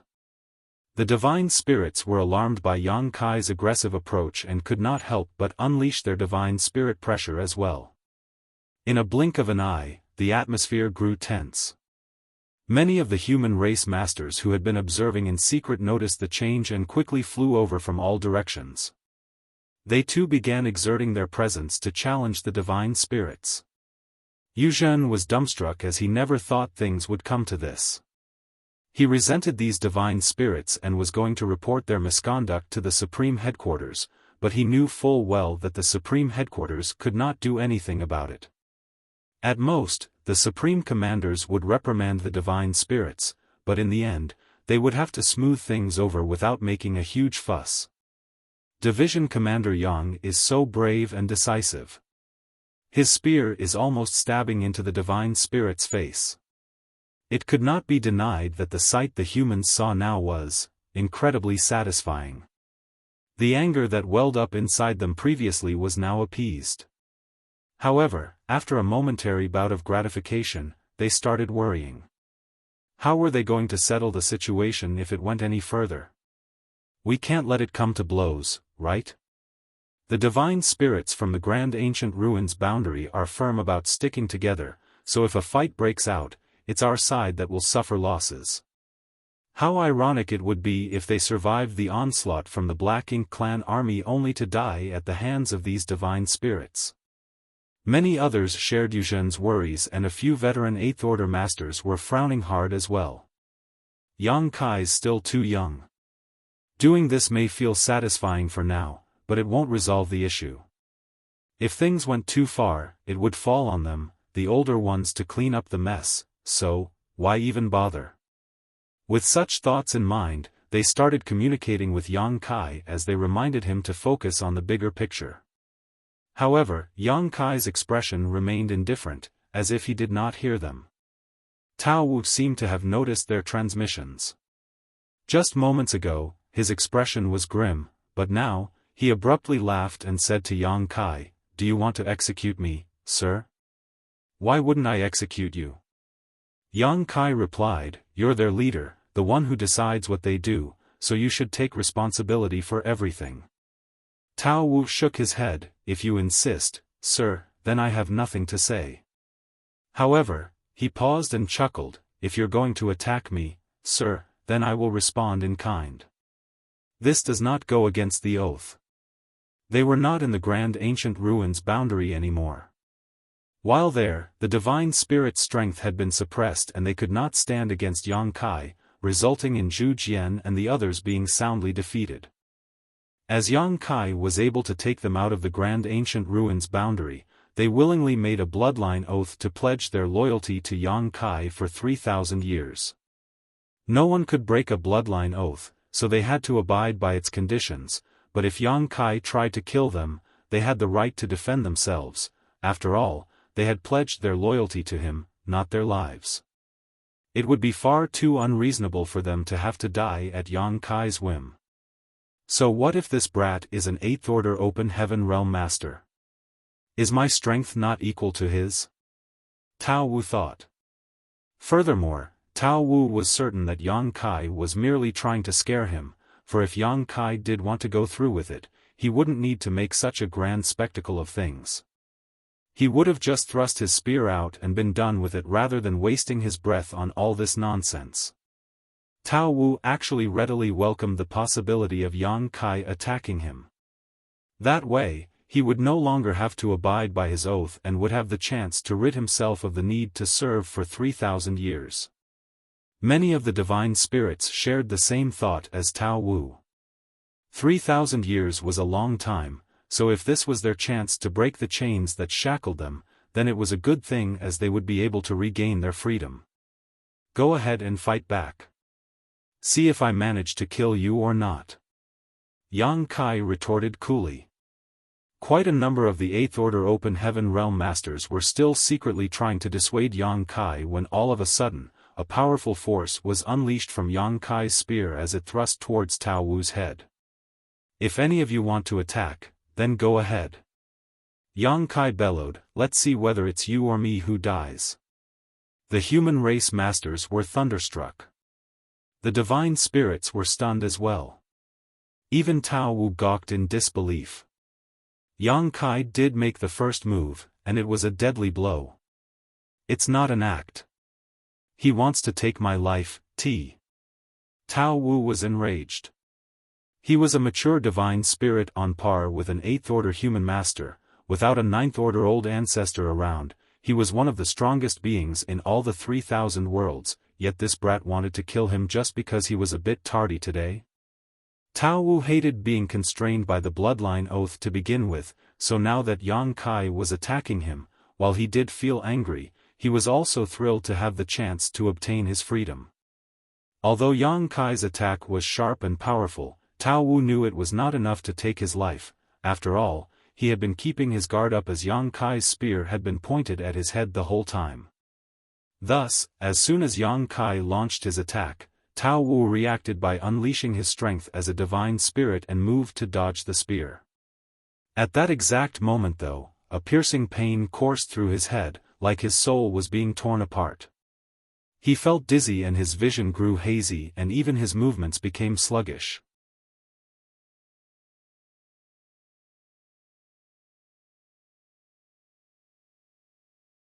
Martial Peak, Chapter 55-24, Really Killed. It would not have been as bad for Tao Wu if that was all. The force unleashed by Yang Kai's spear was brutal and relentless, but it was still not enough to kill him. At most, he would be heavily injured. Yet, all of a sudden, a mysterious force shrouded Tao Wu, causing over half of his strength to instantly be suppressed. He was already in agony over his soul being ripped apart, and now his divine spirit strength was nullified as well. It meant he could not withstand the menacing blow from Yang Kai's spear. A muffled sound rang out as the azure dragon spear pierced right through Tao Wu's skull, his eyes still wide with fear and disbelief. His strength diffused into the air as his blood essence spurted out, filling the void with a heavy scent of metal. The human race masters gasped in shock while the divine spirits showed a similar reaction. He really killed him. Tao Wu, a divine spirit who was as powerful as an 8th order open heaven master, had been executed on the spot. Before this happened, both the humans and the divine spirits thought it was unlikely that Yang Kai would follow through with his threat. They assumed he simply wanted to intimidate Tao Wu, otherwise, he would not have exposed his murderous intent. Tao Wu was not weak by any means, and any sane person would have their guard up when they sensed such potent murderous intent being directed at them. Wei Junyang and the others had already prepared what they were going to say. They were going to wait until Yang Kai had finished with his threats before they came in and smoothed things over. That way, Yang Kai would have a valid reason to hold himself back and the divine spirits would not feel too offended. Everyone would still be able to work together in the future under such circumstances. It never crossed their minds that Yang Kai would kill Tao Wu just like that. However, Wei Junyang and the other humans were even more confused as to why Tao Wu seemed so weak. It was not the same when Yang Kai killed the innate territory lords. Although Yang Kai had killed those innate territory lords swiftly and decisively, one could consider it a sneak attack of sorts due to the soul-rending thorns. Firstly, Yang Kai was powerful, and he was also willing to sacrifice pieces of his soul to use the soul-rending thorns. Even an innate territory lord would be caught off guard by such an attack, and therefore, it was not surprising that Yang Kai could seize the opening to kill them off. In return, Yang Kai had to pay a heavy price. After all, they saw that Yang Kai stopped attacking any other territory lords after killing 3 of them. They knew it was not because he did not want to continue, but because he could not. If innate territory lords could be killed off that easily, then Yang Kai could have dealt with all of them by himself and the human race would not have to be in such a difficult predicament. But then, what happened to Tao Wu? Yang Kai kept his azure dragon spear pointed at Tao Wu's head for several breaths of time, but even so, Tao Wu still died after a single blow. Weren't divine spirits supposed to be as strong, if not stronger than humans in the same realm as them? Did that not apply to the divine spirits who came from the grand ancient ruins boundary? The human race masters were confused, but they were still quick to react. All of them began condensing their world force as they warily eyed the divine spirits in front of them. The divine spirits from the grand ancient ruins boundary were a closely knit bunch who stuck together no matter what. Now that Yang Kai killed Tao Wu, there was no way of guaranteeing that these divine spirits would not rebel. However, even after a few breaths, the divine spirits showed no signs of acting, still just stuck in their state of shock. Tao Wu's dead. Yang Kai said he would kill Tao Wu, then he did just that.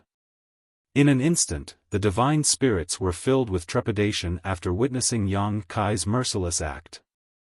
The human race masters saw Yang Kai killing Tao Wu with ease and assumed that Tao Wu was too weak. They did not notice much else, but the divine spirits did. At that very moment when Tao Wu was killed, a strange force emanated from Yang Kai that suppressed all of their divine spirit bloodlines. When that happened, the divine spirits felt as if they were being crushed under the weight of an entire universe world, making it difficult for them to even breathe. What kind of power was that? Most of the divine spirits had no clue, but a few of the strongest seemed to have sensed something and stared at the back of Yang Kai's hands in shock. There seemed to be some kind of mysterious imprints that glowed momentarily, but they disappeared too quickly, so none of them got a clear look at them. Was that the source of that suppressing power? The divine spirits were shaken. If Yang Kai had the power to completely suppress their bloodlines, it was not a shock that Tao Wu died. Nevertheless, what was it that enabled him to do so? Even a master as strong as Tao Wu could not resist it. These divine spirits left the grand ancient ruins boundary not too long ago, so they had no clue that Yang Kai possessed the great sun and great moon marks. As it was, not many people knew about these 2 great marks, only the human race's highest authority figures did. They knew that these 2 great marks gave Yang Kai the ability to use purifying light. Without them, it was impossible to extract power from the yellow and blue crystals and then merge them to form purifying light. However, only 1 or 2 others knew that purifying light was not the only thing these 2 great marks were capable of. After all, these 2 marks were personally bestowed upon Yang Kai by the sun's burning light and moon's serene glimmer and were formed from those 2 supreme beings' source strength. Even though Big Brother Huang and Big Sister Lan denied being the progenitors of the divine spirits, they were still connected to them somehow. On top of that, their bloodline surpassed those of all divine spirits, so their source auras alone were enough to suppress divine spirits by force. It was similar to the Dragon Clan's bloodline suppression. Those of the dragon clan with purer dragon veins had the natural ability to suppress those whose bloodline wasn't as pure. Back then, when Yang Kai headed for the no-return pass on old ancestor Xiao Zhao's orders, Ji Lao San showed up to challenge him. In just 2 strikes, Yang Kai easily managed to subdue Ji Lao San. Even when Ji Lao San assumed his dragon form, Yang Kai was able to smack him back into his human form with just a casual slap. What Yang Kai relied upon at the time was not his strength or his dragon vein, as Ji Lao San's dragon vein was not any weaker than his, but rather the great sun and great moon marks. Even Ji Lao San's dragon clan bloodline was suppressed to the point where he could not fight back, so how could Tao Wu fare any better? How could Tao Wu possibly survive a sudden attack in the form of a soul-rending thorn combined with the suppression from the source of the 2 great marks? Yang Kai withdrew his spear and turned to the other divine spirits.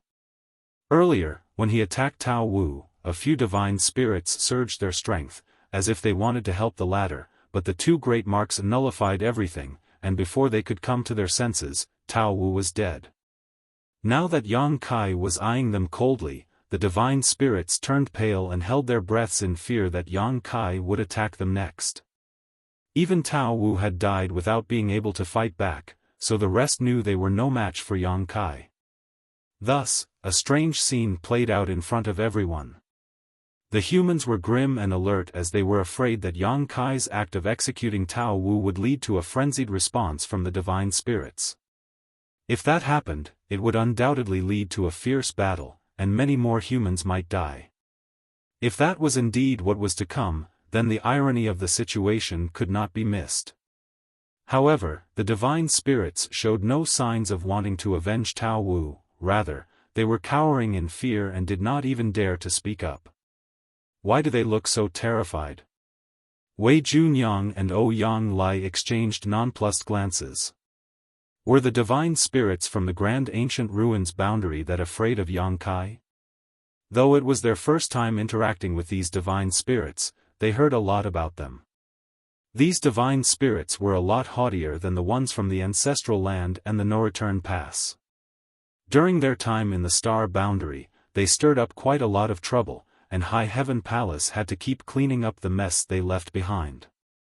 Thankfully, they were not completely lawless and never did anything that led directly to the death of others, otherwise, the human race would not be cooperating with them now. In contrast to the divine spirits from the ancestral land and the no-return pass, the divine spirits from the Grand Ancient Ruins boundary only had a loose relationship with the humans. They aided the human race to secure the front lines of various battlefields, but they did not come under the human race's command structure. This was the reason why those at the Supreme Headquarters were reluctant to send out these divine spirits. There was no way of guaranteeing what they would do. The Supreme Headquarters would not have sent them over this time if it had not been because there was literally no one else they could send. However, the human race masters exhaled in relief. They were thankful that a fight did not break out and there was still the chance of peacefully resolving this situation. They now waited to see how Yang Kai wanted to settle the matter. The atmosphere was fraught with tension as the divine spirits stared at Yang Kai with complicated expressions.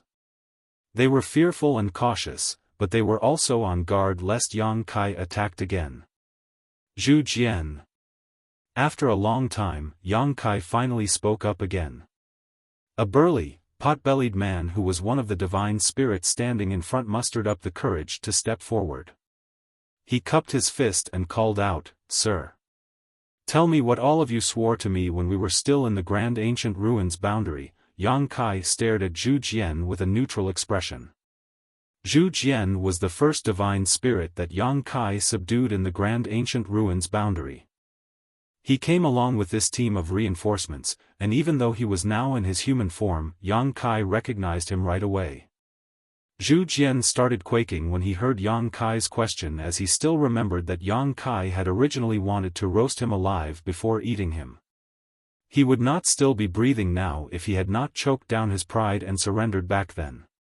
He had already been fearful of Yang Kai before, and now that Tao Wu was killed so easily, he was even less inclined to behave insolently. He respectfully replied, "We swore a bloodline oath that pledged our loyalty to Sir for 3,000 years." The human race masters were dumbfounded when they heard this. This was their first time hearing that such a relationship existed between Yang Kai and the divine spirits from the grand ancient ruins boundary. Pledging loyalty was no joking matter, especially when it involved these haughty divine spirits who were all masters in their own right. No one of such strength and pride would easily serve another, even if only temporarily. The humans were filled with curiosity as to how Yang Kai managed to make the divine spirits from the grand ancient ruins boundary submit to him, as this was not something strength alone could accomplish. "I thought you'd all forgotten," Yang Kai sneered. Zhu Jian lowered his head. "We wouldn't dare to. No one would dare to desecrate the sanctity of a bloodline oath." "Good. Now, what were my orders when I sent you all out of the grand ancient ruins boundary?" Zhu Jian instantly replied, "To head directly to the star boundary, find Hua Qingxi, and obey her commands." This was the command Yang Kai had given them, so naturally, Zhu Jian still recalled it clearly. In fact, all the divine spirits present remembered these exact words. Yang Kai narrowed his eyes and snorted coldly, "Did you tell her that?" "Well," Zhu Jian mumbled awkwardly. After noting Zhu Jian's hesitation, Yang Kai knew that he guessed correctly. Hua Qingxi probably had no idea that he had sent these divine spirits over to be under her command. Otherwise, why would the divine spirits from the grand ancient ruins boundary be able to act in such an unbridled manner? "Do you want to die?" Yang Kai's eyes filled with murderous intent again. Sweat flowed down Zhu Jian's forehead as he shouted. Tao Wu and the others said to Manager Hua that, "We've been sent over to help them, sir." It was true that Yang Kai had indeed sent the divine spirits over to help the humans, but the divine spirits had only relayed this information to Hua Qingxi in a vague manner.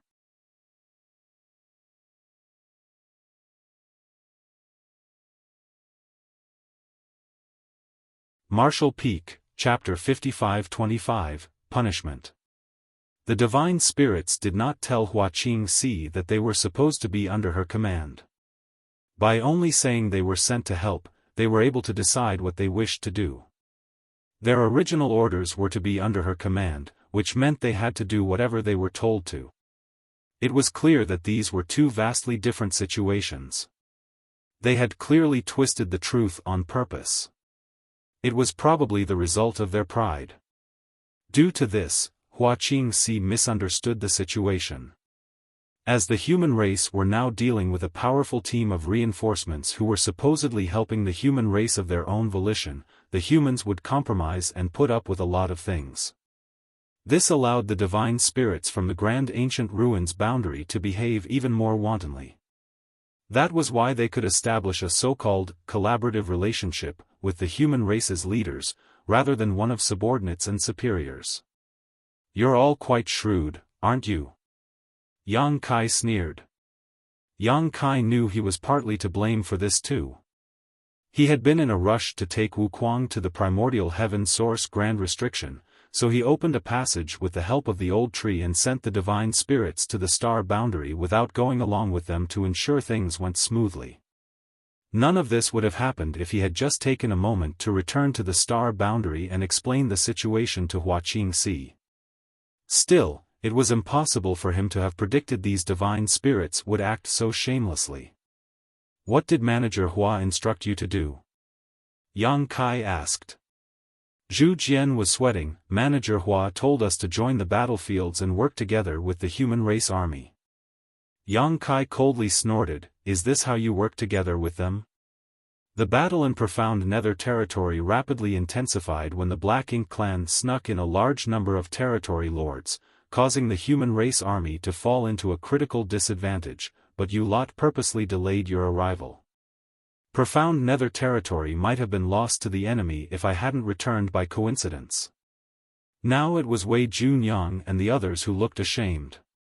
Yang Kai was right.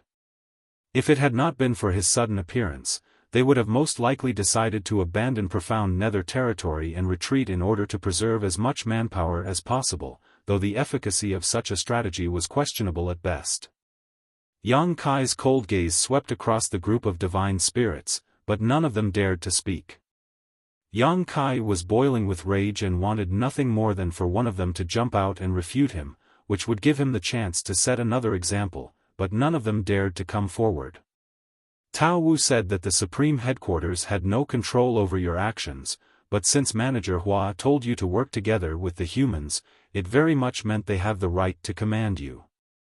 As your leader, Tao Wu hindered military operations and caused the human race army to suffer heavy casualties, so I executed him for his crimes. Do any of you have a problem with that? This was a redundant question, as who among them would have the gall to protest now? After hearing what Yang Kai said, not only did the divine spirits not voice any dissatisfaction, but many of them even relaxed. Although Yang Kai had not stated things clearly, his words implied that he was only going to punish their leader, Tao Wu, for this. Now that Tao Wu was dead, Yang Kai was unlikely to execute the other divine spirits. Sir has made a wise decision. Zhu Jian cupped his fist. Yang Kai slowly continued, as the leader of the Grand Ancestral Ruins Boundary Divine Spirits, Tao Wu's death is justified. Although the rest of you do not deserve to be executed for your misdeeds, that does not mean you can be absolved of responsibility so easily either. Instantly, the divine spirits started fretting once more as they did not know what Yang Kai would do to them. Senior Wei. Yang Kai abruptly turned to Wei Junyang. We lost 2 8th Order Open Heaven Realm Masters in this battle, correct? Yang Kai had not known about this earlier, but he found out after overhearing the conversation between Wei Junyang and Yuzhen earlier when he was tending to his injuries. Wei Junyang's expression was grim as he nodded, indeed. The human race had lost 2 8th Order Division commanders, while the Black Ink clan lost 3 territory lords. It seemed as if they were not the ones who lost the most, but in reality, all 3 territory lords had died at Yang Kai's hands. If it had not been for Yang Kai's serendipitous arrival, the profound Nether army would have suffered a devastating defeat. Yang Kai turned back to Zhu Jian and the other divine spirits. You heard that, he snarled coldly. 2 8th Order Open Heaven Realm Masters died because you were late. Zhu Jian and the other divine spirits felt aggrieved, but they dared not refute him. Within 3 months, I want to see the heads of 2 territory lords. I don't care how you do it, where you do it, or when you do it. The method is up to you, but if you fail to do so, Yang Kai eyed them once more, it will be your heads that start rolling. The divine spirits paled. Don't think I'm joking about this, Yang Kai continued icily. There are a total of 49 of you, and 3 of you have reached the level of 8th Order Human Masters. It should be easy enough for you to kill 2 territory lords. Of course, feel free to try and run. If you flee, then perhaps I won't be able to find you in the vastness of the 3,000 worlds. We wouldn't dare. Zhu Jian replied bitterly. Who would dare to run when their bloodline oath was still in effect? Would it even be possible for them to run? But, to kill 2 innate territory lords. Even though the divine spirits were fairly strong, it was not easy to kill a territory lord. All the territory lords were accompanied by Black Ink clan armies which were at least 100,000 strong. If they wanted to kill a territory lord, they would first have to deal with the army under their command. Zhu Jian was livid as he thought to himself, Tao Wu didn't just smash open his own head, he dragged us down with him too. Why did he have to cause those delays anyway? He's dead now, but we're being punished in his place. However, despite grumbling on the inside, Zhu Jian knew that the divine spirits had been caged up inside the Grand Ancient Ruins boundary the whole time, and now that they finally had a chance at freedom, none of them wanted to risk their lives in any way. They valued their lives more than anything. This was why the divine spirits from the Grand Ancient Ruins boundary were even more cowardly than the divine spirits from other places. Maybe you can surrender yourselves to the Black Ink clan and support them instead, Yang Kai suggested with a smile as he surveyed the divine spirits. Not a peep was heard from the divine spirits. After all, there was no way they were going to do that. If they chose to side with the Black Ink clan, that would mean offering themselves up to be corrupted by Black Ink's strength. Even though they had a lot more resistance to Black Ink's strength than humans did, they wouldn't be able to withstand being corrupted forever. I'm tired. I will take my leave now, sirs. Yang Kai waved at Wei Junyang and the others before heading back to Baishi's soul clone. He kept coughing up blood as he walked, looking like he was on the verge of death, and this brought even more heartache to Su Yan and the others. He was already injured. Even though it looked as if he easily killed off Tao Wu, who knows what kind of price he had to pay to do so. Soon, Yang Kai was back inside the warship that was made out of Baishi's soul clone. He looked deathly pale as he sat down to rest while Su Yan sat behind him so that he could lean against her. The other women crowded around, expressing their concern and fussing over Yang Kai as he wheezed and gasped.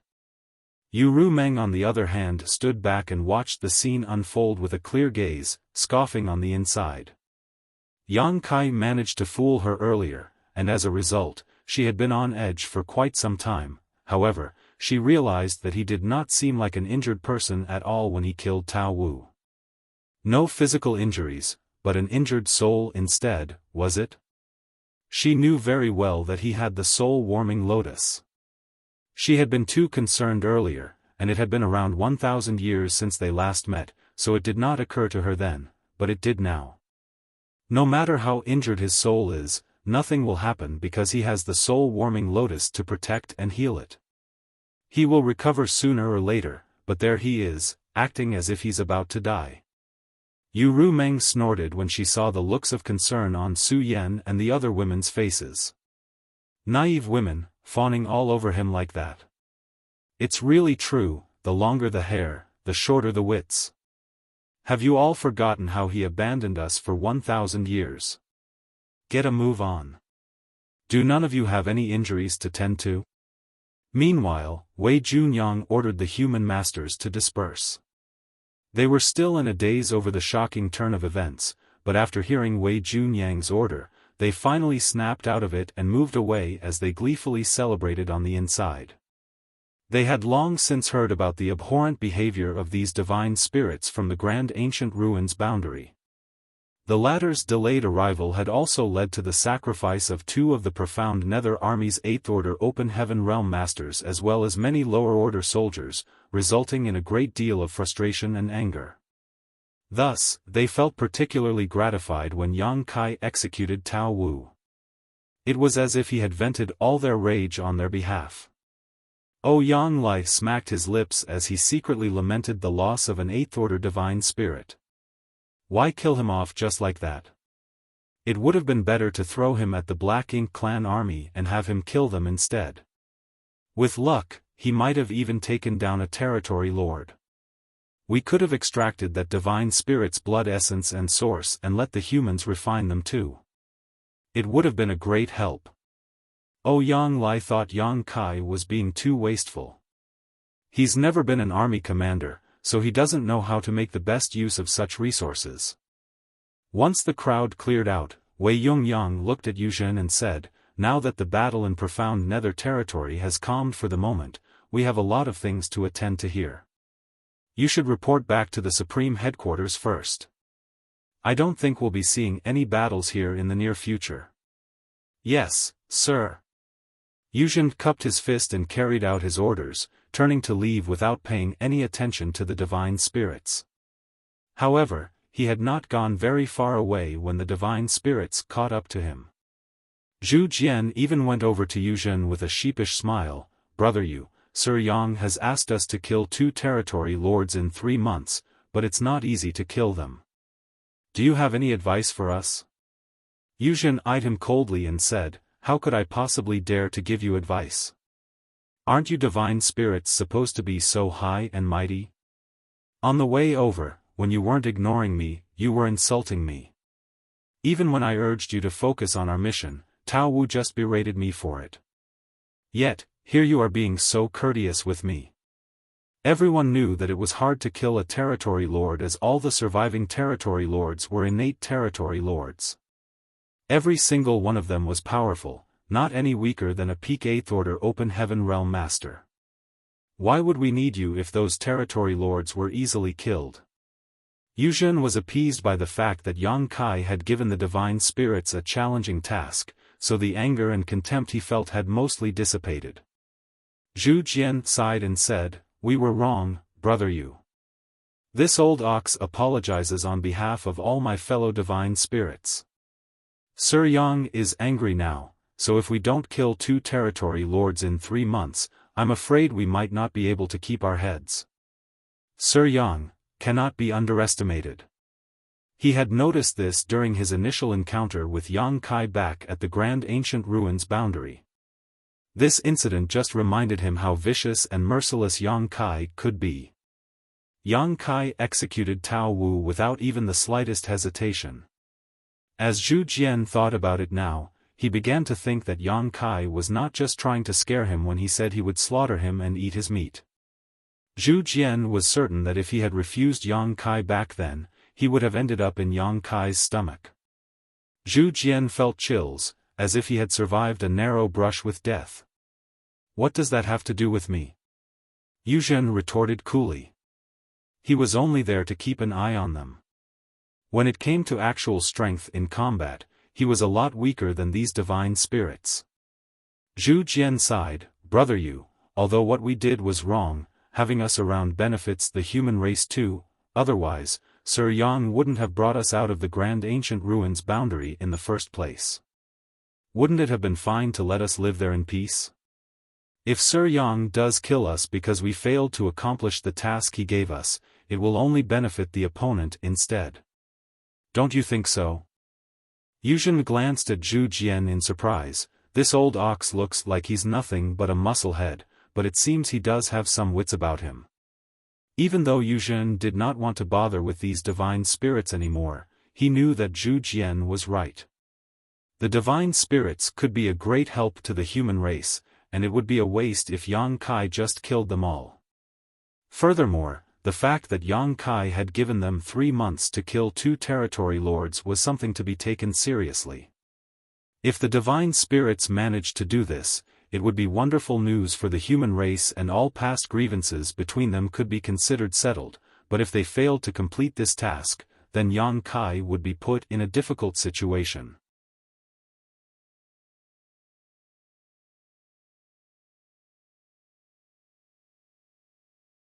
Marshall Peak, Chapter 55-26, From now on, I'll call him Big Head Yang.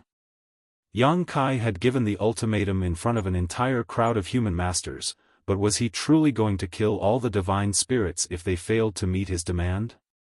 The divine spirits would not take such an act lying down, and after seeing what happened to Tao Wu, they might very well choose to rebel to defend themselves if they had no other choice. If that happened, it would be extremely detrimental to the human race and only benefit their common enemy, the Black Ink clan. Thus, even though Yuzhen was somewhat reluctant, he softened his tone and said, 3 months isn't very long, and it will be hard to kill 2 territory lords in that time. I'm just a 7th Order Open Heaven Realm Master, so I can't help you with it. You don't need to help us with the act, brother Yu, Zhu Jian quickly said. However, you're aware of our situation. We don't have much information about the different battlefields. We didn't pay much attention to the battles back then, but now that Sir has given us an order, we'll surely do our best to meet his expectations. How's this? When you go back to the Supreme Headquarters, please put in a good word for us, brother Yu, and find out which battlefield requires the most assistance right now. We'll head over at once, and we won't stop until we kill a few territory lords.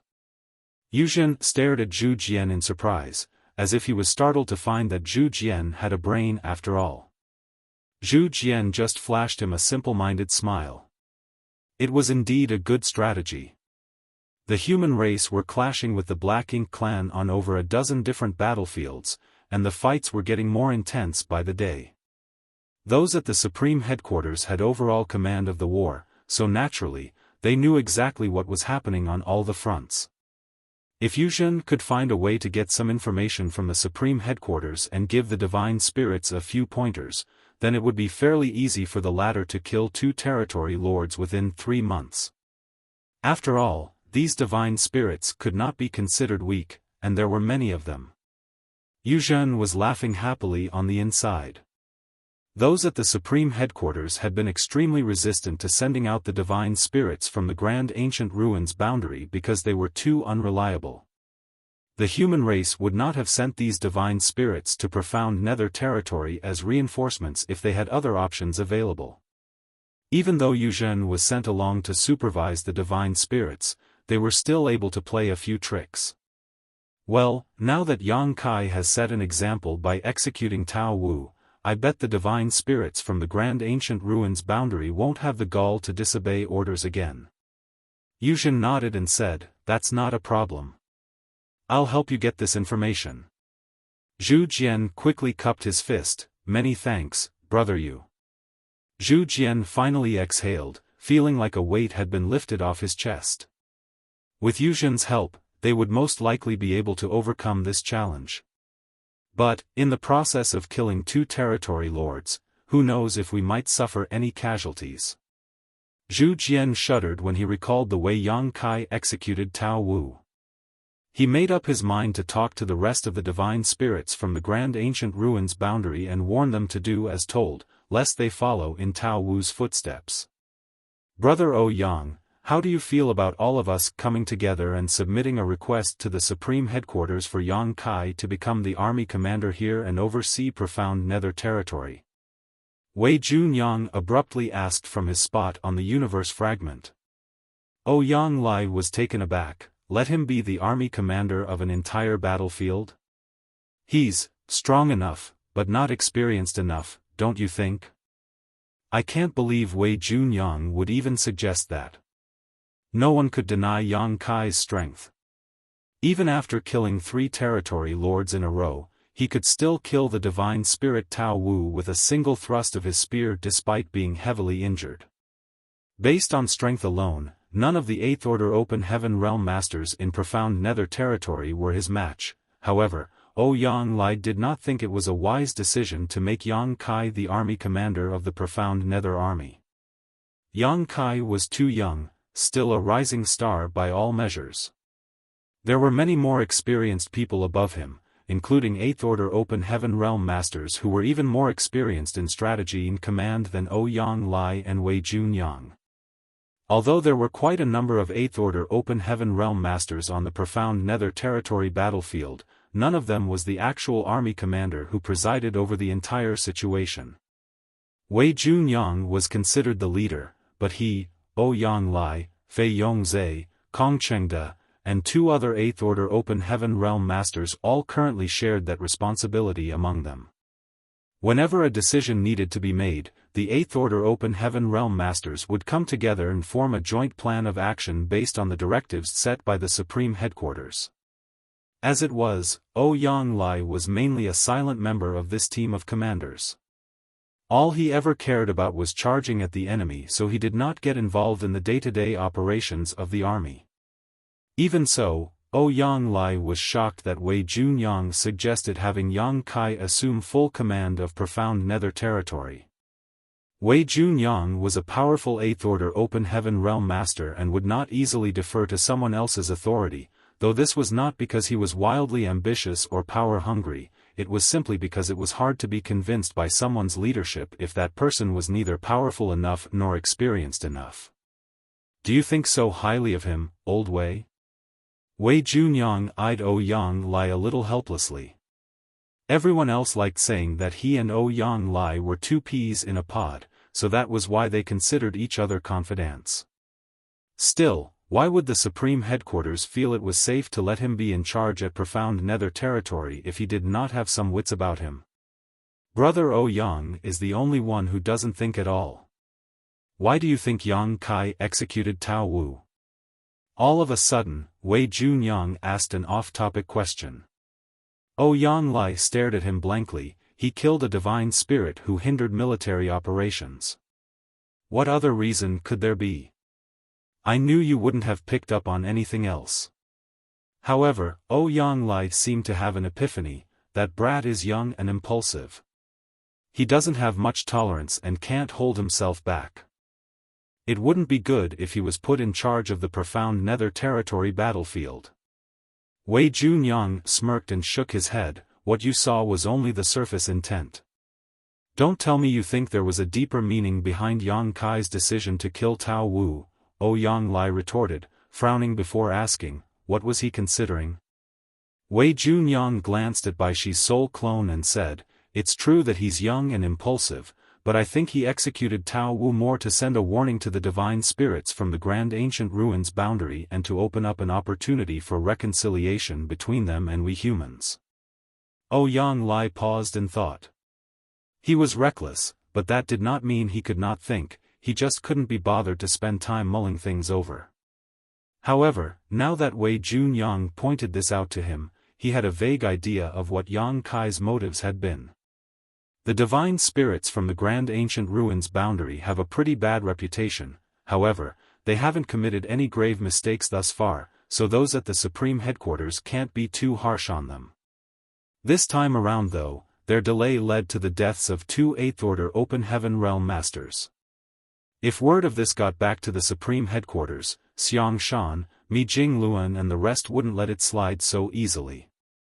According to the rules of the army, Tao Wu would have to be executed, but could they do that? Perhaps it wouldn't have been difficult to kill Tao Wu, but it would mean offending all the divine spirits from the grand ancient ruins boundary, and they're a group with significant strength. Yet, if the supreme headquarters did not punish Tao Wu, how would they appease the rest of the human army? They would have had to choose between two extremely difficult decisions if Yang Kai hadn't executed Tao Wu. Ouyang Lai nodded in agreement, yes. That's right. That's what I thought too. As if you can think of this with that dull head of yours, Wei Junyang ignored him and continued, once the news got out, it would have caused a rift between the humans and the divine spirits. Now that the Black Ink clan has invaded the 3,000 worlds, the humans and the divine spirits need to stand together, but this rift might even affect the divine spirits from the ancestral land and the no-return past, since at the end of the day, they're also divine spirits, just like the ones from the grand ancient ruins boundary. With how things are going in the 3,000 worlds, who knows when the tides will turn against us? If the humans and the divine spirits can't work together to fend off our common enemy, then it'll lead to endless troubles. Ouyang Lai nodded fervently, that's just what I was thinking. That's why Tao Wu had to die, and Yang Kai had to be the one to kill him. That way, the human race wouldn't bear animosity towards the divine spirits even after the fact. Ouyang Lai slapped his thigh, that brat takes after Big Head Xiang and Big Head me. From now on, I'll call him Big Head Yang. He turned around and eyed Gong Lian, who was right behind him, and admonished him sternly, you should learn from your senior brother Yang. Don't rush into the battlefield like a fool, use your brain more often. Gong Lian was so exasperated he could only feel tired. I'm not the one who rushes into the battlefield like a fool, that would be you, honored master. Also, when did Yang Kai become senior brother Yang to me? He's a lot younger than me. Well, he's stronger than me now, so I guess it's not wrong to call him senior brother. Naturally, Gong Lian dared not refute Ouyang Lai aloud. Yes, this disciple will remember, thus, he just respectfully replied. After telling off his disciple, Ouyang Lai began discussing with Wei Junyang, I don't mind if Yang Kai becomes the army commander here, but I'm not sure how Old Fei and the others will feel about this. Wei Junyang chuckled and said, what's there for them to think or feel about it? The old ancestors are tied up in wind-mist territory and can't leave, and all the battlefields lack capable people who can take charge and be the pillar for others. Yang Kai is powerful and has an enormous small stone race army with him. If he assumes command over profound nether territory, then he will be the rock that everyone can depend on. Old Fei and the others would want nothing more than that. That's true. Ouyang Lai imagined what the situation at profound nether territory would be like in the future and grinned, it's decided, then. Let Yang Kai be in charge of profound nether territory. We'll be his subordinates and run his errands for him. He did not care about prestige or glory. Even though Yang Kai was younger than him, he believed that the profound Nether Army would be blessed to have Yang Kai as their commander. Out of the blue though, a thought occurred to him: would Yang Kai be willing to take up the role? He will, Wei Junyang declared with full confidence, and even if he isn't, he will have to. Aboard the warship made from Baishi's soul clone, Yang Kai closed his eyes and focused on recuperating while Su Yan and the others gathered around him as they did the same. In reality, if Yang Kai heard Wei Junyang's analysis about appeasing the human race army and mending the rift between the humans and the divine spirits, his response would have been simple: what the hell are you talking about? He did what he did without considering anything else. He executed Tao Wu simply because the latter disobeyed orders. In Yang Kai's mind, it was all very straightforward. I brought you out of the grand ancient ruins boundary to help us kill off our enemies, so why would I keep you around if you don't put in the effort to do just that? Of course, he did mean for it to serve as a warning to the rest of the divine spirits, and he was fairly certain that they would not have the courage to behave impudently again. Right now, however, Yang Kai was facing a far more difficult challenge. Even though he was focusing on his recovery, he could sense that Ru Meng was glaring at him. Ru Meng, your beloved husband is truly injured. In total, Yang Kai used 4 soul-rending thorn in quick succession, and his soul was heavily damaged. Thankfully, it had not been 4 times in a row, as there had been a short break before the last one was unleashed. He was fairly certain he would be unconscious right now if he had used those 4 soul-rending thorn all at once. While Yang Kai had the soul-warming lotus, which meant that the core of his soul would not be affected, ripping out 4 large pieces of it within a few days was by no means easy. It would take him quite some time to recover. Ru Meng needs to be taught a lesson. Yang Kai fumed to himself, swearing to spend many long, arduous nights with her doing just that once he recovered. The human race army was busy tending to their wounds and other clean-up tasks after the battle. Though the profound Nether Army suffered significant casualties in this battle, the Black Ink clan did not have it any better. After such an intense battle like this one, it was likely that profound Nether territory would experience a long period of calm. If nothing unexpected occurred, then it was unlikely that a huge battle would break out for many years, though smaller skirmishes were inevitable. This was not only true of profound Nether territory, but also of all the other great territory battlefields.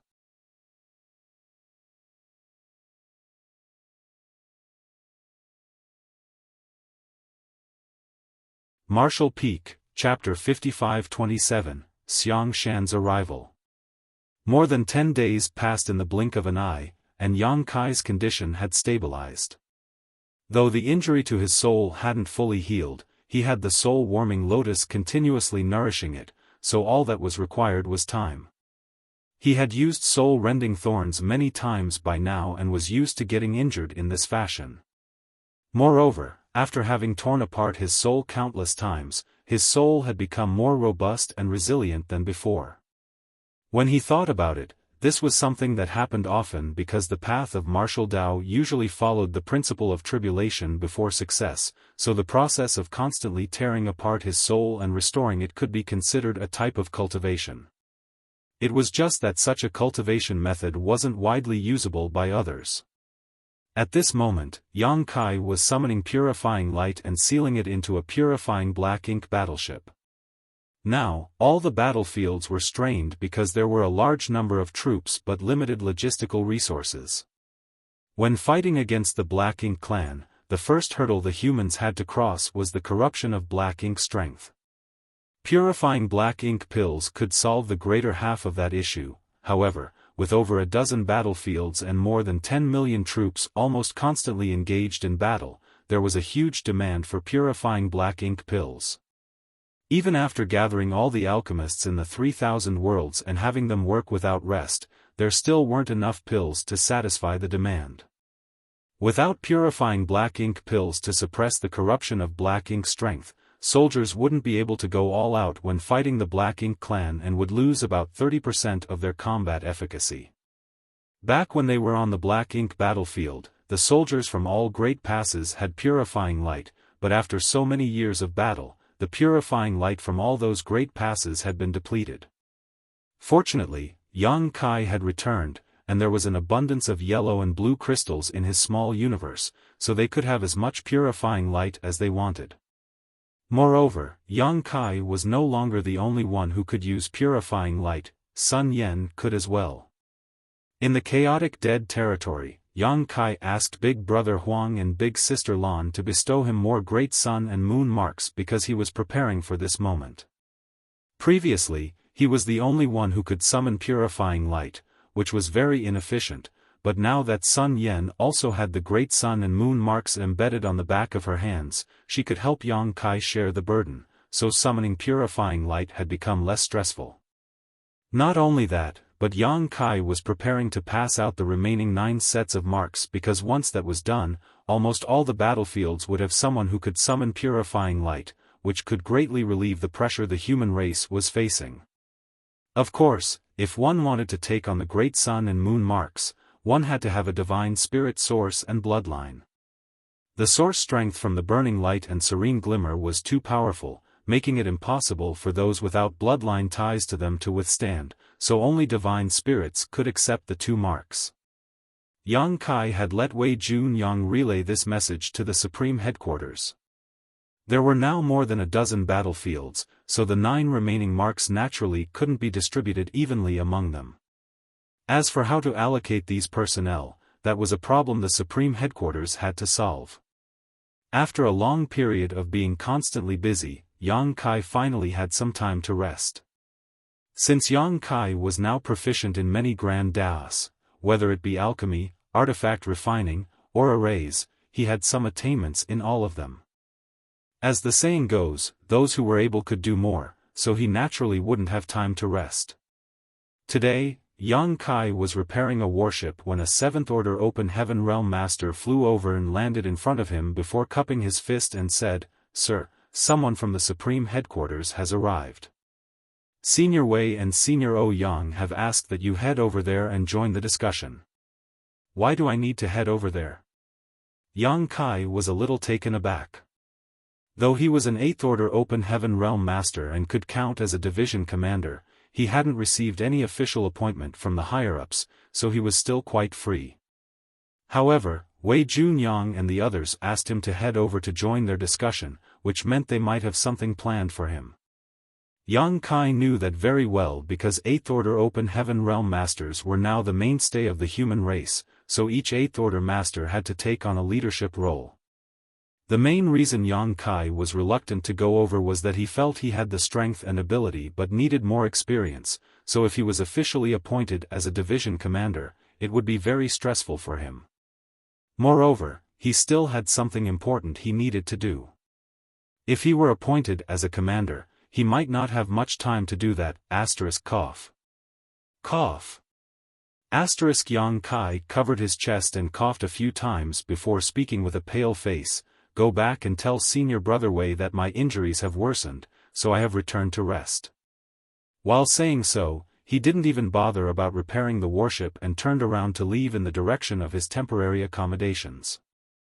Having just reunited with his many wives, Yang Kai had many things to say to them, so Yu Rumeng and the others had transformed a small universe fragment near the front lines into a temporary palace. No one had said anything about their actions either. The 7th Order Open Heaven Realm Master let out a bitter laugh before dashing over and stopping Yang Kai in his path. He bowed and said, "Sir, it's an order from the higher-ups, so please don't make things difficult for me." Meanwhile, he was thinking, could this sir have discovered something? Otherwise, why is he trying to flee? With a bitter expression, Yang Kai persuaded the 7th Order Open Heaven Realm Master, "I'm not making things difficult for you. My injuries have indeed gotten worse." Saying so, he coughed a few more times and spat out a mouthful of blood. The 7th Order Open Heaven Realm Master was speechless. Isn't this a little too exaggerated? But seeing that Yang Kai had gone to such lengths to avoid going there, he couldn't say anything else. Just as he was about to leave, a majestic voice boomed from the main conference hall, "Smelly brat, get your ass over here."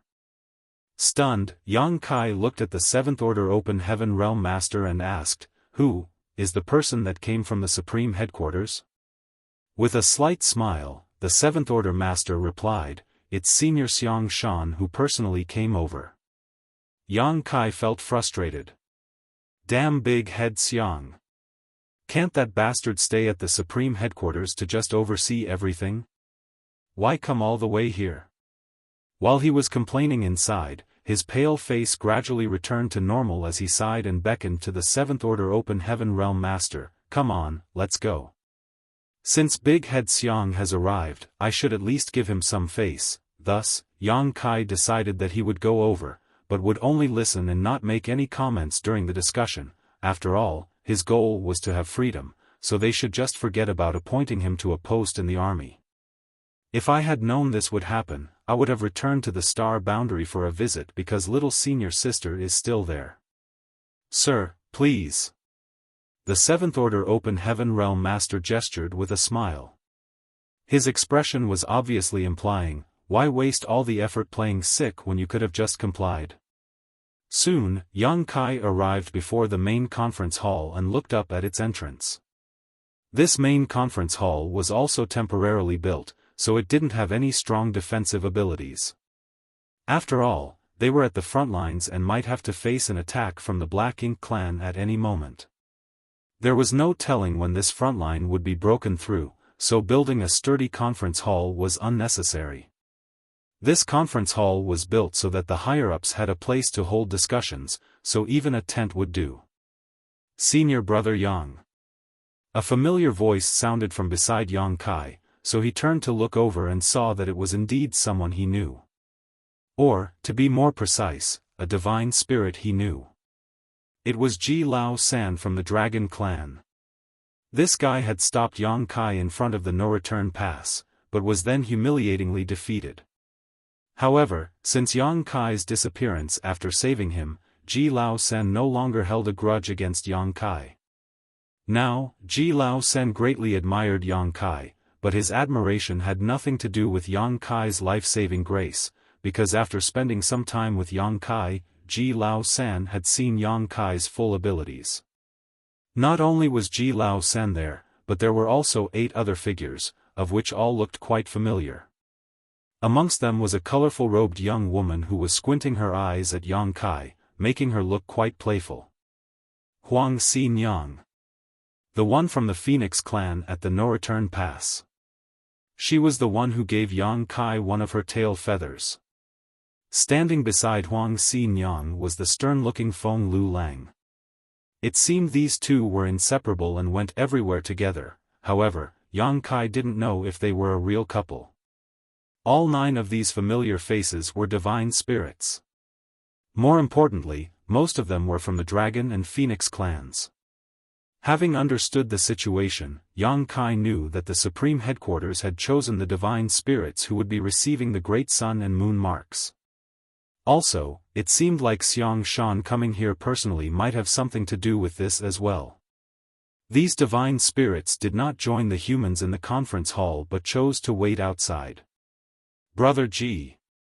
Yang Kai bowed and then proceeded to greet Huang Xin Yang and Feng Lu Lang. Since he was unfamiliar with most of the other divine spirits, he only nodded at them as a greeting. It seemed like the divine spirits also knew why they came, so they were naturally polite to Yang Kai. After exchanging some formalities, Yang Kai asked, "Brother Ji, how are Senior Fu Guang's injuries?" There were originally 2 divine dragons in the Dragon Clan, but the current Dragon Clan leader had died in the battle on the barren territory, so only Fu Guang was left. Now, not only was Fu Guang the pillar of the Dragon Clan, but he was also the leader of all divine spirits. Yang Kai had long since heard that Fu Guang was injured, but he didn't know how serious his condition was. Hearing that, Ji Lao San sighed. "After the battle in the barren territory, our clan leader died in battle while Senior Fu Guang sustained heavy injuries and almost didn't make it. He has been restoring his health all these years, but at his level of strength, it is just as hard to heal as it is to be hurt." Yang Kai nodded. It was true that cultivators with great strength were not afraid of minor injuries, but if they sustained heavy injuries, it would be even more difficult for them to restore their health. Moreover, judging by Ji Laosan's words, it seemed like Fu Guang was injured by the black ink giant spirit god and almost didn't survive. Is he recuperating inside the dragon pool? Yang Kai asked. Ji Laosan nodded.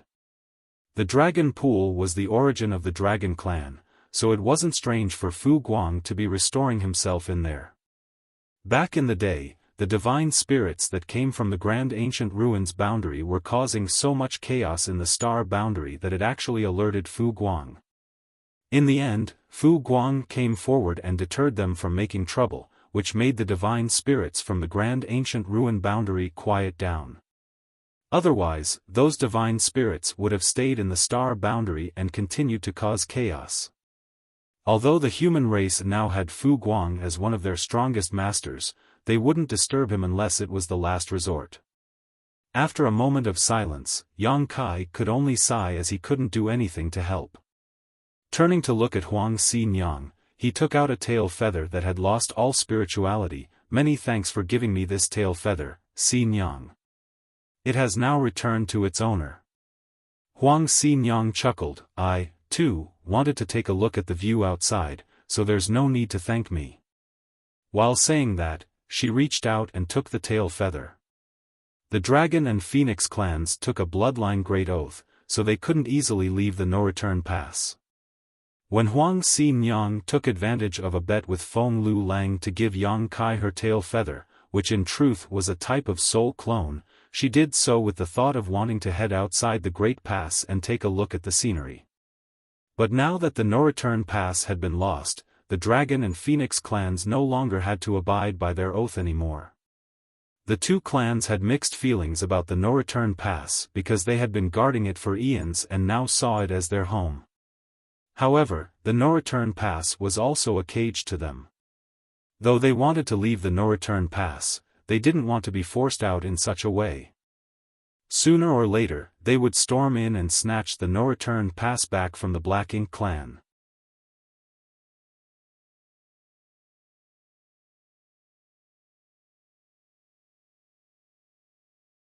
Marshall Peak, Chapter 55-28, Enormous Announcement. It was all laughs at the entrance of the main conference hall. Whether they were people Yang Kai knew or not, they all swarmed over to talk to him. This couldn't be helped, because they all knew the reason they were gathered here. Yang Kai had received 9 pairs of marks from the Burning Light and Serene Glimmer and was about to give them out, so now they owed Yang Kai. Moreover, the divine spirits were guessing that the source marks from the Burning Light and Serene Glimmer might not only allow them to summon purifying light, but it might also have the effect of purifying their bloodline. Before today, the divine spirits had gone through a selective trial because of the matter of who would receive the marks. In the end, it was these 9 who prevailed. Stop chattering. Yang Kai, get inside. Xiang Shan's voice came from the main hall, obviously knowing why Yang Kai was staying outside with no intentions of coming in. With a bitter laugh, Yang Kai cupped his fist at the divine spirits and announced, "Let's continue our conversation another day. Please make yourselves comfortable." The divine spirits didn't object. When Yang Kai stepped inside the main hall, he felt several dozen pairs of eyes instantly fall on him and look at him as if he was some kind of strange being. Inside the main hall were all 8th Order Open Heaven Realm Masters, with no exceptions. There were a few that Yang Kai recognized, but more that he didn't.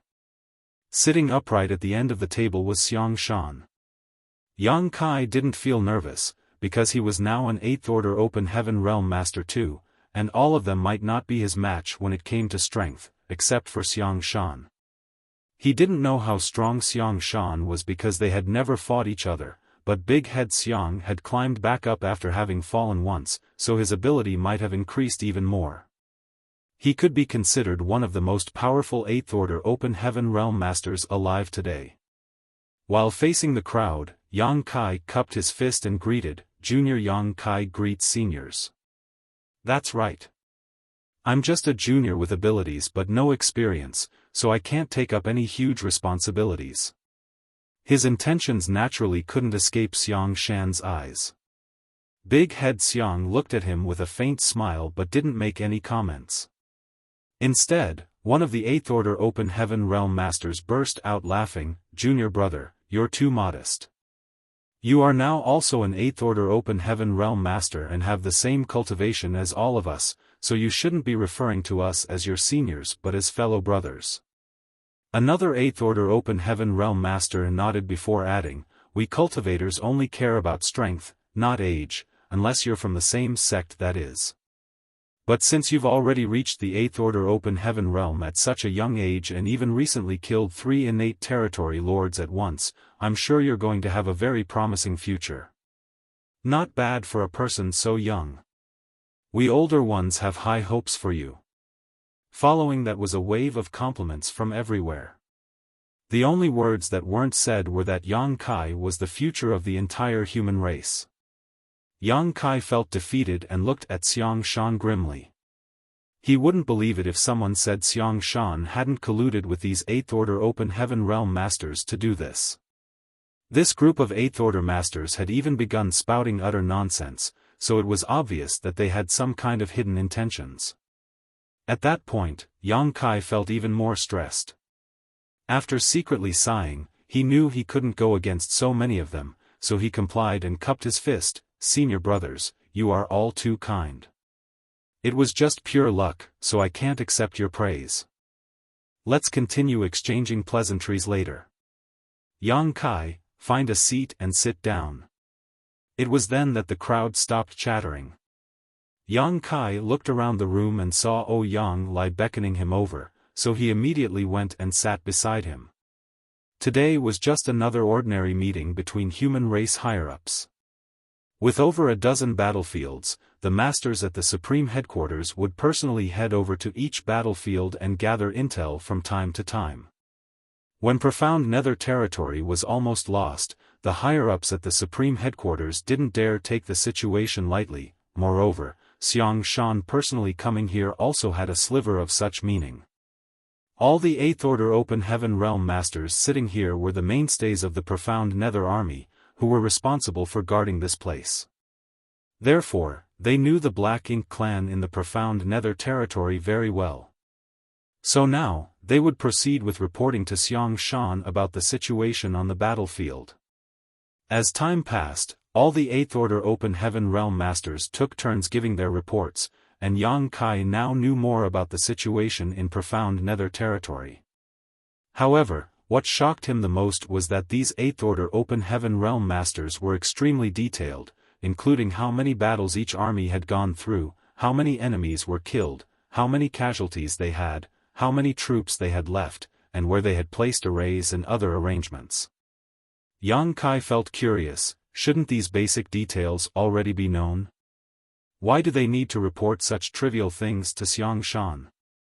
Turning his head to look at Xiang Shan, Yang Kai found him sitting upright while seriously listening to every word while nodding occasionally. The human race needed leaders like Xiang Shan to be able to band together when fighting against the Black Ink clan. Although Yang Kai had decided to only listen but not speak, it turned out that there weren't many opportunities for him to get in a word. He had recently arrived at Profound Nether territory, where he would either spend time at the palace fooling around with his wives, casting purifying light, fixing warships, or patching up spirit arrays. There was indeed not much for him to say as he was fairly ignorant of the general situation. There was an infinite joy in the activities done inside the bedroom. After spending over 1,000 years in celibacy on the Black Ink battlefield, 5,000 if the years in the Great Sea celestial phenomenon were counted, Yang Kai felt as though he had finally been set free and returned to the time when he could do whatever he wanted. All his wives were constantly blushing every day and Ru Meng wouldn't lose her temper that much anymore, behaving in a gentle and considerate manner most of the time. Yang Kai, do you have anything to add? Xiang Shan suddenly turned to look at Yang Kai. Waking up from his thoughts, Yang Kai shook his head like a rattledrum. No. If so, why are you smiling so happily? Xiang Shan frowned. Yang Kai coughed lightly. I was just thinking about something interesting. Feeling awkward, he gestured towards the 8th Order Open Heaven Realm Master, who was currently speaking. Senior brothers, please continue. Has Big Head Xiang come all the way here just to make things difficult for me? Can't I even smile discreetly? The conference continued, and the other 8th Order Open Heaven Realm Masters narrated the comprehensive situation in Profound Nether Territory. Half a day passed just like that, and the report on matters in Profound Nether Territory had finally ended. The group of 8th Order Open Heaven Realm Masters felt like their mouths had dried up from all the talking. It was then that Xiaofan nodded and looked towards Yang Kai. Have you understood the situation in Profound Nether Territory? Yang Kai was extremely shocked. Why is he asking me that? But he still nodded, yes. Very good. Xiaofan got up and took a step forward before he boomed, Star Boundaries Yang Kai, come forward and receive your orders. Stunned, Yang Kai froze, so Yang Lai yanked him to his feet and kicked his butt, causing Yang Kai to stumble forward. When he looked up and saw Xiaofan's stern face, he felt his heart sink as he cupped his fist and quickly said, Sir. While looking at him, Xiaofan quickly said, Previously, during the critical battle of Profound Nether Territory, Yang Kai killed 3 innate territory lords on his own and turned the tide of war, successfully saving Profound Nether Territory from its end, making a huge contribution to the human race. In the following battles with the Black Ink clan, he led the charge in every battle and killed numerous enemies, which has won him many military merits and demonstrated the spirit our human race must follow to obtain victory in his war. Therefore, the Supreme Headquarters has decided to appoint Yang Kai as Profound Nether Army's army commander. From now on, he will command the Profound Nether Army and stand guard over Profound Nether Territory to defend it against the Black Ink clan. Yang Kai was shocked and gawked at Xiaofan with a blank expression, seemingly wanting to see if the latter was pulling a bad prank on him. Back when Yang Kai received Xiaofan's order to attend the conference between Profound Nether Army higher-ups, he had already mentally prepared himself, thinking that he was about to be assigned some formal posting. After all, he was also an 8th Order Open Heaven Realm Master and according to the rules, he was capable of assuming the rank of Division Commander. He was thinking of a way to get out of it despite knowing that the chances of that happening were slim, and he had almost accepted his fate and thought if he were appointed as a division commander, he could accept it. It was better to have subordinates than to fight alone after all. However, he never expected that Xiaofan would make such an enormous announcement. The Profound Nether Army commander was the person responsible for overseeing the entire Profound Nether territory. It was a position completely incomparable to the trivial post of division commander. If Yang Kai accepted the position of army commander, all the 8th Order Open Heaven Realm Masters sitting here would become his subordinates. Moreover, Profound Nether Territory now had about 600,000 human soldiers, a number that would increase in the future. How could Xiaofan just leave all of them to him? No, it wasn't Xiaofan making this decision. Yang Kai turned to look at both his sides of the room and saw the other 8th Order Open Heaven Realm Masters smiling as they looked at him, especially Yang Lai, who was even winking like he was doing him some big favor. This was the decision made by all the 8th Order Open Heaven Realm Masters of the Profound Nether Army. Without agreement from the ones actually leading the Profound Nether Army, it would be impossible for the Supreme Headquarters to implement such orders. It seemed like Wei Junyang and the other 8th Order Masters had long since agreed to let Yang Kai become the army commander of the Profound Nether Army. At this moment, Yang Kai had no words to describe what he was feeling. Back on the Black Ink battlefield, the highest post he held was squad leader. He had never even experienced being a battalion commander, much less a division commander, but now, he was suddenly promoted to army commander. The difference was too big to fathom.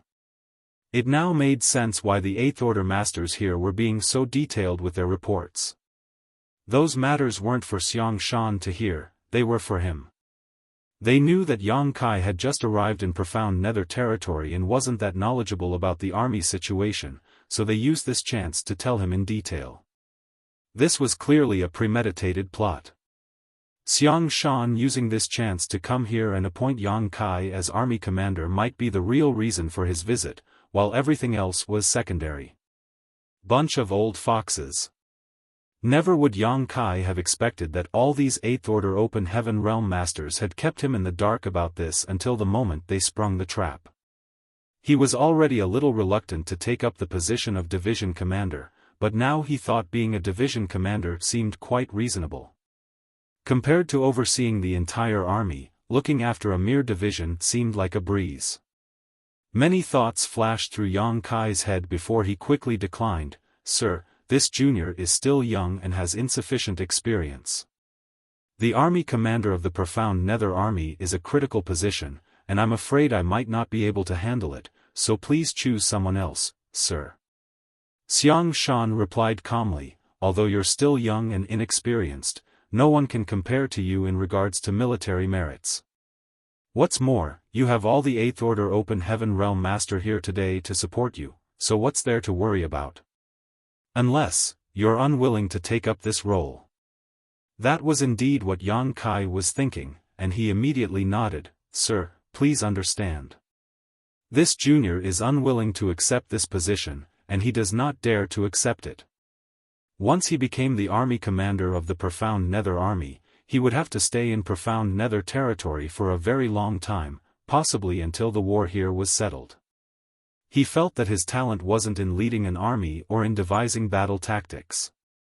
His talent was in killing Black Ink clansmen and relieving the pressure on the human race. That was something Xiaofan knew, so why was he so insistent on having Yang Kai become the army commander? Frowning, Xiaofan asked, "Are you really unwilling to accept this position?" "Yes." Yang Kai nodded his head like a chicken pecking rice while looking at Xiaofan with sincere eyes. With a light sigh, Xiaofan said, "You can't force someone to do what they are unwilling to do. If you're unwilling to take up that position, I won't make things difficult for you. As for the Profound Nether Army, the Supreme Headquarters will have another discussion about it." Yang Kai cheered, "Sir is wise. Why have I never noticed how easy Big Head Xiang is to speak with?"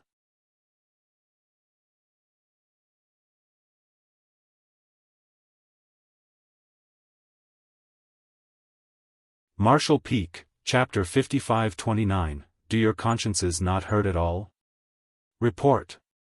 Following a shout, a 7th Order Open Heaven Realm soldier ran into the main hall and cupped his fist at Xiaofan.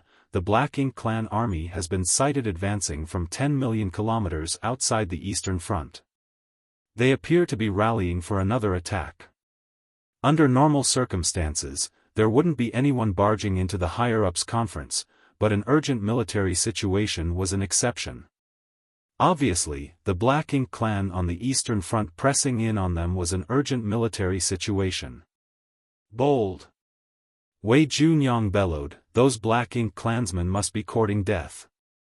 While he spoke, he exuded his majestic 8th Order Open Heaven Realm aura. Yang Lai also exclaimed, "It seems like they haven't learnt their lesson yet." Not only were these two cursing the Black Ink clan, but the other 8th Order Open Heaven Realm Masters all joined in, causing the main conference hall to instantly fill with all kinds of voices. Meanwhile, Yang Kai frowned, "What is the Black Ink clan up to? They have just lost a major battle and 3 territory lords. How could they come back for another attack after such a short amount of time?" Looking back at the 7th Order soldier who came to report the news, Yang Kai could see that he was from Great Battle Heaven because he was wearing distinctive golden armor.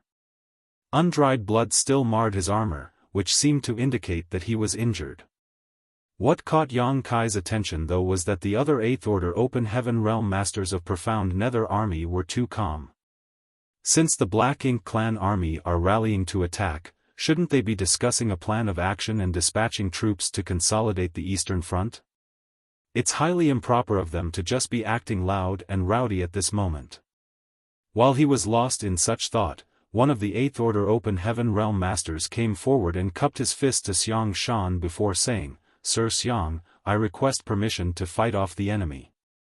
Xiaofan nodded lightly. It's rare for you, Division Commander Chen, to be so eager to fight. You have my permission. How many troops are you preparing to bring with you? Division Commander Chen answered proudly, I don't need much. A single division will suffice. Then, Xiaofan warned sternly, the war between the two races is not child's play. After coldly snorting, Division Commander Chen replied, it's just a motley group of weak black ink clansmen, what's there to be afraid of? If we don't deter the enemy, this Chen will offer his head up to you. Good. Xiaofan nodded unceasingly to show his approval. Although we humans are at a disadvantage, we do not lack the thirst for blood and bravery. Division Commander Chen is still so enthusiastic at such an old age. You are a role model to all of us. Therefore, I'll permit. Wait a moment. Yang Kai hurriedly interjected. He was beyond shocked as he listened to this conversation. In such an urgent situation, you old 8th Order masters made a snap decision just like that, and Xiaofan actually agreed to it?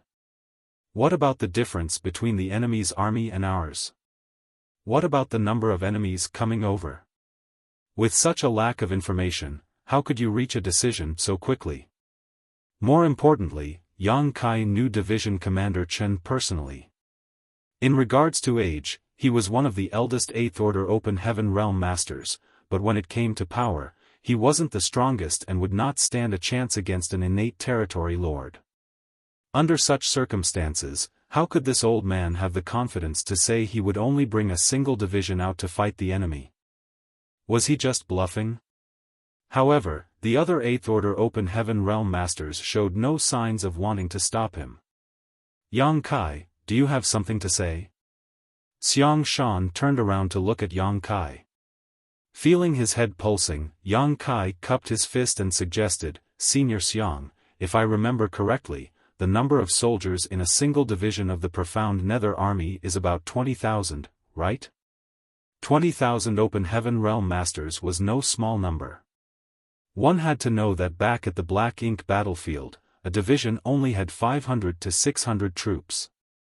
However, all the Open Heaven Realm Masters on the Black Ink battlefield were 5th Order Open Heaven Realm Masters and above. The Profound Nether Army even had soldiers in the 1st and 2nd Order Open Heaven Realm, so when comparing the two types of divisions, although 20,000 soldiers was a lot more than 500, the overall difference in strength wasn't that large. Indeed, Division Commander Chen nodded, my division now has 23,651 soldiers enlisted in it. Though the old man was up there in age, his memory had not deteriorated and he knew his troops like the back of his hand. Feeling speechless, Yang Kai looked at him and asked, do you know how many troops the Black Ink clan has brought over to attack us? Division Commander Chen snorted coldly, who cares how many troops they have? We will kill them all. Once he said that, he didn't even wait for Yang Kai to respond before cupping his fist to Xiaofan and announcing, Sir, this Chen will be off then. This mission to defend our homeland will either end with victory or us dying in battle. If the situation comes to that, I would have to trouble all of you to help us gather our corpses. Nodding, Xiaofan promised, we won't let our soldiers' corpses rot in the wilderness. Division Commander Chen, please wait. Yang Kai shouted again. He couldn't let Division Commander Chen run away because the squad his wives were in just happened to be under Division Commander Chen's jurisdiction. It wouldn't matter to Yang Kai if Division Commander Chen decided to deploy in force to push back the enemy, but if he was going with his division alone, Ru Meng, Su Yan, and the others would get dispatched too. Yang Kai, how dare you continuously interrupt us when we're discussing sending troops to defend our front lines? Are you trying to disrupt military order?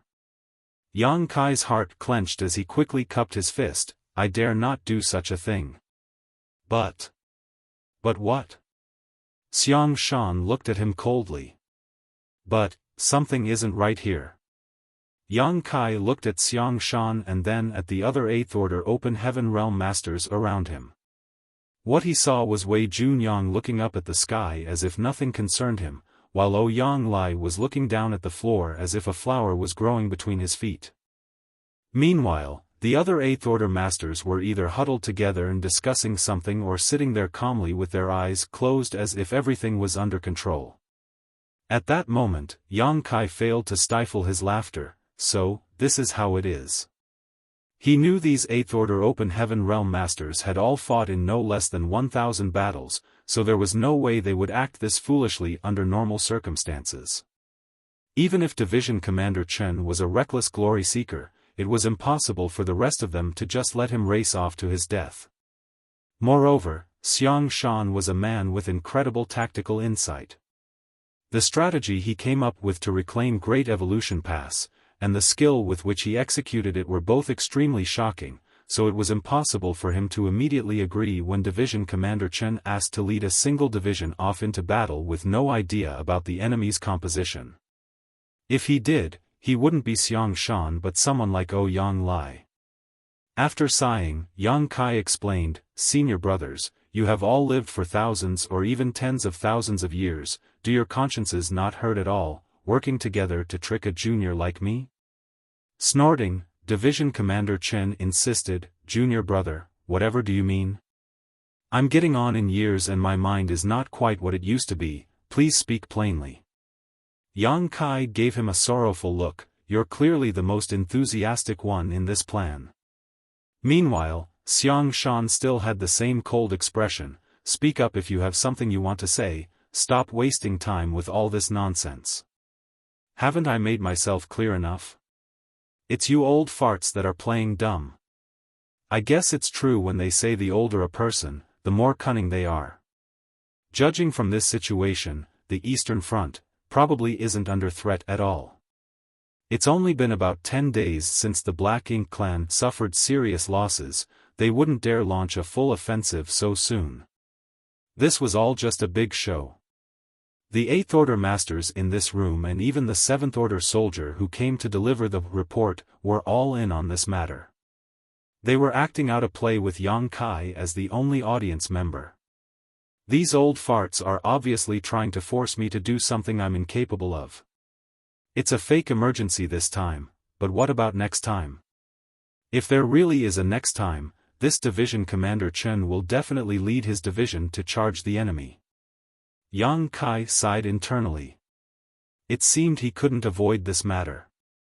While he was lost in his thoughts, the Seventh Order soldier shouted again in a voice filled with grief and anger, "Sirs, this situation is urgent, please come to a decision as soon as possible, otherwise, the Eastern Front might not be able to hold, cough.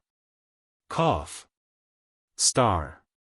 Then, he spat out a mouthful of blood, seeming to be heavily injured. Really? Really? Yang Kai glanced at the soldier who was looking straight ahead and had a pale complexion and a depressed aura. Xiaofan glared and muttered, "Yang Kai, stand down. Since you don't want to be appointed as the army commander, you have no right to speak here. Division Commander Chen, head back and lead your division to reinforce the Eastern Front. If you cannot defeat the enemy, I'll head over there and behead you myself." While cupping his fist, Division Commander Chen replied, "This Chen accepts the order. We will not let you down." After that, he turned around and strode towards the door, but he still stared into Yang Kai's eyes, seeming to say, "If you don't speak up, this old master will really lead my force into battle. It doesn't matter if there were no enemies at the Eastern Front this time, because there were enemies in the Black Ink clan's camp. Are you afraid now? How could this junior be qualified for this?" Yang Kai smiled bitterly. However, he was honestly quite touched inside. All these Eighth Order Open Heaven Realm Masters had worked together with Xiaofan to act out such a performance for him just so that he would take up the position of the Profound Nether Army's army commander. This was a kind of wholehearted trust that was rare to see.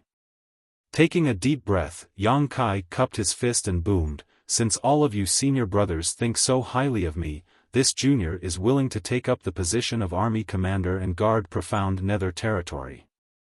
This junior will risk his life to make sure Profound Nether territory is never lost. So you've changed your mind?" Xiaofan's lips curled up ever so slightly as he teased. While looking at him with a blank stare, Yang Kai didn't say anything. Do I have a choice? Old Man Chen is halfway out of the main conference hall, so if I don't change my mind, he will really leave. His leaving is not that concerning, but my wives will definitely have to follow him to the battlefield. Then, Xiaofan stopped playing with him and spoke sternly. Overseeing profound nether territory is a very heavy task. If this territory is lost on your watch, you'll be punished according to military law. Understood? Yang Kai, receive your orders. Xiaofan roared before taking out a token. The Supreme Headquarters hereby appoints Yang Kai as Army Commander of the Profound Nether Army. This is the Army Commander token. With this, you will assume full command of all soldiers in the Profound Nether Army. If anyone dares to disobey or rebel against you, they will be sentenced to death without exception. We accept the order. All the 8th Order Open Heaven Realm Masters bowed in unison. Yang Kai accepts the order.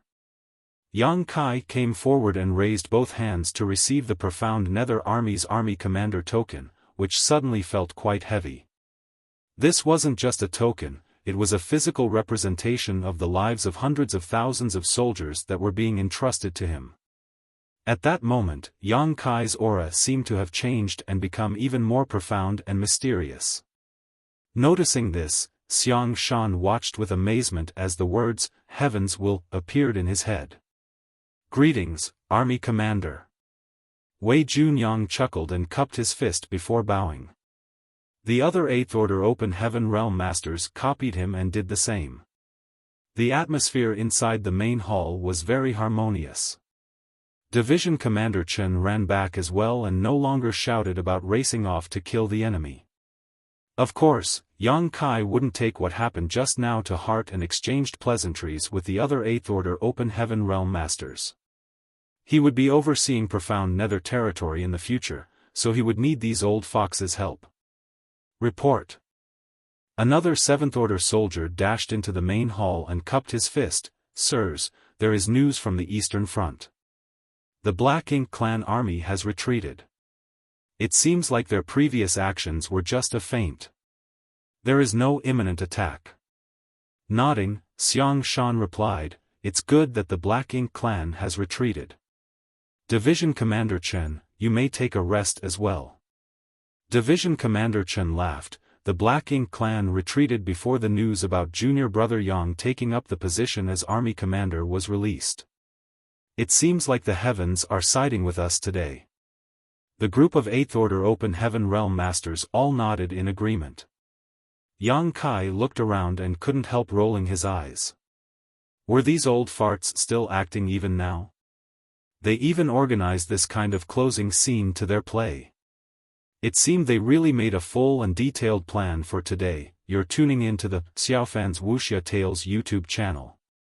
Don't forget to subscribe and join us on this journey to catch the most captivating stories.